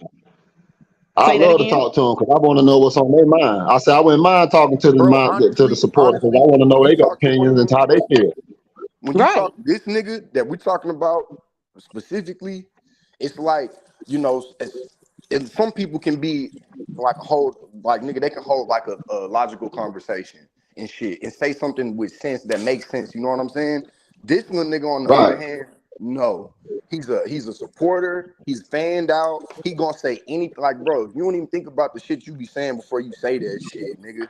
Cause I remember He probably ain't listening. He probably listening to know we be over here attacking him and shit and being biased to the Melly situation. Nigga, no, we're not. We're reading verbatim what the fuck this shit says and breaking it down to like logically. If you can't think how we think, then you don't have a logical mind. Then nigga. Like, what the fuck are you thinking about?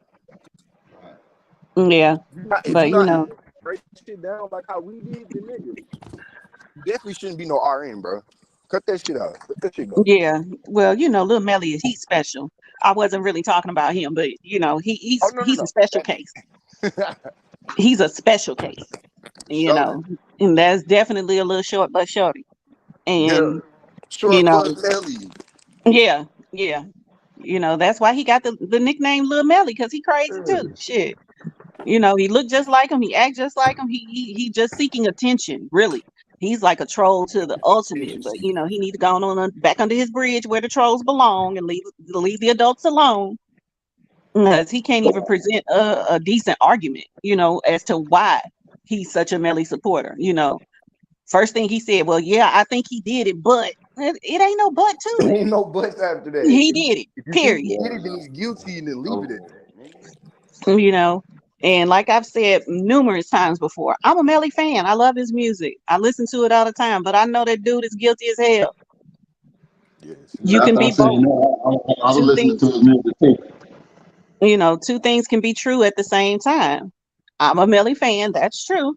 And he's guilty as fuck. That's true too. So, and I don't have a problem with it. It is what it is. Unbiased at its finest. You know what I'm saying? Yeah, But I started off not knowing which side I was on as far as the case, because I didn't know what happened. But once I started, applying logic, first of all, after hearing the evidence, I'm like, yeah, he's guilty. Ain't no other way to go about it. Yeah, real shit. And me, I'm one of those niggas that's big on eliminating the fake. Like, bro, as much as I like your music, it look like you not a real nigga. Like, that's what it's looking like. You feel me? Because you tip. Like, you got a nigga that's willing to give his motherfucking life for you, bro. Like, I'm talking about Borland. You know what I'm saying? That nigga's willing to stand in that paint in front of them folks and be, you know, whatever for you, nigga. And you gonna throw this nigga under the bus? Like, Yeah. that just goes to show you, bro, you don't have a loyal bone in your body. You murdered the nigga that was day one to you, cold blood point. Nigga, you see, this nigga fell asleep next to you and you killed him, nigga. Yeah.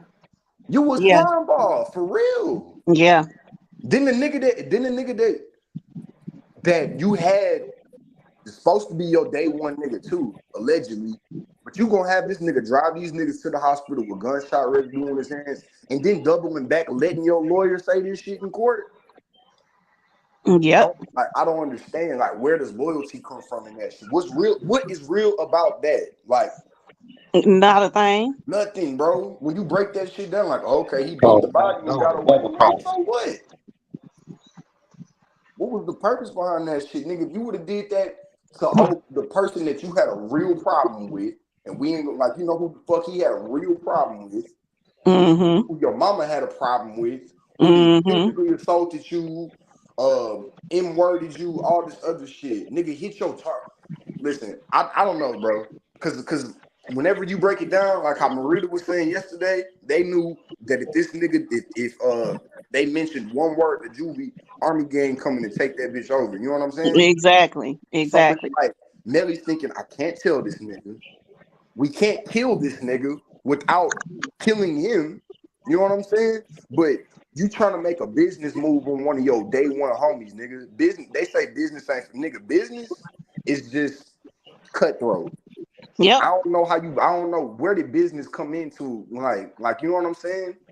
Where did the principles come in? The principle really should be, this is your dog, nigga. That's it. Let that shit, whatever. Go give him his money, like how me and Marita was saying.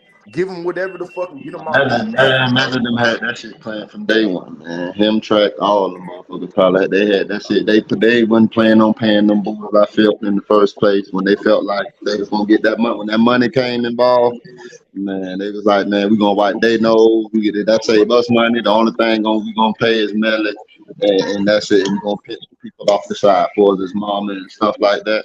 But to me, they already had that shit planned to kill them boys. So you do think it was about money from Jump Street? It was about a lot of that, because you think about if he beat the trial. Think about if he walk or they get a mistrial. You know how much money he owes, and he's got to pay back. He's going to have to do so many things. Not only that, the label too. I got a question for y'all. Do y'all, and Marita, you too, bro? I don't necessarily think a mistrial is in his best interest. What about y'all? It's not. I'm just saying if. That was just saying. I'm just saying if he was to get one, that's what he's gonna have to. He's gonna have to do a lot of things. But for as me about the whole trial, I just felt like I said the other day, I felt the lady still got a chance. I just felt she went too hard. She just was trying to. Basically, I think she was just trying to let the jury see, like, yeah, I really want him, and I'm gonna say, I don't give a damn what the judge say. I'm gonna do this, which is not good.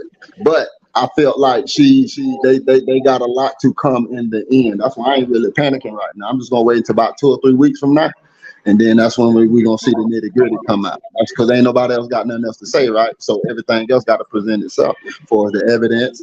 Then for like what DJ Academic say, the corner, he got to be there. He's a very big part. So it's a lot to come. So with Melly can do all that dancing and doing all that faces to the family and taunting them people all he want to. But in the end, if he get convicted, then everybody justice has been served to me. So no, you don't think a mistrial would be in his best interest? I don't think it is. Yeah, I don't think it's gonna be one. But if they keep going the way they're going, then yeah. If they're going the way they're going, and then the evidence don't really pan out, then yeah, that's gonna be a mistrial. But other than that, they come hard in the end and present with something due to what we can say, wow, we didn't even know that was coming. And we can see where it's gonna go at. Because you made a very good point. His money is drying up, bro. That's why it's not in his best interest. I'm sorry, I didn't mean to cut you off. My bad. Yeah, you took the words out of my mouth. That's a fact. And on top of that, the evidence, man, like, who's to say? That's big. Yeah. The evidence, the corner, and somebody else he said. Go ahead. ballistics or something. No, they already did ballistics, but somebody else he said those are the two. I can't think of the other one, but he did say the corner. He said the corner is a big major, so that's going to play a major role because he's going to really say what happened. And for me, let me just put it in like this. I'm just. You going in and out, bro. You going out in and out, Slick. Yeah, I think he's in a bad service area right now. Right. But for me, I would say a mistrial isn't in his best interest for multiple reasons. The main one being Your number one reason why not, though. Give me that. number one, is because now the prosecution knows your defense. Mm-hmm. So if there's a mistrial, the prosecution gets to go back and revamp their whole case. Right. That's what I was and saying. tighten up every area that they were, shaky in. Mm-hmm. From any piece of evidence, even how they present the evidence, what order they present it in, everything.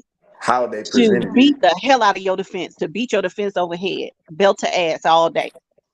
Yeah, because like you said, you saw how the defense saw their, the defense, they had their game plan from day one and how they was going to basically break through everything that the prosecutor and the state was throwing out there. Now, if they get a mistrial, who's to say that Melly and them are going to be able to defend that the same way? If they go back and they dot their T's and they cross they dot their I's and cross their T's and shit, who's to say you're going to be able to put up this defense in a mistrial?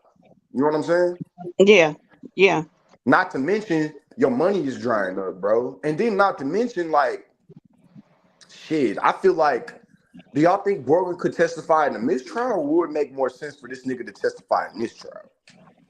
Actually, it wouldn't make sense for him to testify if he had a mistrial, because if that was the case, chances are Borland's trial is going to start before. No, it would make sense because his trial is going to start before Melly's if there's a mistrial. Chances are. I don't think they would be able to go and start from scratch and, everything that quick where it would start a couple weeks from now and Bort's trial is still months off. You know what I mean? And also, if they do have a new trial, they cannot present any of the old evidence. They got to come with new evidence. Oh, so maybe that's not good in their part. No, that's not true. That's not true. They can present everything that they're presenting now. They can still present it at a new trial as long as it's not thrown out by the judge. Oh, so the judge got to throw it out. Yeah. If there's a mistrial, I thought they just did it automatically. I thought they did it automatically. No, if there's a mistrial, in particular for what they're arguing a mistrial for the evidence that the prosecutor put in that she wasn't really supposed to, or however it went, the reason for the mistrial, that's the only thing that they won't be able to present at a new trial or the next trial. But all the other evidence, they can still bring that in as long as the defense and the prosecutor both agree that it can be presented to the jury. There's no motions to suppress this, that, and the other. Yeah, they can still bring all that in. Okay. So it only looks bad in Melly's case for a mistrial. I think so. Because if you really look at the statistics when it goes to hung juries and mistrials, when the state brings it back for the second go round, typically the defendant loses because the state has a chance to tighten up their case. Right. Whatever arguments that caused them to lose that original trial, they're going back to the drawing board and they're gonna tighten that shit up. So it ain't no way we can lose it the second time. Right. I think they're gonna come with some body blows tomorrow. I think they're gonna come with some body blows tomorrow. I think they're gonna tighten up. I think they didn't have a couple of days to regroup. And she gonna come back powered up. You know what I'm saying? And then it's gonna be a good battle because the defense good too. You know what I'm saying? They stood their ground. They did what they had to do. But hey, like I said, now I got faith. Now I see what she's going with. I see what she's doing. She was a little perky. She was a little perky, but she got to tighten up for me. I think that was just because she was irritated. Oh, girl got on the nerves. I don't think it was necessarily. I went back and read the stuff, man. Everything she said in the depth, whoever she gave her statement to, man, she claimed she didn't remember nothing. Then how you don't remember your own? I understand it's 5 years, but I done had numbers I can remember from 10 years. I can remember my daughter's number. Come on, man, like you don't play with these people because the judge see all this too, but. The lady was just pushing it too much. If she wouldn't have pushed it too much, Man, right now they You can't probably push would have a been toe to judge toe. like that, bro. You can't push a judge like that. Yeah, you can't push him like You that. can't He let was your getting nut hang irritated, and man. shit His like whole that. face was turning red. I seen he was getting mad. He was holding up his finger and everything. When they do that, oh man, you don't want him to. You don't want him to He'll do put that. your ass in the contempt of court for that shit. You keep doing that shit over and over again, contempt of court on her ass. And I Uh, was really surprised that he didn't put the prosecutor in contempt of Me court too. And because Mr. she and Mr. kept Janelle, on. Mr. Janelle, I got a question for you, Mr. Janelle. Let me ask you this: why you think the other lady, if she's not the senior other prosecutor, why she hasn't got up and said nothing yet?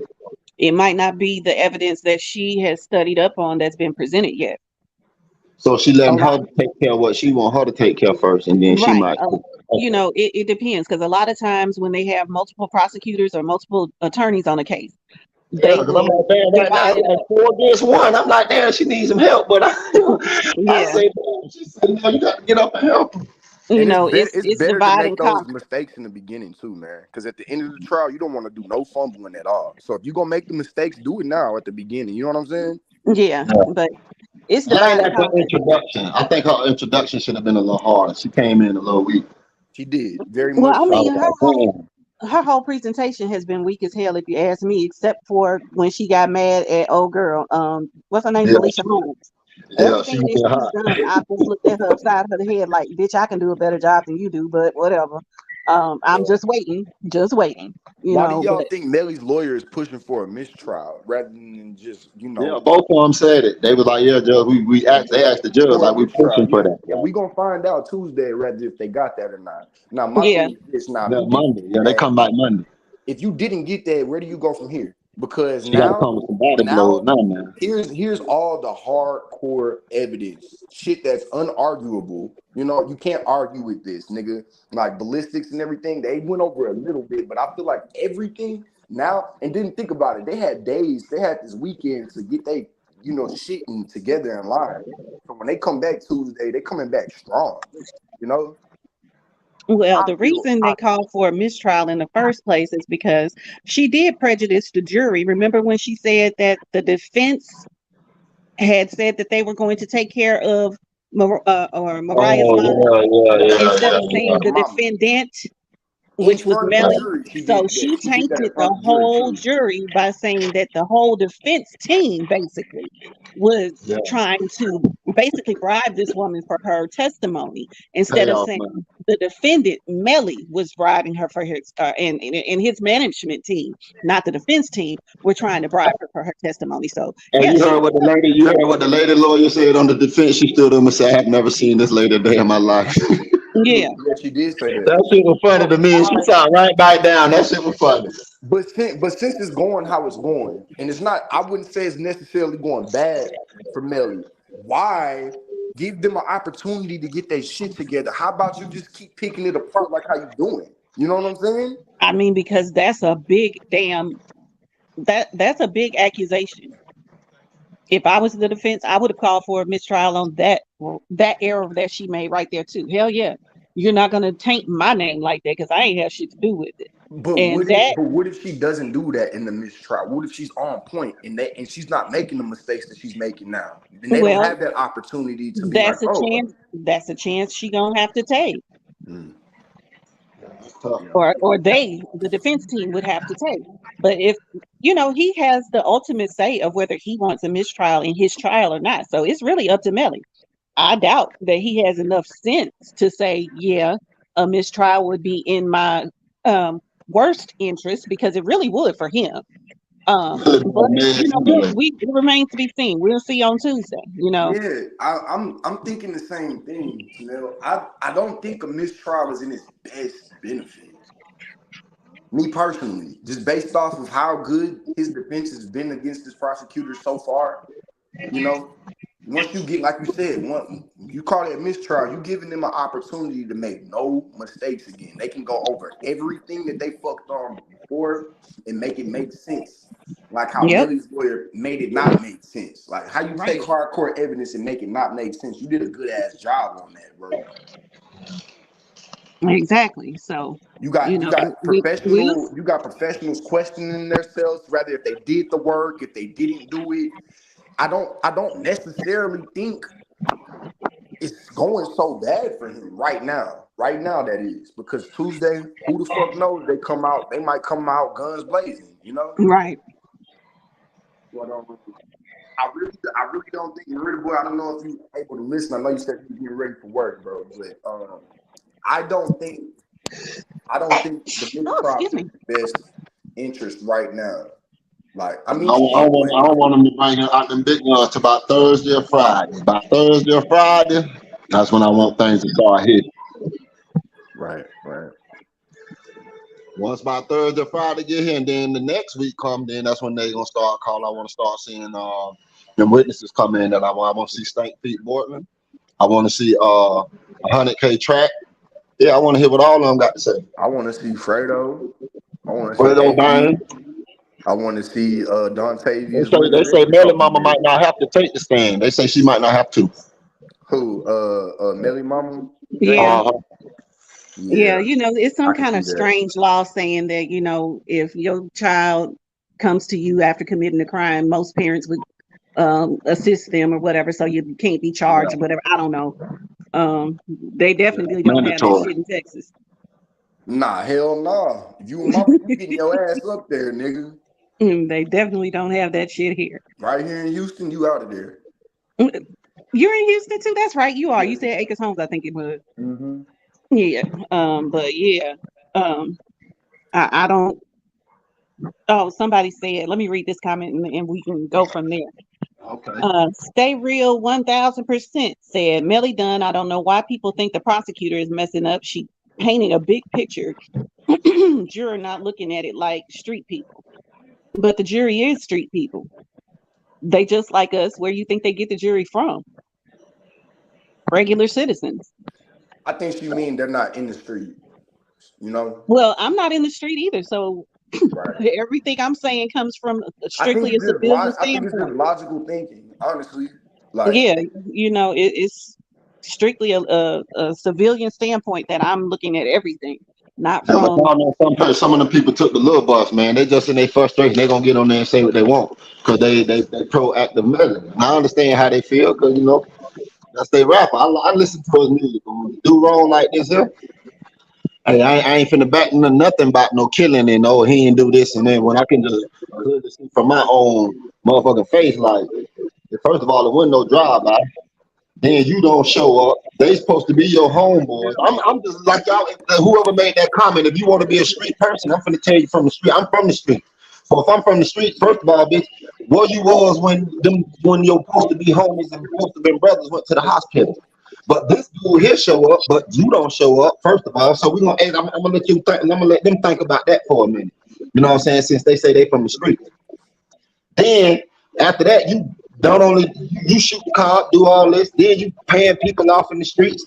I'm from the streets. So when you pay people off in the street, you know what that is? What that call us? That's called hush money. So when you put out hush money, everything come back. Where I'm from, you guilty. And where I'm from, if that was my people's, somebody in Melly people gonna get. I don't want to say that, but that's how that shit would went. Yeah. If they want to talk about from the streets, baby, that's being from the streets. I'm giving it to you from the streets. So you can't get that shit no realer than that. So whoever made that comment, do your research first, and then come back and holler at us. I don't want to hear all that crazy shit. No, I don't think they necessarily meant it in a negative way, but I think they were defending the prosecutor. Yeah, they were just defending the prosecution. But I'm against that. Okay, my bad. I'm sorry. I apologize. I'm against defending the prosecutor too, though, bro. If she's doing something wrong, look, your job isn't to break the law to get somebody locked up, motherfucker. Your job is to get them locked up on these guidelines of this law. And if you can't do that, then you're gonna have to figure something out. You can't go around the law either. You know what I'm saying? Right. So and that was biased the whole to both sides. Like I'm not biased on Melly's side, nigga. You know that is what it is. But especially like look, y'all can't make it easier for yourselves. Y'all already made it easy enough to kill this nigga with that 8 to 4 shit. Okay, I'll give you that. Now you gonna have to prove that shit. You know what I'm saying? Like you can't sit up there and go around the law and like you doing with that judge. Lady, you've been studying law long enough to know not to play with the judge like that. You playing a little bit. You You over here playing, and this lady will put your ass. Now, if she puts you in contempt of court, how's that gonna look on the state? In this Because I'm case, about to answer a question. I can hear him in the background. I be saying objection. I stand. I be saying answer a question. I said, oh yeah, he mad. And she started doing the same shit. I'm like, man. And it's like, bro, how does that look on the state side if the prosecutor, leading prosecutor in the case, gets contempt of court for not following the judge's orders? You know what I'm saying? Say that again. How does it look on the state side if the leading prosecutor is putting contempt of court for not following the judge's orders? Now you gotta get this black lady behind you who might not be up to date and what's going all that, you know, like you said, Tanel, you got all this evidence that you done gone over, but it might not be related to what the other prosecutor did. You know, you might be finna do your own thing in a few days. You're just waiting for her to finish. But if the bitch goes contempt of court and you got to go off of that evidence that she was going to present, you could possibly fuck that up. But they both in the same firm, ain't it? Well, not firm. They both work for the over, state. like Tanel said, like that leading prosecutor might. The reason why the other lady hadn't said nothing yet is because maybe she has other evidence to present. You know, maybe they're taking turns on presenting evidence, and if you get put in contempt of court while you're presenting that evidence, you're making her, like, that's on her to present it now. Okay. I see what you're saying now. Yeah, it's the divide and conquer method. That's just like you doing a group project in school. Everybody has a certain thing that they work on, and then you come put it all together for the presentation. You know what I mean? So this is what they do the same thing in prosecutor's office. Typically, when they have more than one person on a case, that's why they do it, because there's so much evidence to go over and so many pieces of evidence to present to present to the court. So let's say the black lady, she's working on the coroner's report. She's working with the coroner, so she's going to question the coroner. She might question. I'm just saying, hypothetically, because we don't know. Hypothetically, let's just say she's going to question the coroner. She's going to question 5 different witnesses from the streets, as far as civilian witnesses, and one of the other expert witnesses that they have coming. So she is going to spend all of her time. I'm not going to say all, but the majority of her time going over the evidence for those people that she's going to question and making sure she has all of her ducks in a row for that. That's why the other attorney, to the stand, right? Yeah. Okay. You know, so that's why it hasn't we probably haven't seen her yet. So she can't get up there and explain somebody else's witnesses or somebody else's work, like Nikki Baby just said in the chat. You're right, because she's not up to date on it. She's not studied it. She's not examined it. She's not gone over it. She can't present that evidence the way that white girl can right now, because she don't really know. She's not prepared for questioning the ballistics guy that was up there the other day talking about the guns. That's Nor not is she prepared for those assignment. objections. Melly's defense team is gonna throw at her either. Right. So that's why we haven't really seen her yet. I think I'm quite sure she's going to get up at one point in time. It would be stupid for her not to, because this is way too big of a case to just have one attorney presenting everything. Put it that way. That's too much pressure on her, and then they all whamming on her, like all of them talking. So it's way too much for just one attorney to handle a case this big. They typically have multiple attorneys and multiple clerks working on cases like this. I would have been on there like Parker. I would have been in there. Boy, I'm finna, man. Okay. So we'll see how it goes. But you know, I'm big on not speaking things into existence. So I just keep on saying he's going to be convicted and go to prison. I don't necessarily think he deserves the death penalty as far as legally. Let me say that again. I don't think legally he deserves the death penalty, because they haven't proven legally with the statute that you can be given the death penalty. Let me finish. The statutes that you can be given the death penalty in Florida, they haven't satisfied those statutes to give him the death penalty. But personally, I'd love to see him get the needle. So what y'all think to be the right punishment? Life in prison. No parole. Yeah, I'd say the same thing, because like I said, like Tanel said, you ain't really persuaded me that y'all can go ahead and kill this nigga in my eye legally. You know what I'm saying? I don't think he did it in the benefit of the game, and that's your argument. That your whole argument to kill this nigga is based off of he killed these niggas in benefit of the game. Okay, well let me say this. Let me say this then. What if Barton flip and say he did it? Then what happened? Who, Melly did it? Yeah, what if he flip and say, I yeah, mean, Melly he did can it? still get a conviction, but we don't know if that's enough to get the death penalty. See, ain't nobody brought that point up. They talking about this. Yeah, he might be loyal to him now, but it might be some point he might flip and say, yeah, I was there. Ain't he there? It's gonna be too late, nigga. You got to do that before you're convicted. Right.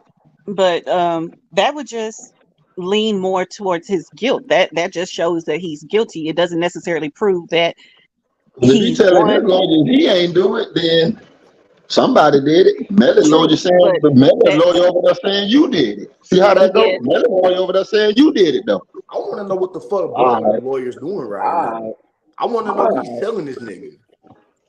Y'all gonna see I by don't know. Thursday or Friday. I don't know what his lawyers are telling him. His lawyers are ill advising him, in my opinion, because I would have told him take a deal from the word go. I think it's Borland with that shit. Oh, That I'm pretty sure. Yeah, I'm I'm gonna pretty hold sure it they sitting down back right in the now. I'm cut gonna wait and watching this. see. They sitting back watching. Oh, of Yeah, course. I think that's Borland with that shit. Now I'm gonna wait and see what's going on. His lawyer's probably like, nigga, are you listening to what their lawyer is saying? Are Yeah, you listening? But then All again, right. you have to remember we're dealing with two little ignorant street dudes who Dumb really nigga. don't know shit. Nothing. And he has no one outside of his lawyer's guidance.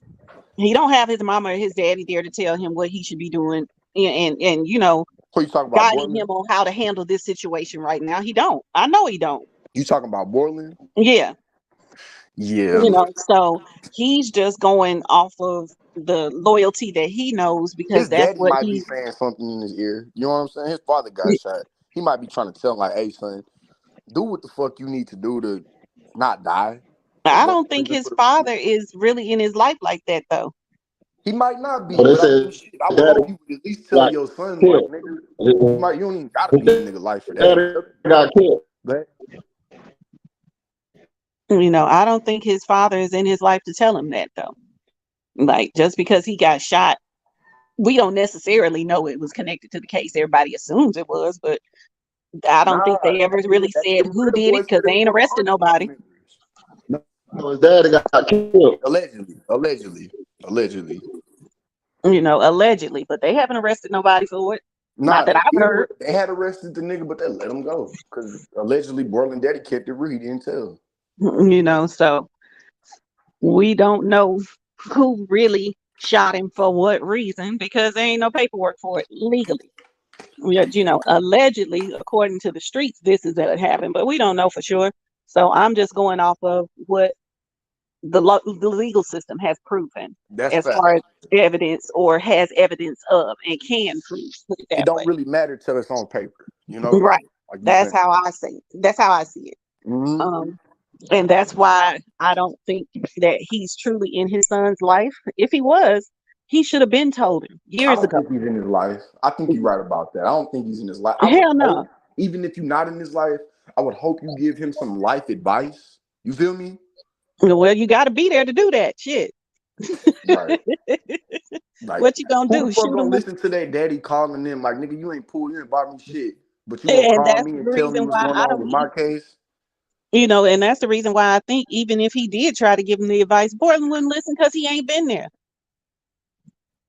So Yeah, he has nobody to really, truly, outside of his lawyers, tell him what he should be doing. Because I promise you, if that was my son, oh, we would have been walking into the his lawyer's office oh, together you tell saying, him what at kind least, of deal can we get? Because my baby ain't going to prison for oh, life you for tell some him, shit that he didn't motherfucker. do. Or I'm telling something. Yeah, nah, that's not how we can ready to handle this, son. We can ready to go and you can ready to take a deal because you didn't shoot him. You know you didn't Hey, shoot him. all that And you're gangster not going to shit, be let here it for life. go. Let all that gangster shit go, nigga. Because at this Yeah. point in time, nigga, you probably won't see the light of day until you ever again, nigga. Ever. With his charges, his sentence, Yeah, nigga. mandatory sentence is life in prison without parole on In a first degree the murder charge. severity of this case, the how gruesome it was. It's a gruesome case, bro. when you look at this shit, like it's a really fucked up case, and it's really dark. It's evil, and like it's nothing's positive, bro. And if anything, like I hope young niggas are looking at this shit, bro. Like you said, dog. You can't if you kill one of your niggas, you gonna get killed or something's gonna happen to you, bro. You feel me? Exactly. One of your day one niggas that really look, nigga, we shouldn't be playing God on this motherfucker anyway. You know what I'm saying? Period, nigga. You shouldn't just wake up one day and be like, oh, I'm gonna take this nigga out of here. Nigga, that's not your job. You know what I'm saying? You weren't put here to play God, nigga. You supposed to serve God. And you know, that's a whole nother. I don't want to venture too off on that, but when it comes to killing your homies, bro, it's always gonna be something that comes behind that. Well, Because people are gonna know. First of all, God is real and karma is real. Yeah, facts. And you got a debt to pay y'all. And God does not honor stuff like this. Nah. He doesn't. Yeah, you will not be blessed in life when you do stuff like that. No matter how right we sit up here and try to justify, even me, because I sit up here and try to justify why you killed Sat. Nigga, still, like, bro, I feel personally the only way that you really supposed to kill a motherfucker is if it's in self-defense. And they say, shit, you really ain't even, like, you know, shit, if it's your time, nigga, just say you're supposed to go. But us as humans, like, nah, I'm not finna, you know how we are. But I just personally feel like, nah, bro, you kill one of your homies, nothing good comes behind that shit, bro. That's it. Nothing. Especially a nigga that you love, bro. You know, I fell out with many niggas that I gave a fuck about, bro. But when it comes to I'ma smoke these niggas while they sleep next to me type shit. And granted, I wasn't going through allegedly what Melly was going through with the nigga. You feel me? I didn't have that shit happen to me. I don't have multiple personality disorder or I'm bipolar and have schizo, you know?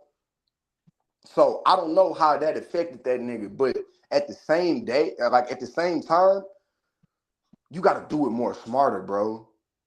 You gotta cross your T's and dot your I's if you gonna kill a nigga. Well, at this day and age. Yeah, he should have just paid that man off with whatever money they were going to get for selling the YNW brand, and everybody should have went their separate ways if that's how you really felt. That you had that much anger and animosity towards him that you wanted to kill him. Pay that man his money and tell him to go about his business. I'm done with you. Period. You know, it was other ways around it versus killing him. You know, as much as I rag on Sack and, you know, we call him the tippy toe bandit and, you know, talk about the bells around his neck and the baby oil and everything else. As much as I rag on him and many jokes that I've cracked on this channel about him, I still say he did not deserve to die like that. Period. He did not deserve for his friend who he trusted to kill him in such a callous way. Like, I just can't see doing that to nobody. You know, like for real, unless my life is on the line, I'm a licensed gun owner. You know, we in Houston, everybody got a gun. You know that. You don't even need a license no more. But I've had my concealed carry license for years before all of the laws change or whatever. But I would never use my gun unless I had to. Right. You know, and that's when my life is on the line. Because all of the physical things in this, you know, property and cars and, you know, all of that stuff, it can be replaced, but a life can never be replaced. Now, see, here I am, Chanel.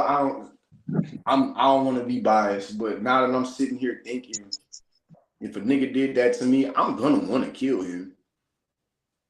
Yeah, I'm gonna want to, but I wouldn't. I don't have that in my heart to do that to nobody. I'm not saying I wouldn't want to. I've never said that. I've admitted it's about 6 motherfuckers that I want to kill right now. Yeah, but you just don't act on it. I would never do that because God doesn't honor that. That's facts.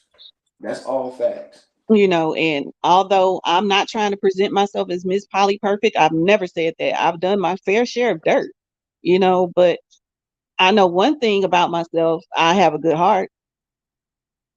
Man, and you're my friend and I trust you. You could trust me too. I would never do no backdoor slimy shit. I'm too upfront of a person to do that. Like, I'm people who too in talk your behind face. people's Yeah, I'm backs and too in stuff your like face. that. No, I'm too upfront. I'm straight up with my shit. If I have a problem with you, I'll tell you I have a problem with you. Yeah, you I'm gonna not know gonna I go and got a tell the problem next with person about it because they can't solve the problem I have with you. I don't go and gossip about folks. No, if I have something that I have a problem with you about, I'm gonna tell you. So I can never see myself going and backdooring somebody and doing that. Nah, I can't see it. Not me. I guess Melly just figured I can't beat this nigga. You know what I'm saying? And I can't have him macho over me all the time. I'm not making an excuse, but I'm just trying to paint this mind frame, you know? Like, Yeah. I can't have this nigga macho over me. He beat me up in front of my bitch. He sent my girl dick shots allegedly, nigga. Like, you talking about killing my mama and you allegedly R-worded me. Yeah. What the fuck am I gonna do? I mean, don't get me wrong. I see your point. I Right. see your point. Mm-hmm. But for me, I could never do it. Unless my life is on the line, nah. Now, if you in the middle of doing the R word or M word or whatever we want to call it, because we don't know exactly what happened, Right. and I pull my gun to save myself, that's a different story. So you Because saying if he that's would have self-defense. allegedly did this during the process of him being R-worded or M-worded, and he did that? We wouldn't even be here. We wouldn't even be here if he had done it If in he the was smart, process he would of have it. did it that way. You know, I Like, bro, would, this nigga was raping me. I had to kill his ass. right. I'd be on his And you side if didn't even that's have to how it kill happened. Juvie in that situation. You know, so hey, I mean, but that's just me. You know, everybody is different. Everybody has their own moral compass. Everybody has their way of how they move through this world. But I just know me. I could never because I have a lot of shit that I'm gonna have to answer to God to, right? Oh, yeah. Murder is not something that I want him to ask me any questions about, okay? And I couldn't live with myself. You know, I don't know if you were on the channel the other time or the other night when I was telling about my auntie, but my auntie murdered someone, No, but I it was don't in think so self-defense. either. You know, they were beating her child. It was 5 grown women beating my 16-year-old cousin in the middle of the street. And she had a 6-shot revolver. She fired 5 shots in the air. She literally turned her head, pointed it towards the crowd, and shot her last shot. The bullet ricocheted and hit this lady in the back. So she didn't even women kill who one of the people who were doing this shit? yeah, killed one of the ladies who was beating on her child. Oh, And she had to go to trial. Fortunately, she was found not guilty, but she could have been in prison for manslaughter for 20 years in Indiana for that. Hell yeah. You know, but she knew that she was in the right. What else was she supposed to do?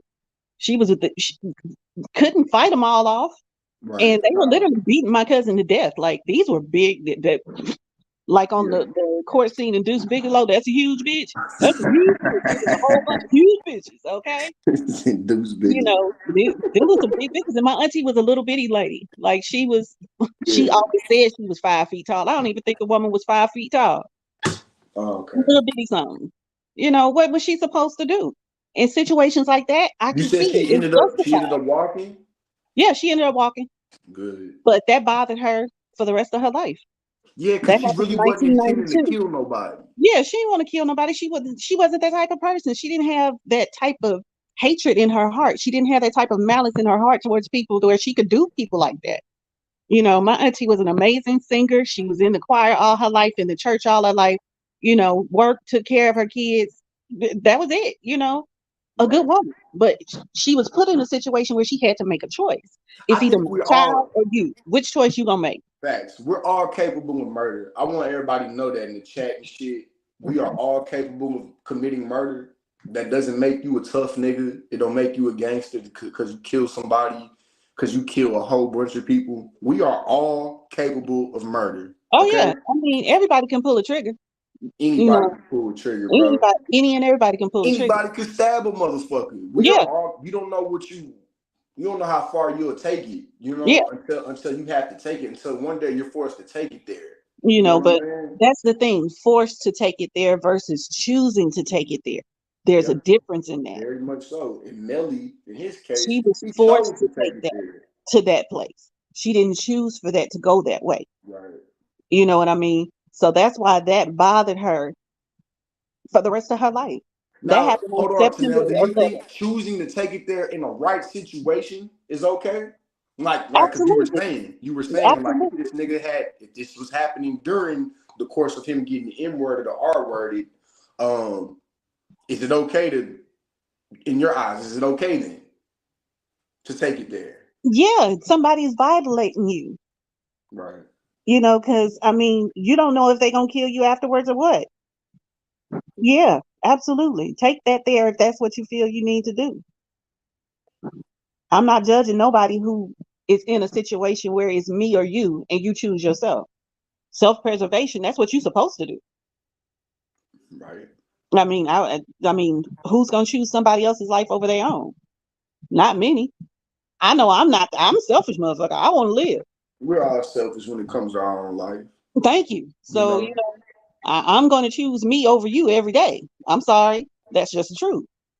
Okay, so Mr. G Styles, you said I'm wondering how fast Juvie and Sack must have fell asleep in the Jeep. Well, honestly, it had to be not long, bro, because how far is the house, Miramar home mansion from the studio? Like You know 15 what? minutes? I'm not sure. I've never really known the exact distance from the studio to the house that they were staying in. I I don't believe it was that far. but I I don't want to think it say was that maybe far. 15 minutes, Mr. G Styles. But the But thing here's the is, thing. They they didn't were go asleep in straight the home. studio. They must have just rode. They must have acted like they were going in the direction of going home. But Yeah. they never did because there was a car that was following them that made it to the house. You know, they got video surveillance of them making it into the gated community. Nikki Baby says they left 1 or 2 and the shooting happened at like 3 or 4 a.m. Okay. Well, you gotta remember, they said allegedly them niggas rode around with that body for a minute. Yeah. I think they left the studio. The timestamp on the thing that I saw It's like on 2. court was it was like 2:06 a.m. Yeah. something like that. Yeah. And they estimate the shooting happened about 3:40 something a.m. And Portland pulled up around. He pulled up at the hospital at like 4:35, I think it was. Yes, so y'all got it real. That's like an hour unaccounted for that them Yeah. niggas was together coming up with this plan, riding around with these bodies. You first of all, hold up. Let's take it to that point. Let's take like imagine if we sitting in the car, it's a camera in the car, and Melly and Bortland are talking about what the fuck they finna do, and there's 2 dead niggas sitting next to them. Right. You gotta be both of y'all got like, bro. You talk about thinking quick on your goddamn feet. Because if you get pulled over, neither one of you niggas, it don't matter what the fuck y'all say. You know what I'm saying? Yeah. Syndicated News says Melly got out 3 minutes before they reached the hospital. Yeah, exactly. Yeah. So that just goes to show how long those niggas were sitting in that car dead. Yeah, they You bled. know? Well, yeah. The blood was leaking out. I'm not gonna say they Y'all bled saw out. that back seat, man. You know, I'm tongue tied right now. It's crazy. But I think they fell asleep so fast because they were already asleep in the studio. No, Melly Melly and Borland were sleeping in the studio. Juvie and Sack poured water on them allegedly to wake them up. I thought Juvie was sleeping. I thought it was Juvie and Melly were asleep, but okay. Borland and Melly, I think. Okay. I want to say, because shit, Juvie fell asleep. If Juvie was, I don't think he would have fell asleep so fast if they had poured water on him and shit. Right. Who knows, bro? Who knows what type of drugs these niggas was on at the time? We know that they were smoking weed. We don't know what else we don't know if them niggas was popping pills. Melly always talked about being on Molly or whatever the fuck, so we don't know. Yeah. They could have been sipping lean in the studio. Like, who knows? Front window wasn't tinted. Sack slumped in seat, riding around for all that time. Yeah, Sack caught that shot to the back of the head and it exited through the front, bro. So both of them were asleep. They can tell they were asleep, especially Juvie, by the way that his body was slumped over. Right. He had to be asleep when he caught that shot. Yeah. And the coroner is going to get up and testify to that fact. Right. So, and then that's where the the bullet wounds coming in after those niggas were already dead. Yeah. What's that shit called to them? It's the post-mortem because post-mortem, bullet wounds or gunshot wounds or whatever the fuck. Yeah. Because when you're alive, your heart is beating. So if when you get shot, that blood pumps out fast. But once you're dead and you get shot, the blood just kind of oozes out. You don't have the same type Because of heavy there's bleeding nothing else as beating you from to an produce more actual blood. bloodshot. Right. There's no, like you said, at that point, you're just all the blood is just draining out of your body because your heart stopped pumping blood. So, Right. And then the way they were sitting, blood goes to the lowest point in your body once you die. So all of their blood is draining down to their feet and their legs versus still being in their upper body. I saw that cup holder, man. That shit, that was in that back seat. Yeah. That I ain't even gonna lie. Scene, when I saw that made me cry. That shit fucked me up, bro. I ain't gonna lie. He couldn't look him in the face. Not sophisticated Nunu hell now. He couldn't look him in the face. That's why you want to get that shit. You gotta understand, sophisticated. Juvie had a gun on him as well, love. So he couldn't. He had to be the first one to get it. You sit next to me. You got a gun on you. You hear these gunshots. I don't know if your shit is ready to go. You might already have your shit cocked back, one in the head. You might be ready to blow some shit. You know what I'm saying? Yeah. So you have to eliminate the threat first. And she said, I don't care how Melly sat next to that. I don't know how Bortman sat in the motherfucker while you was doing it. Yeah, that's my how he was in that car. Yeah. 4.5 in closed settings is loud, man. Yeah. Or 40. It was a 40, not 4.5. It was a 40, yeah. That's my thing. I don't know how Bortman was in the car when it happened. Bro. Unless, they were pulled over already. Because we don't know if the car was still in motion when it happened. Yeah, we have or no idea. if they had already pulled over and Bort got out and then Melly shot. We don't know. Well, no, he had to be in the car because he had gunshot residue on him. So look, he had it on his hands, Tanel. You don't get gunshot residue on your hands unless you fire the weapon. You might have it on your shirt. That was proven false. What? That was proven false. If you're close to a gun as it's being fired, you can get gunshot residue particles on you. And look at how close. There's a whole chair divided there. Doesn't matter. Just like he got it on his clothes. It's in the air. You're in an enclosed space. That is going to be floating all around that whole car. Right. Okay. So look, here's my thing.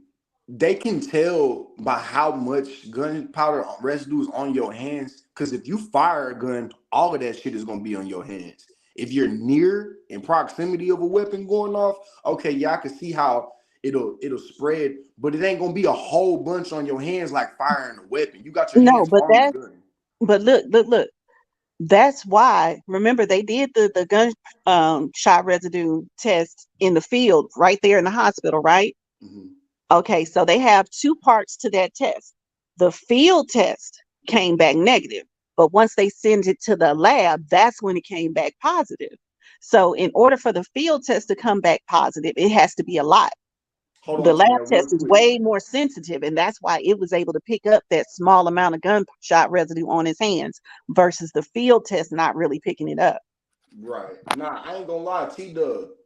Gunshot residue is not easy to wash off. You need ammonia. Basically, what I know, like niggas, like being in the street, if you gotta go, because the police finna come look for you and you just shot a gun, you gotta piss on your hands to kill it, all that gunpowder residue with ammonia or bleach or some shit like that. Because that shit don't just come off. You can't just wash and soap in water and it comes off. You feel me? Right. You have to put ammonia on it. A whole bunch on his hands. It was only a little bit. That's why they weren't really able to detect it for a truly positive test in the field, and it came up a little bit.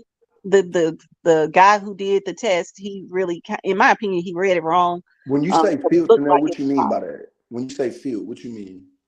In the field, like out in the hospital or at the scene of a crime or whatever. Oh, that's okay. I thought you meant, versus being in the lab where you running with the equipment. T-Dub says, I thought they mentioned he could have washed it off at the hospital. Bro, there's no way he could have washed that off in the hospital. Like, you just came in. I don't know. I mean, you just came in unless you went to the bathroom. But, bro, you can't wash that shit off. You have to have ammonia to get that off. Yeah, you really would have to, like, in order to wash it off, man, you would have to have, like, a damn near a wire bristle brush and scrubbing your skin. Like, it's going to cut you the fuck up. Yeah. You can't really wash it You off. can't wash that. But I'm telling you, you have to have them go piss on. You got to piss on your hands, bro. Yeah. Like literally. You either, Or go buy a urinate on bottle of your hand or ammonia have a bottle of ammonia. or bleach. They said bleach would get it off too. You Yeah, got to bleach mix will it with work too. water. But nigga, he didn't have access to none of that. You know. What's the motives then, since y'all are so convinced? Well, my main motive, I think, is because, well, there are many of them. One is money, because of that $500,000 deal that they were going to get for selling the YNW brand. And what you call it, Track got in Melly's ear and said, if they gone, you can have it all and be the full owner of the brand. Mr. G Styles, if that was the case, then why didn't he go in the restroom and wash it off? Why was it still found on his hands if he could wash it off? Because if he would have, I'm pretty sure he could have. Yeah. But go ahead, Tina. I'm sorry. No, that's okay. What does it for you? Why are you so convinced? Besides money. Money was definitely a motive. Sack and Jamie, which is Melly's mama, were having issues about basically control over Melly, because Jamie wasn't really on board with Melly being a rapper until 772 Love came out, and she saw how well he did with that. That's when she started getting on board and trying to be involved. But up until that point, she wasn't really a supportive parent when it came to him and his rap career, right? So Sack was the one behind the scenes pushing Melly and doing all of the things that he needed to be done to push himself out there. So now, hey, you can't come in and take over, Jamie. You ain't even think he could do it. Now he blowing up a little bit. You want to take over? Nah, I got this. Well, that's my son, so I'm going to do what I want to do. That thing. Then, the whole, you can't even take a weed charge. And you think you got guns, I got big guns. He threatened his mama. Sack threatened Jamie. So, yeah, that's definitely a reason. And then there's also the M word, which we cannot say, but MOLESTATION. The R word, supposedly, allegedly, that Sack had been doing to Melly. So, yeah, there's plenty of reasons for him to do the shit. Plenty of motives. Right. So if he, no, okay, I get what you're saying, Mr. G Styles. I don't think, bro, I don't think that shit comes off that easy. I shot a lot of guns, my nigga. When you got gunpowder residue on your hands from shooting a gun, nah. But in my opinion, what's convincing for me, how are you not convinced that he did this shit, bro? That's my question to you. How are you not convinced, Mr. Bands, that he did this shit? Because, bro, it doesn't point to anybody else. Like, bro, even though I'm a Melly fan, it's obvious that this nigga killed these niggas, bro. Like I can't go around that. Now, if we want to sit here and be like, oh, they gotta prove it, okay, well that's another thing. Yeah, they gotta prove it and shit, bro. But off of this evidence, bro, they got the video of this nigga getting into the car. They got the ballistics test from how these niggas got killed, bro. Melly, the way that he's acting, are you not convinced that this nigga did this shit? Because I mean, I'm overly convinced that he did this shit. And honestly, it makes him better. Like, bro, it makes this music, it's fucked up, but the music hits harder than me once I'm like, man, he killed his homies, bro. You know what I'm saying? Yeah. It's fucked up, but it's different.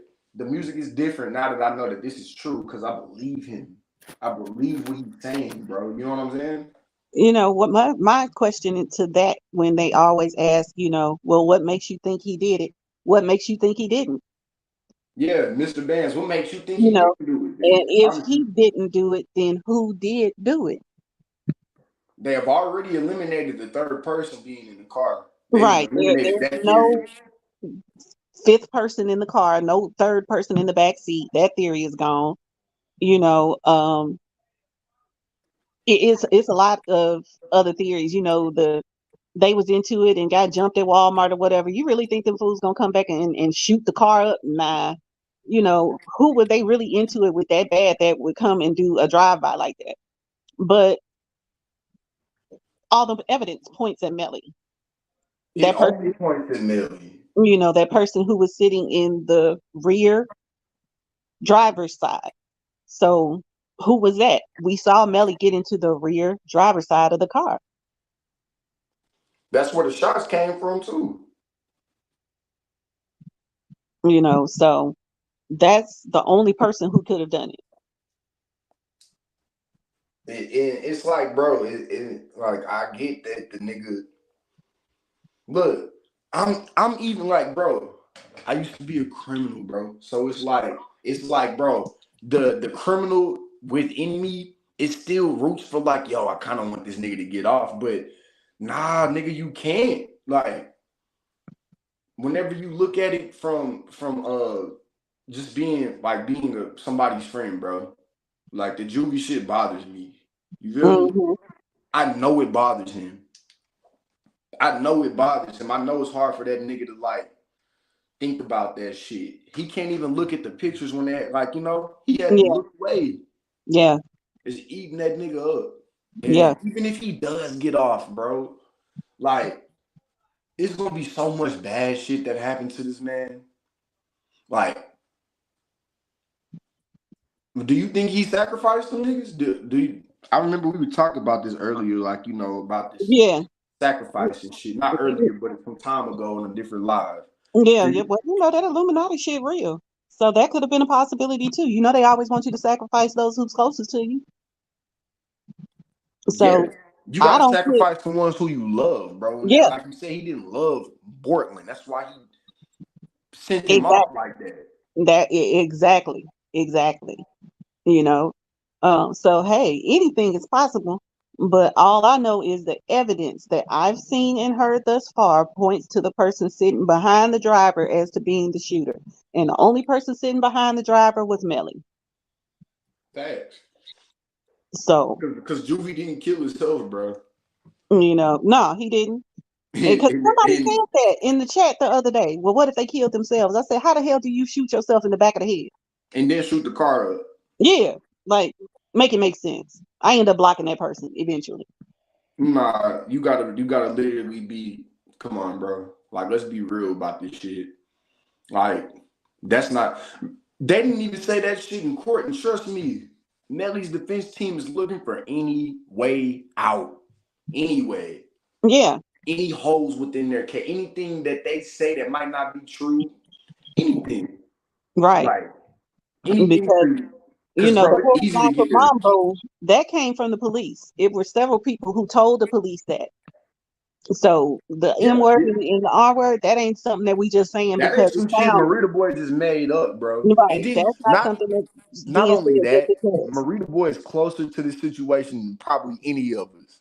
You know? So he knows things that we probably won't know, you know? And we wouldn't know if we didn't, if Marita Boy didn't have this channel. I promise to God we'd be in the dark about this shit. Oh, hell yeah. So, you know, there's multiple sources who said that. And the police have said it. So we don't know if it's going to come out in trial, but it's been said that, you know, and he got it from the police reports and stuff. So, hey, we'll see. We'll see. But all I know is that person who was sitting behind the driver is the one who was shooting. And the only person that was sitting behind the driver was Melly. That's the only person we saw get in that seat, and the car didn't stop. Nope, the car did not stop. The next time that car stopped is whenever they shot that bitch up, bro. That's it. The car did not have that. They have all of those niggas' cell phone records moving and rolling. Oh, so that's another thing. Did they pull over? Obviously not, Chanel, because the car never stopped. No, the car stopped. It didn't stop until they did that shit. Well, we don't know if they did it right then and then just got out and shot it up, or if they had already did it and then stopped and shot up the car. We don't know how the order it happened. Good point. We don't know the order in which it happened. We don't. You know, we're just speculating, saying that the car was still rolling or whatever. We don't know. But what we do know is Melly's health tracker has him taking 1,300 something steps around the car and in that area when that car was stopped. The nigga took 130. Wait, what? 1,300 something steps, or 1,300 something steps. You said when the car was parked? When the car was stopped. So it shows him walking around the car. And then At the away time from the that, car. huh? I mean, it has him showing leave, like going away from the car too, though, right? Like when It he had, exited the vehicle and left, and old boy picked him up.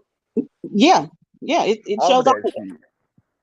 It shows So all of that. Nikki Baby said T-Mobile don't play. You are exactly right. I could pull up right now and see which room I'm in my house. damn, yeah, for sure. So what the why was he taking 1,300 steps? Just walking around, Just shooting up the probably car, just not knowing what the fuck to do. Like just waiting for Fredo, pacing. nervous energy, all that. Wait, so hold on, I'm confused. All right, so look, whenever they shot the car up, right? That's allegedly when he got out and took the 1,300 steps, or whenever Yes, when Fredo yes. picked him up. That's when, during that time frame.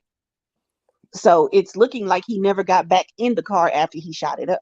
So he left, cause look, it showed him exiting the vehicle like when he was 1 minute away from the hospital in Portland. Or am I wrong about that? No, that's when the phones separated from each other. Right, but 3 minutes before Portland pulled up to the hospital. So That's when that the phones means when they separated were from in each the other. Everglades, when he was taking those 1,300 steps, he had to get back in the car. No, because that's where he got picked up from. Hold on.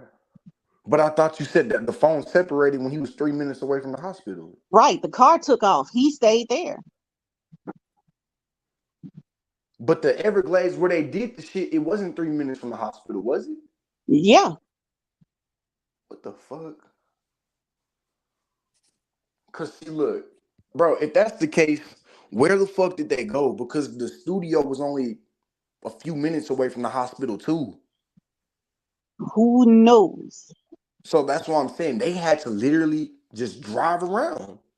Well, Until these like I'm niggas fell saying, asleep. once he got out of the car, it doesn't look like he got back in. So It's at the maybe Everglades, right? maybe the Alligator theory, Lane. right? So maybe the theory of him shooting them while they were in the car and then them riding around or whatever until they found a spot to stage the drive by, and he never got back in the car. However it went, I don't know. But he took 1,379, I think it was, steps that his health tracker tracked on his phone.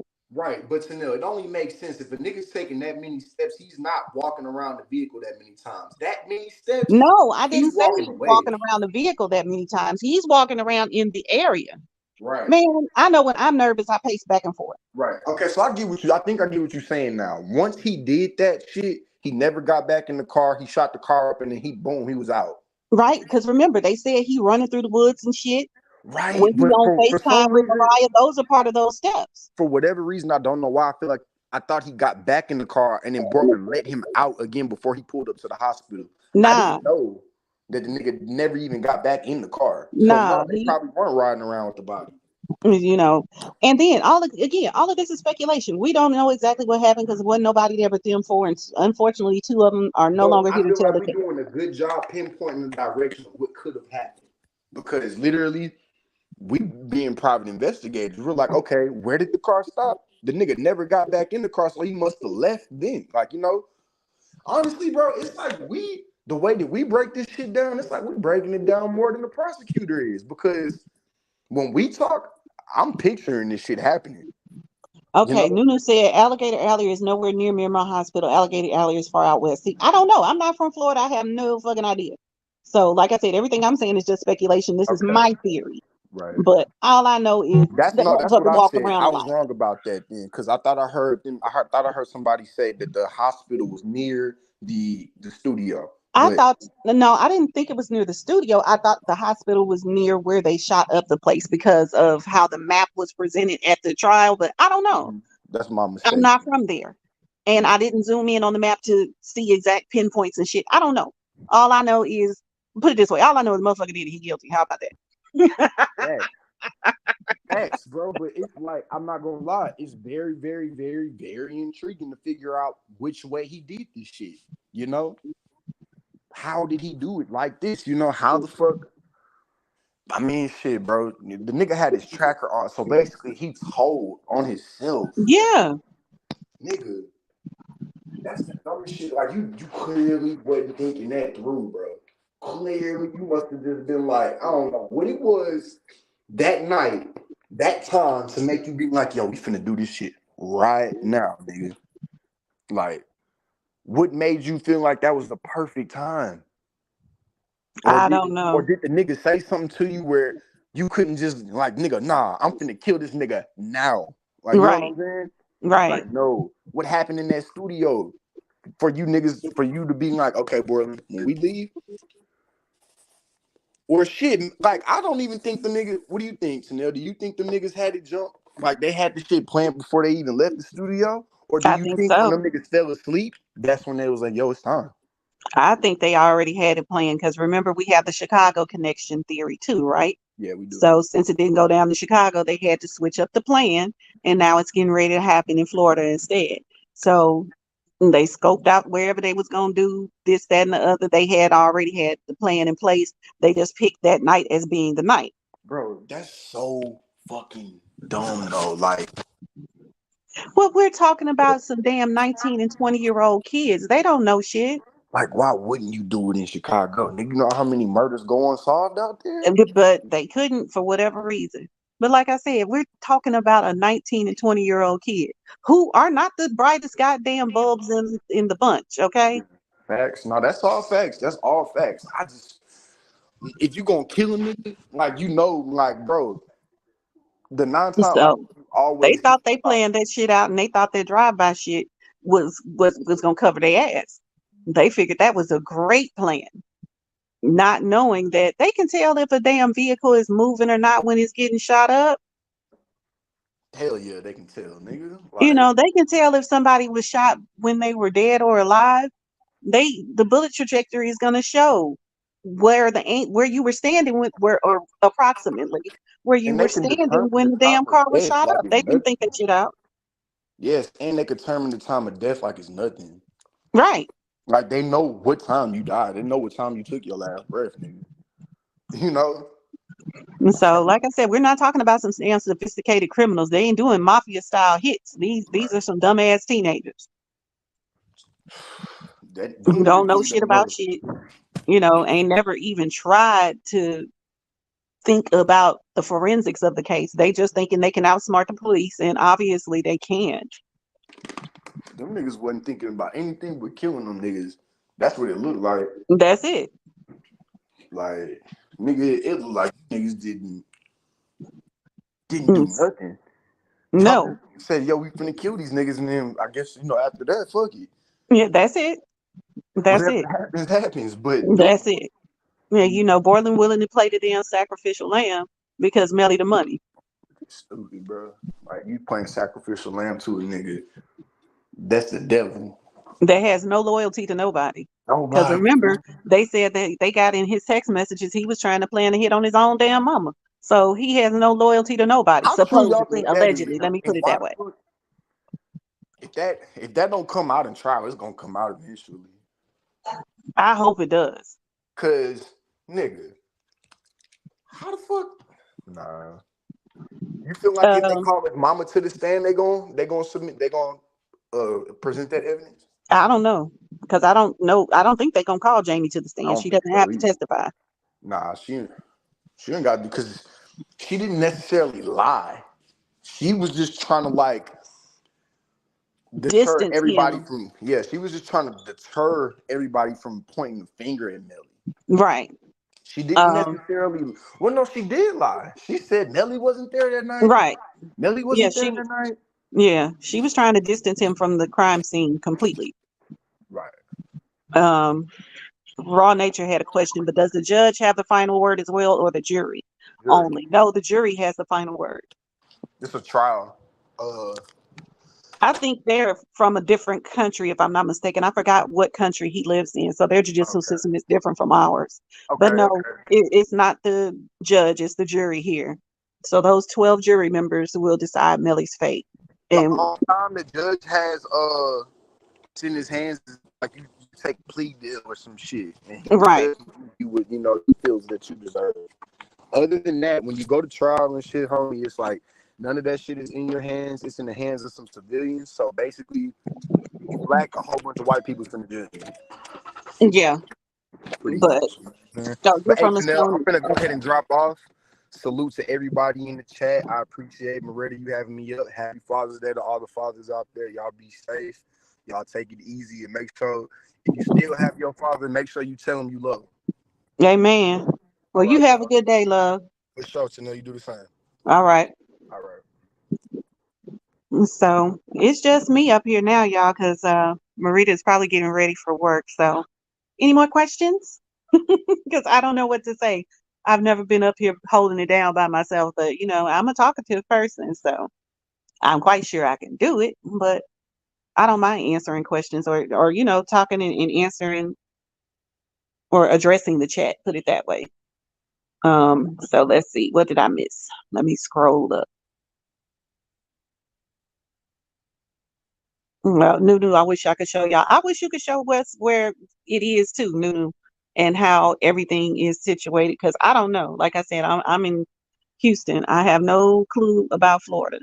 Deepest I've been in, well, I've been to Miami, I've been to Orlando, been to Tallahassee, but I don't do Florida like that. So I have no clue how, I don't even know what part of the state Miramar is in, honestly. I've just heard of it when this shit happened. So yeah, but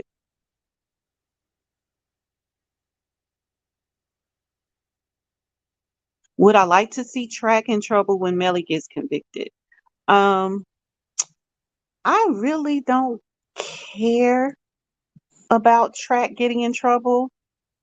Um, Now I think I think he the police, like for real. Um, I can't say whether I would want to see him get in trouble. I would want him to cooperate. I would want to see him on the stand and have to tell the truth about some shit. Now that's what I would want to see for sure. And if he perjured himself on the stand, then yeah, I would definitely want to see him in trouble. But I don't think he's really done anything to necessarily be convicted of. I mean, would I have him as my manager? Hell no, because everybody he deal with either end up dead or in jail. So nah, you can miss me with that one, but I don't think he's done anything that he can really get in trouble about. Miramar isn't that far from Miami. Okay. Okay. So that's down south in Florida. All right. Gotcha. Because I had no clue and didn't really care to look it up, I guess you could say. Because I could have if I wanted to, but it wasn't really that important. Nikki, what you about to put on your community wall? He got rid of the gun. Doesn't that make him an accessory after the fact? Yeah, it does. So I would want him to tell the truth about where the gun is. Do I necessarily want him to be convicted as an accessory after the fact just about the gun? Nah. I'm just being honest. That's not something that I consider that deep for him to really go to prison for. Because as much as it might not seem like it, I'm not about putting people in prison. I want to put the guilty in prison, the truly guilty in prison, where they belong. True criminals, somebody just hiding a gun, to me, it ain't that serious. Um, do I wish he would actually tell us where the gun is so we can have that piece of evidence? Because that would be crucial to the case. That's the whole thing about the ballistics and why the defense was able to tear ballistics up as much as they were, because they don't have the gun. So the testing can't be accurate, this, that, and the other. So yeah, I definitely wish that we had the gun, but nah, it ain't that serious for me. Everybody has their own opinion though, right? Let's see what else. I mean, if he's hiding weapons and paying off people, the paying off people, I mean, it is criminal, but you know what? I believe in God and I believe in karma. And those two things will take care of Track eventually. You can't outrun either one. And that's just the truth of it. So eventually Track gonna get his karma for doing everything that he did. The Bible says everything that you do on this side of heaven, you will pay for on this side of heaven. So that's karma, basically. What the Bible describes right there is karma. He'll get his in the long run. You can't keep on doing dirt and thinking it's never going to catch up to you. That's for sure. You know, God in the streets never forget. So we'll see how it goes. But I wouldn't want to be associated with him, you know. And that's what I don't understand about Melly supporters. Like, y'all really want this man free? Would you want to be his friend after he done slimed out his two best friends like that? You know, you want that to be your next door neighbor? Because I know I don't want him nowhere near me, personally. People like that, hell no. So I don't get why people are so hardcore, you know, because two things can be true at once. You could be a Melly fan and know he guilty at the same time. It's not that hard of a concept to grasp, so I don't get it. But that's just me, you know, and common sense ain't common, obviously. Because if it was, you wouldn't have people like Lil Melly running through the chat. I'm holding it down. I'm trying to.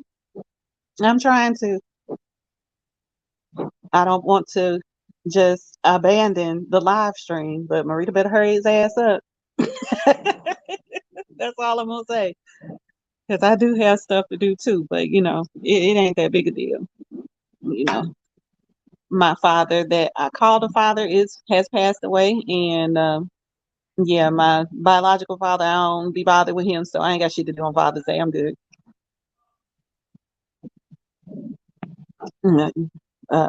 People pick and choose. You are definitely right, Nunu. People pick and choose, and I don't get it, you know. But it is what it is, you know. Ultimately, everything is going to work out the way it's supposed to.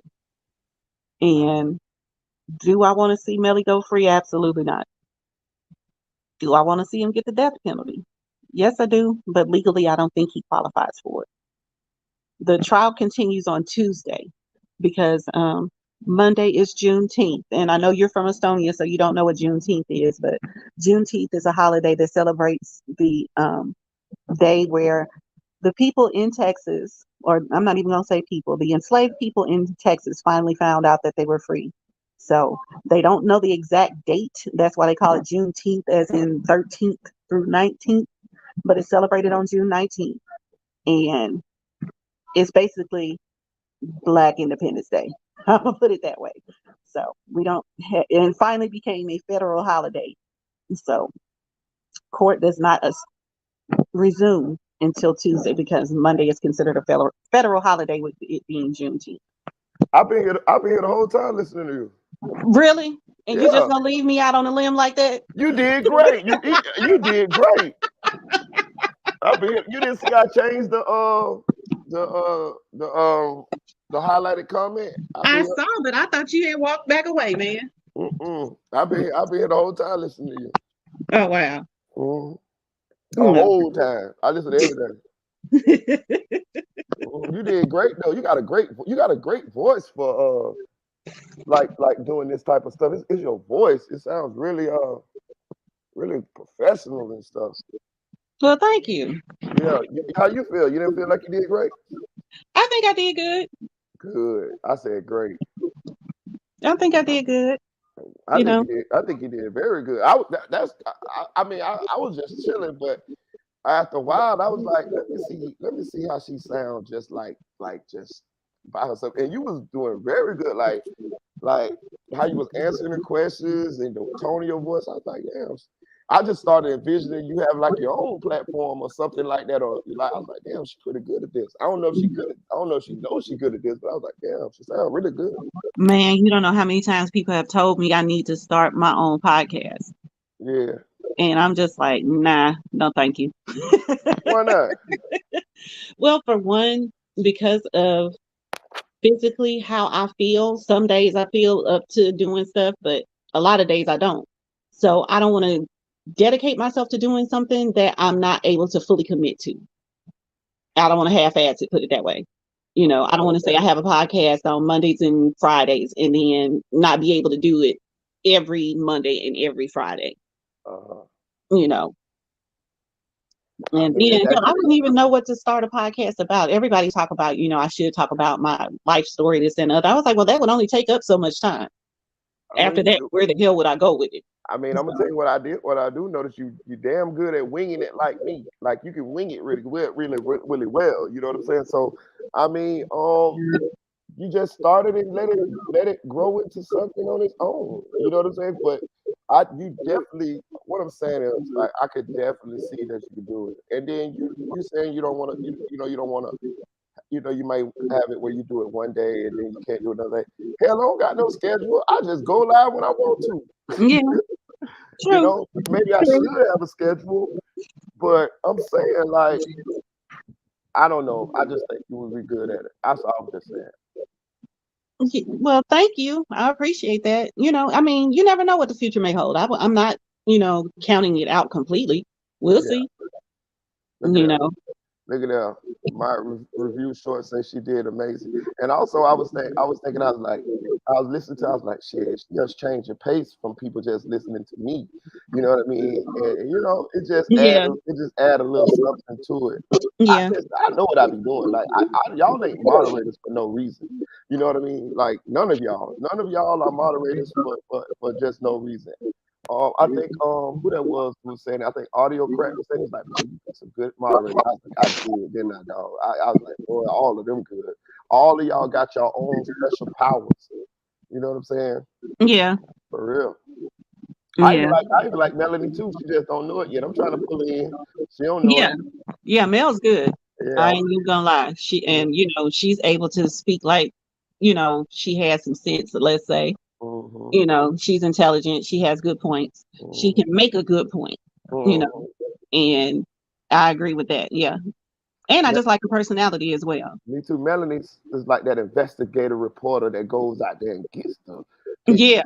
You know what I mean? Gets the stuff and brings it back. You know what I mean? She's so passionate about what she's talking about and stuff like that.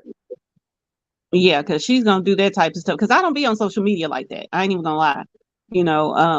YouTube is like literally the only quote unquote social media I really use. I just ain't got time for the bullshit. Social media is so fake, and I don't do the fakeness. So I stay off of it as much as I can. You hear what she say? Yeah, you snapped to there. I told you. Oh, well, thank you, boo. I try. I was like, man, and in my own head, I was like, man, this shit is so boring. People probably get ready to leave. No, it wasn't. No, it wasn't. I was shaking. I was like, look at her. I was like, she don't even know she riding the bike, and she riding the bike by herself. I ain't even pushing. You trying to teach your kid how to ride a bike. Yeah. And they don't realize they're going by themselves. I was like, she don't even realize she's going by herself. But I'm glad. Man, Chanel did really well, man. Oh, man. I able to hold it down. Everybody enjoyed it. Thank you, y'all. I appreciate that. Yeah. I truly do. Jamie's in her feeling about Spoon. Man. Who else? Jamie. That's what B Dash just wrote in the comments. Oh, to my last night. I don't know if I don't know if you talking about last night, or is she still in her feelings now? She in her feelings now, B Dash. But either way, fuck her and her feelings. Excuse me. Right. I can't. Maybe it's just me, but knowing me and how my morals are, if my son had did that, I could not publicly support him like she's doing. Mm-hmm. It wouldn't be Melly free in 2023. None of that shit. If my son is accused of killing his two best friends and is on trial for that, yes, I would be supportive behind the scenes. But you wouldn't be seeing me all over doing interviews and, for years she's been doing this shit. Years. You wouldn't see me doing all of that shit. I would be playing it in the background. You wouldn't even know what my face looked like, okay? Because I wouldn't want to be associated with that shit. I wouldn't. So I can't see how she's so gung-ho. When you know that boy guilty, she got to know he guilty. Yeah, she know that boy guilty. That's why she told everybody to tell him that he wasn't there. Yeah, she knows, and that's what pisses me off. Like, cause she be out here making all these statements, like trying to squash quiet people and squash us from sharing our opinions. Bro, that man is already going through trial. He's in trial right now. Leave us alone, woman. On top of that, are you going to everybody platform saying that shit? Cause we ain't the only ones. Right, and on top of that, you know this man guilty as hell. Like, what are you talking about, lady? Like, that's the part that I know God gonna come back and shoot and hit her ass with a light thunderbolt fire. You know what I'm saying? For real. Somebody she a good person. But wait a minute, he said Joel said she's leaving Instagram after y'all yesterday. Good. She shouldn't be on that bitch anyway, talking all that bullshit. Like for real. You know, I was trying to refrain from cussing, but I'm pissed at that one. She should be off of Instagram. She should be off of Instagram, Facebook, Snapchat, Twitter, YouTube, and every other goddamn platform. She shouldn't be saying shit right now. She should be sitting down and worrying about if her son is gonna get the needle or not. That's what she needs to be doing. Mm-hmm. And stop worrying about what other people are saying. If you believe in your heart that he didn't do it, that's all that matters to you, right? Because I believe in my heart that he did, and that's all that matters to me. Nunu said she posted. I'm praying for them weirdos talking about my son. So that was her yesterday because she called her weirdos in the comments. Yeah. That was her. Like I said yesterday, I don't want Jamie's prayers. That shit better not hit higher than the ceiling. Because I don't know who she praying to. I don't need her praying for me. What about Sack and Juvie though? You know, I'm saying, like, lady, like, what about them? She don't give a shit. That's the thing. She don't give a shit, and it don't matter to her. You know, that's how I know where Melly got that snake shit from. He got it from her. Right. You know, because where did I get my nature from and my good heart and trying to be I'm a people person and try to do others like others, you know, treat others like I want to be treated. I got that from my mom. Yeah. Because she's one of the most generous people I know. So that's where I get my generosity from. Say it to her all the time. Thank you for teaching me that. Right. She taught that boy how to be like that. Yeah. That snake and slimy back go, just do whatever you need to do to survive shit. He got that from his mama. Yeah, he got it from her. Damn. So man, I don't really give two fucks about Jamie. Sorry. Sound cold hearted if I want to, but I can't be behind nobody who would support some shit like that. And it's the same boy that was in his phone talking about killing you, Jamie. Thank you. Thank you. You so rah-rah and 100% behind him. That boy was trying to take your ass out too. You would have been next. Like they said on Life. Right. We all be next. Up on deck. Let's just be up real. on deck. You next. Right. So shit. I ain't with all that. Nah, you can have it. You know. Yeah, you need to get off of Instagram. Go sit your ass down somewhere. Raise your daughter and your son to be better people, hopefully, than your oldest son is. You know, and then people always want to bring B Slime into it. You know, what about him? What about him? I feel sorry for the little dude. Right. Honestly. Right. Because he seemed like he could have been a pretty good kid if he was raised the right way. He don't seem like he all nasty like her. Yeah, yeah. Right. You could tell he got a little his disposition isn't like hers at all. It ain't. You know, you could tell he got a heart, you know, the way even how Chris talks about that little boy. Spoon. Even the way Spoon talk about him. You know, when he heard about how Juvie was murdered too. Oh, not Juvie too, and bust up crying. You know, you could tell he has a heart.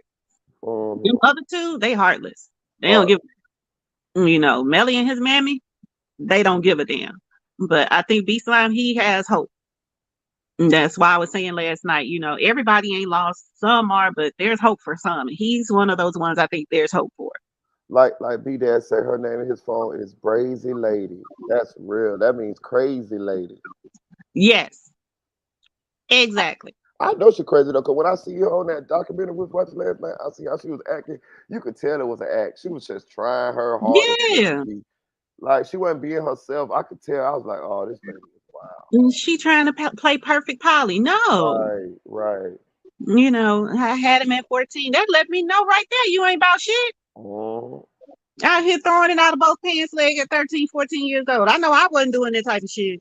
Now, Melly was born in 99, so I was 19 when Melly was born. Hell no, I wasn't even doing that shit then. The fuck? No. And I was in college at Prairie View. Shit. Hell no. I could have acted a damn fool, but no, I acted like a lady and acted like I had some sense. No. So I don't respect you at all. No. I will say this. Most of the stuff that we had came out with and said about around this case been right. It's only a few things we done been wrong about. Most of the stuff we done been right about how Right. Jamie carry herself and all of this other type of stuff. We was right about it. You know what I'm saying?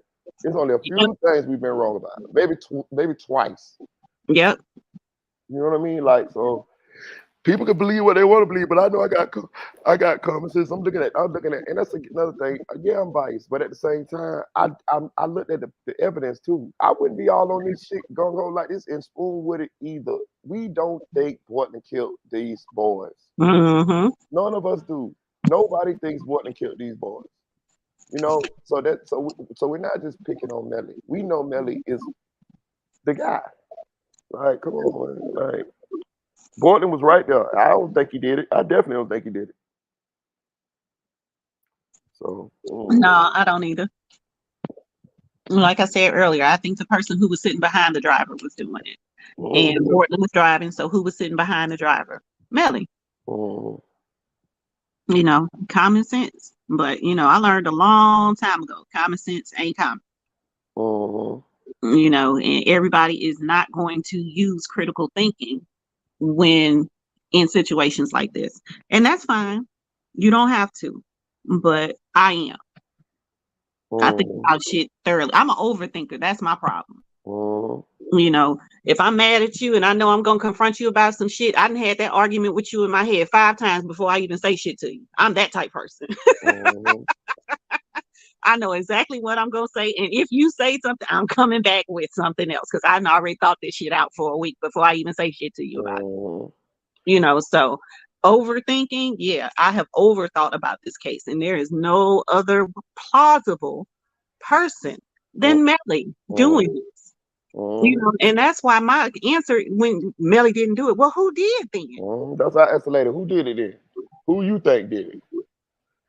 You know, and you never get an answer. It's always, well, you know, he had beefs and he had this and this and no, who did it? If Melly didn't do it, who did it? I want a person, not a scenario, not a situation. Name a person. You can never get that answer. Because they don't have one, because they know Melly did it too. They just don't want to admit the shit. And I don't understand that either. Yeah, like, I don't understand that either. I don't understand that either. Like, they know this man.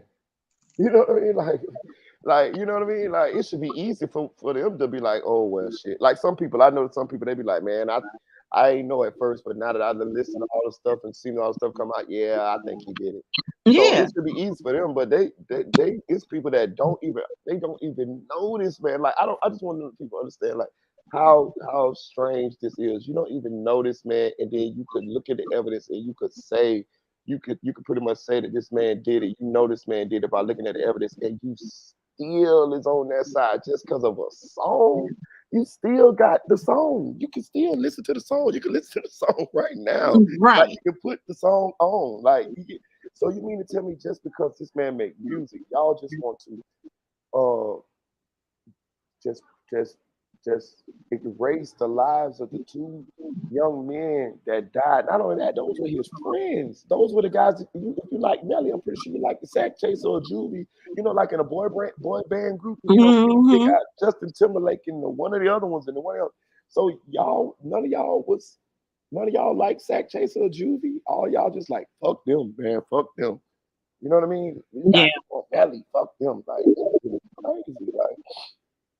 But let me address this comment by Nunu, because I wasn't speaking about every girl who's had a child at 14, Nunu. So you say your mama ain't like that. I am not including her in that comment that I said. I am speaking specifically on Jamie. Okay. Like you said, she's a different species.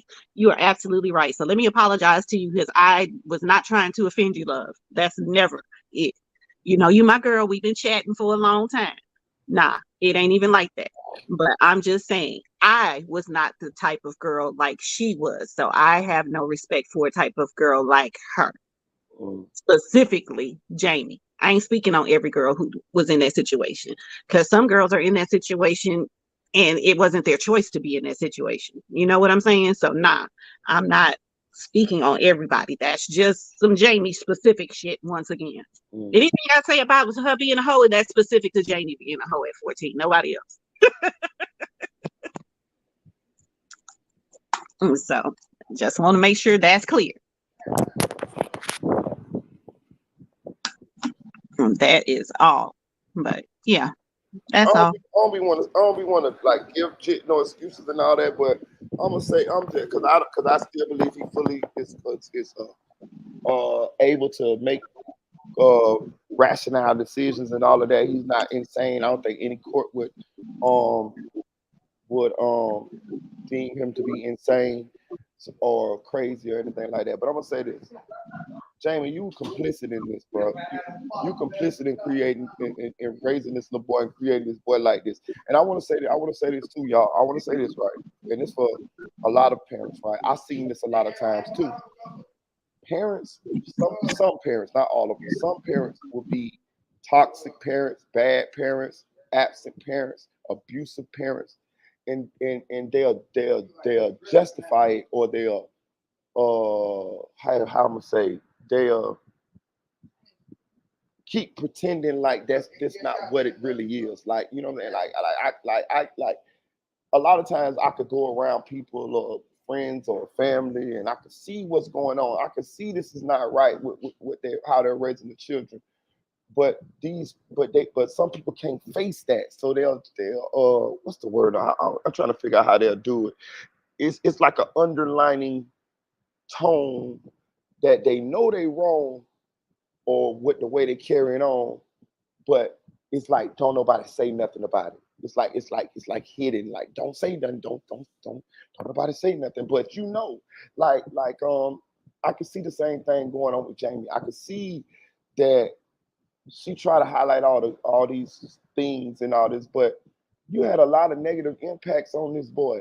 You see what I'm saying? She's the type of person that if somebody sat her down and told her all of these things that was negative or that maybe I get it, it's no perfect parents, but I'm saying you try your best, and I don't think she tried her best. I think she was, and I don't know her, but I'm just saying from what I could see, from what I heard, and looking at her demeanor, I think she was more wanting to still have her life and live her life.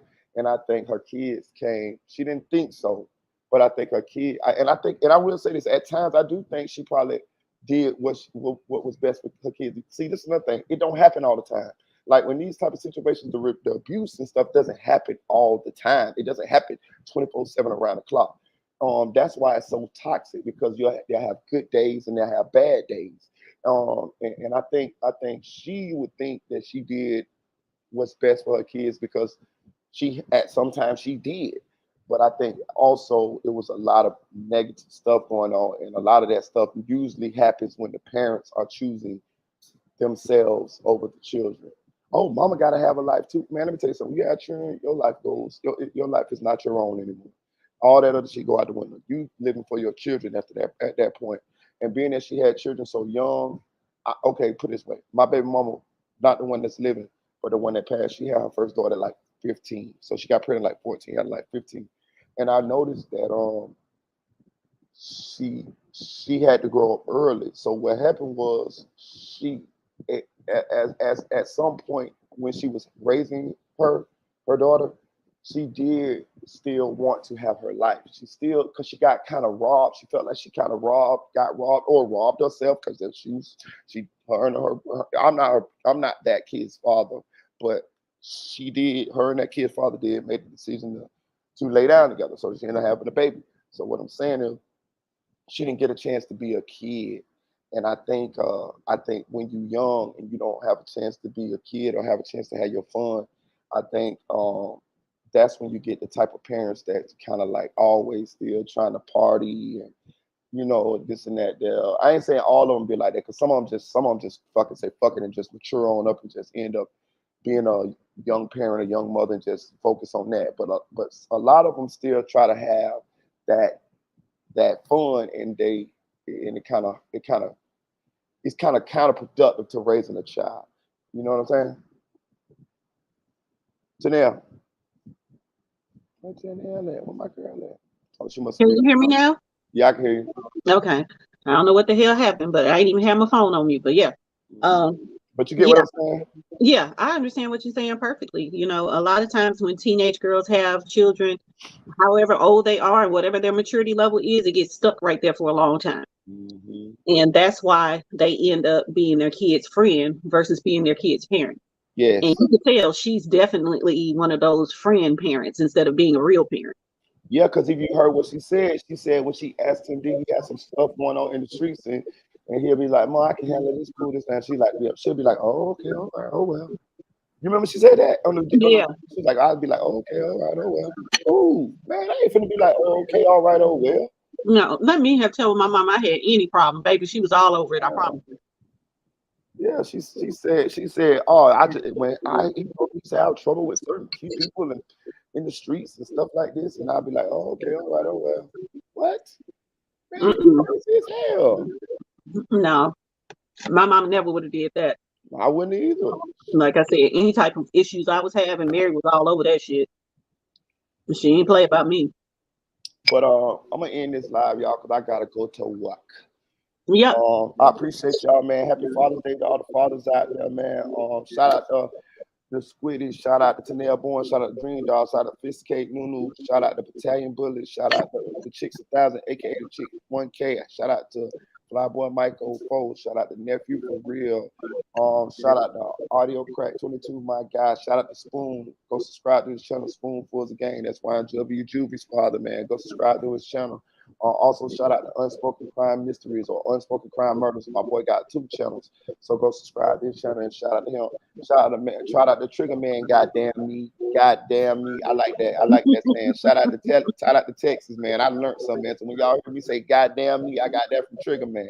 Shout out to Official Pooh Black, man. I see you in the chat, man. Shout out to Lil Kel, man. That was a nice Alec Lil Kel when he made a whole video about us our live last night. So I appreciate that, Lil Kel. All right. Yeah, he did. Shout out to even the people that I shout out all y'all, man. Shout out to people that had different opinions than us. That's cool, man. I told you I'm cool with that. I know a lot of people can't deal with that, but I can. It's cool with me. Who that was we had up here earlier today? What was her name? I can't remember her name. I'm gonna find her name so I can give her a shout out. What was her name? Y'all, if y'all remember her name, give me tell her. I think I know it. Oh, it was Blessed and Messy. Shout out to Blessed and Messy for coming up to the platform, sharing your opinion. I know you probably thought that we was hating on you, or talking about you, but no, we were just debating, and you were entitled to feel how you feel. You poked holes in certain situations, and we poked holes in certain situations on your stances that you had, but you're welcome to come back up here. You was cool. Shout out to who is this? Urban Allen 24/7. Shout out to B Dash. Shout out to Trilla. Shout out to Joel Bowles, man. I appreciate you. Hey, listen, Joel, you came up too. You had very well thought out questions and statements too. I appreciate you. Who else? Well, shout out to Kel 1K. Shout out to Raw Nature. Shout out to my review shorts. Shout out to Nikki Baby. I'm just scrolling up the chat, y'all. Shout out to T Dub. I'll give you a shout out, bro. I ain't no hater. Yeah. Shout out to John Waldo. That's you new in the chat, but I appreciate you. Shout out to Bands. I ain't no hater. I give you a shout out too. You got your name said on the platform. Shout out to Mr. G Styles. That's about it. But happy Father's Day, y'all. I'm gonna get ready for work. I appreciate you, Tanel. You did great. Nunu. See, you don't know what I be doing with you. See, I listen. I'm tell you, I'm very good. I'm very good at what I be doing. I be working, doing finessing, but y'all don't be knowing what I be doing. So I know that my girl Nunu was shy. So what I'm doing is I offer her the invitation. She's always has the invitation to come up on the platform. So I know what's gonna happen. I bring her up sometimes when she feel like coming up to say what she say, and then when she want to get off, I let her off. And eventually she gonna come on more and more and more and more. You see what I'm saying? She gonna get more and more comfortable coming on. That's how I do it. So I don't push her to come on because me and Nuno done talk behind the scenes, and I know what's going on. So but she really wants to do this. So whenever she want to come on, she can come on. And then when she want to go off, she can go off, and eventually she gonna come on. You know what I'm saying? Yeah. On her own in her own due time. You know, I get it. I'm telling y'all, I'm really a shy person too. I just built the defense mechanism to deal with it. I just attack my shyness. I just talk my way through my shyness. But I'm very shy as well. You know what I'm saying? I don't like being the new guy at work. I don't like coming late into a room full of people. You know what I'm saying? But I'm the type of person, when I do that, I just bust out and say, "Hey, how everybody doing?" Instead of that eerie silence. You get what I'm saying? Yeah. I'm like that too. I'm not really an outgoing person. I'm typically shy, but you know, it's not like I'm walking into a room with people or I'm sitting up doing a speech in front of people. So I'm just sitting in my room talking. This is okay for me. Right, exactly. And that's why I was telling Nunu that I actually think that she would be great at this. And I told her, I said, Nunu, you don't have to put your face on there, you know. You could just do how we do and share your opinions. And I'm gonna say this, when Nunu came up, she did great. Like I don't think know how she felt like she did, but I'm telling her she did great. She came up, she talked, she had great thought out opinions, and it was cool. I thought she did fair. Man, have you heard some of these people that come up here, Nunu? Like what his name? Lil Melly. You way better than Lil Melly. Thank you. Anybody better than Lil Melly here. Anybody. But yeah, all right, guys. I'm gonna let you guys go, man. Y'all have a happy Father's Day. Same to you, Marita. You enjoy your Father's Day too, man. All right. I'll see you guys later on. All right. All right. Bye-bye.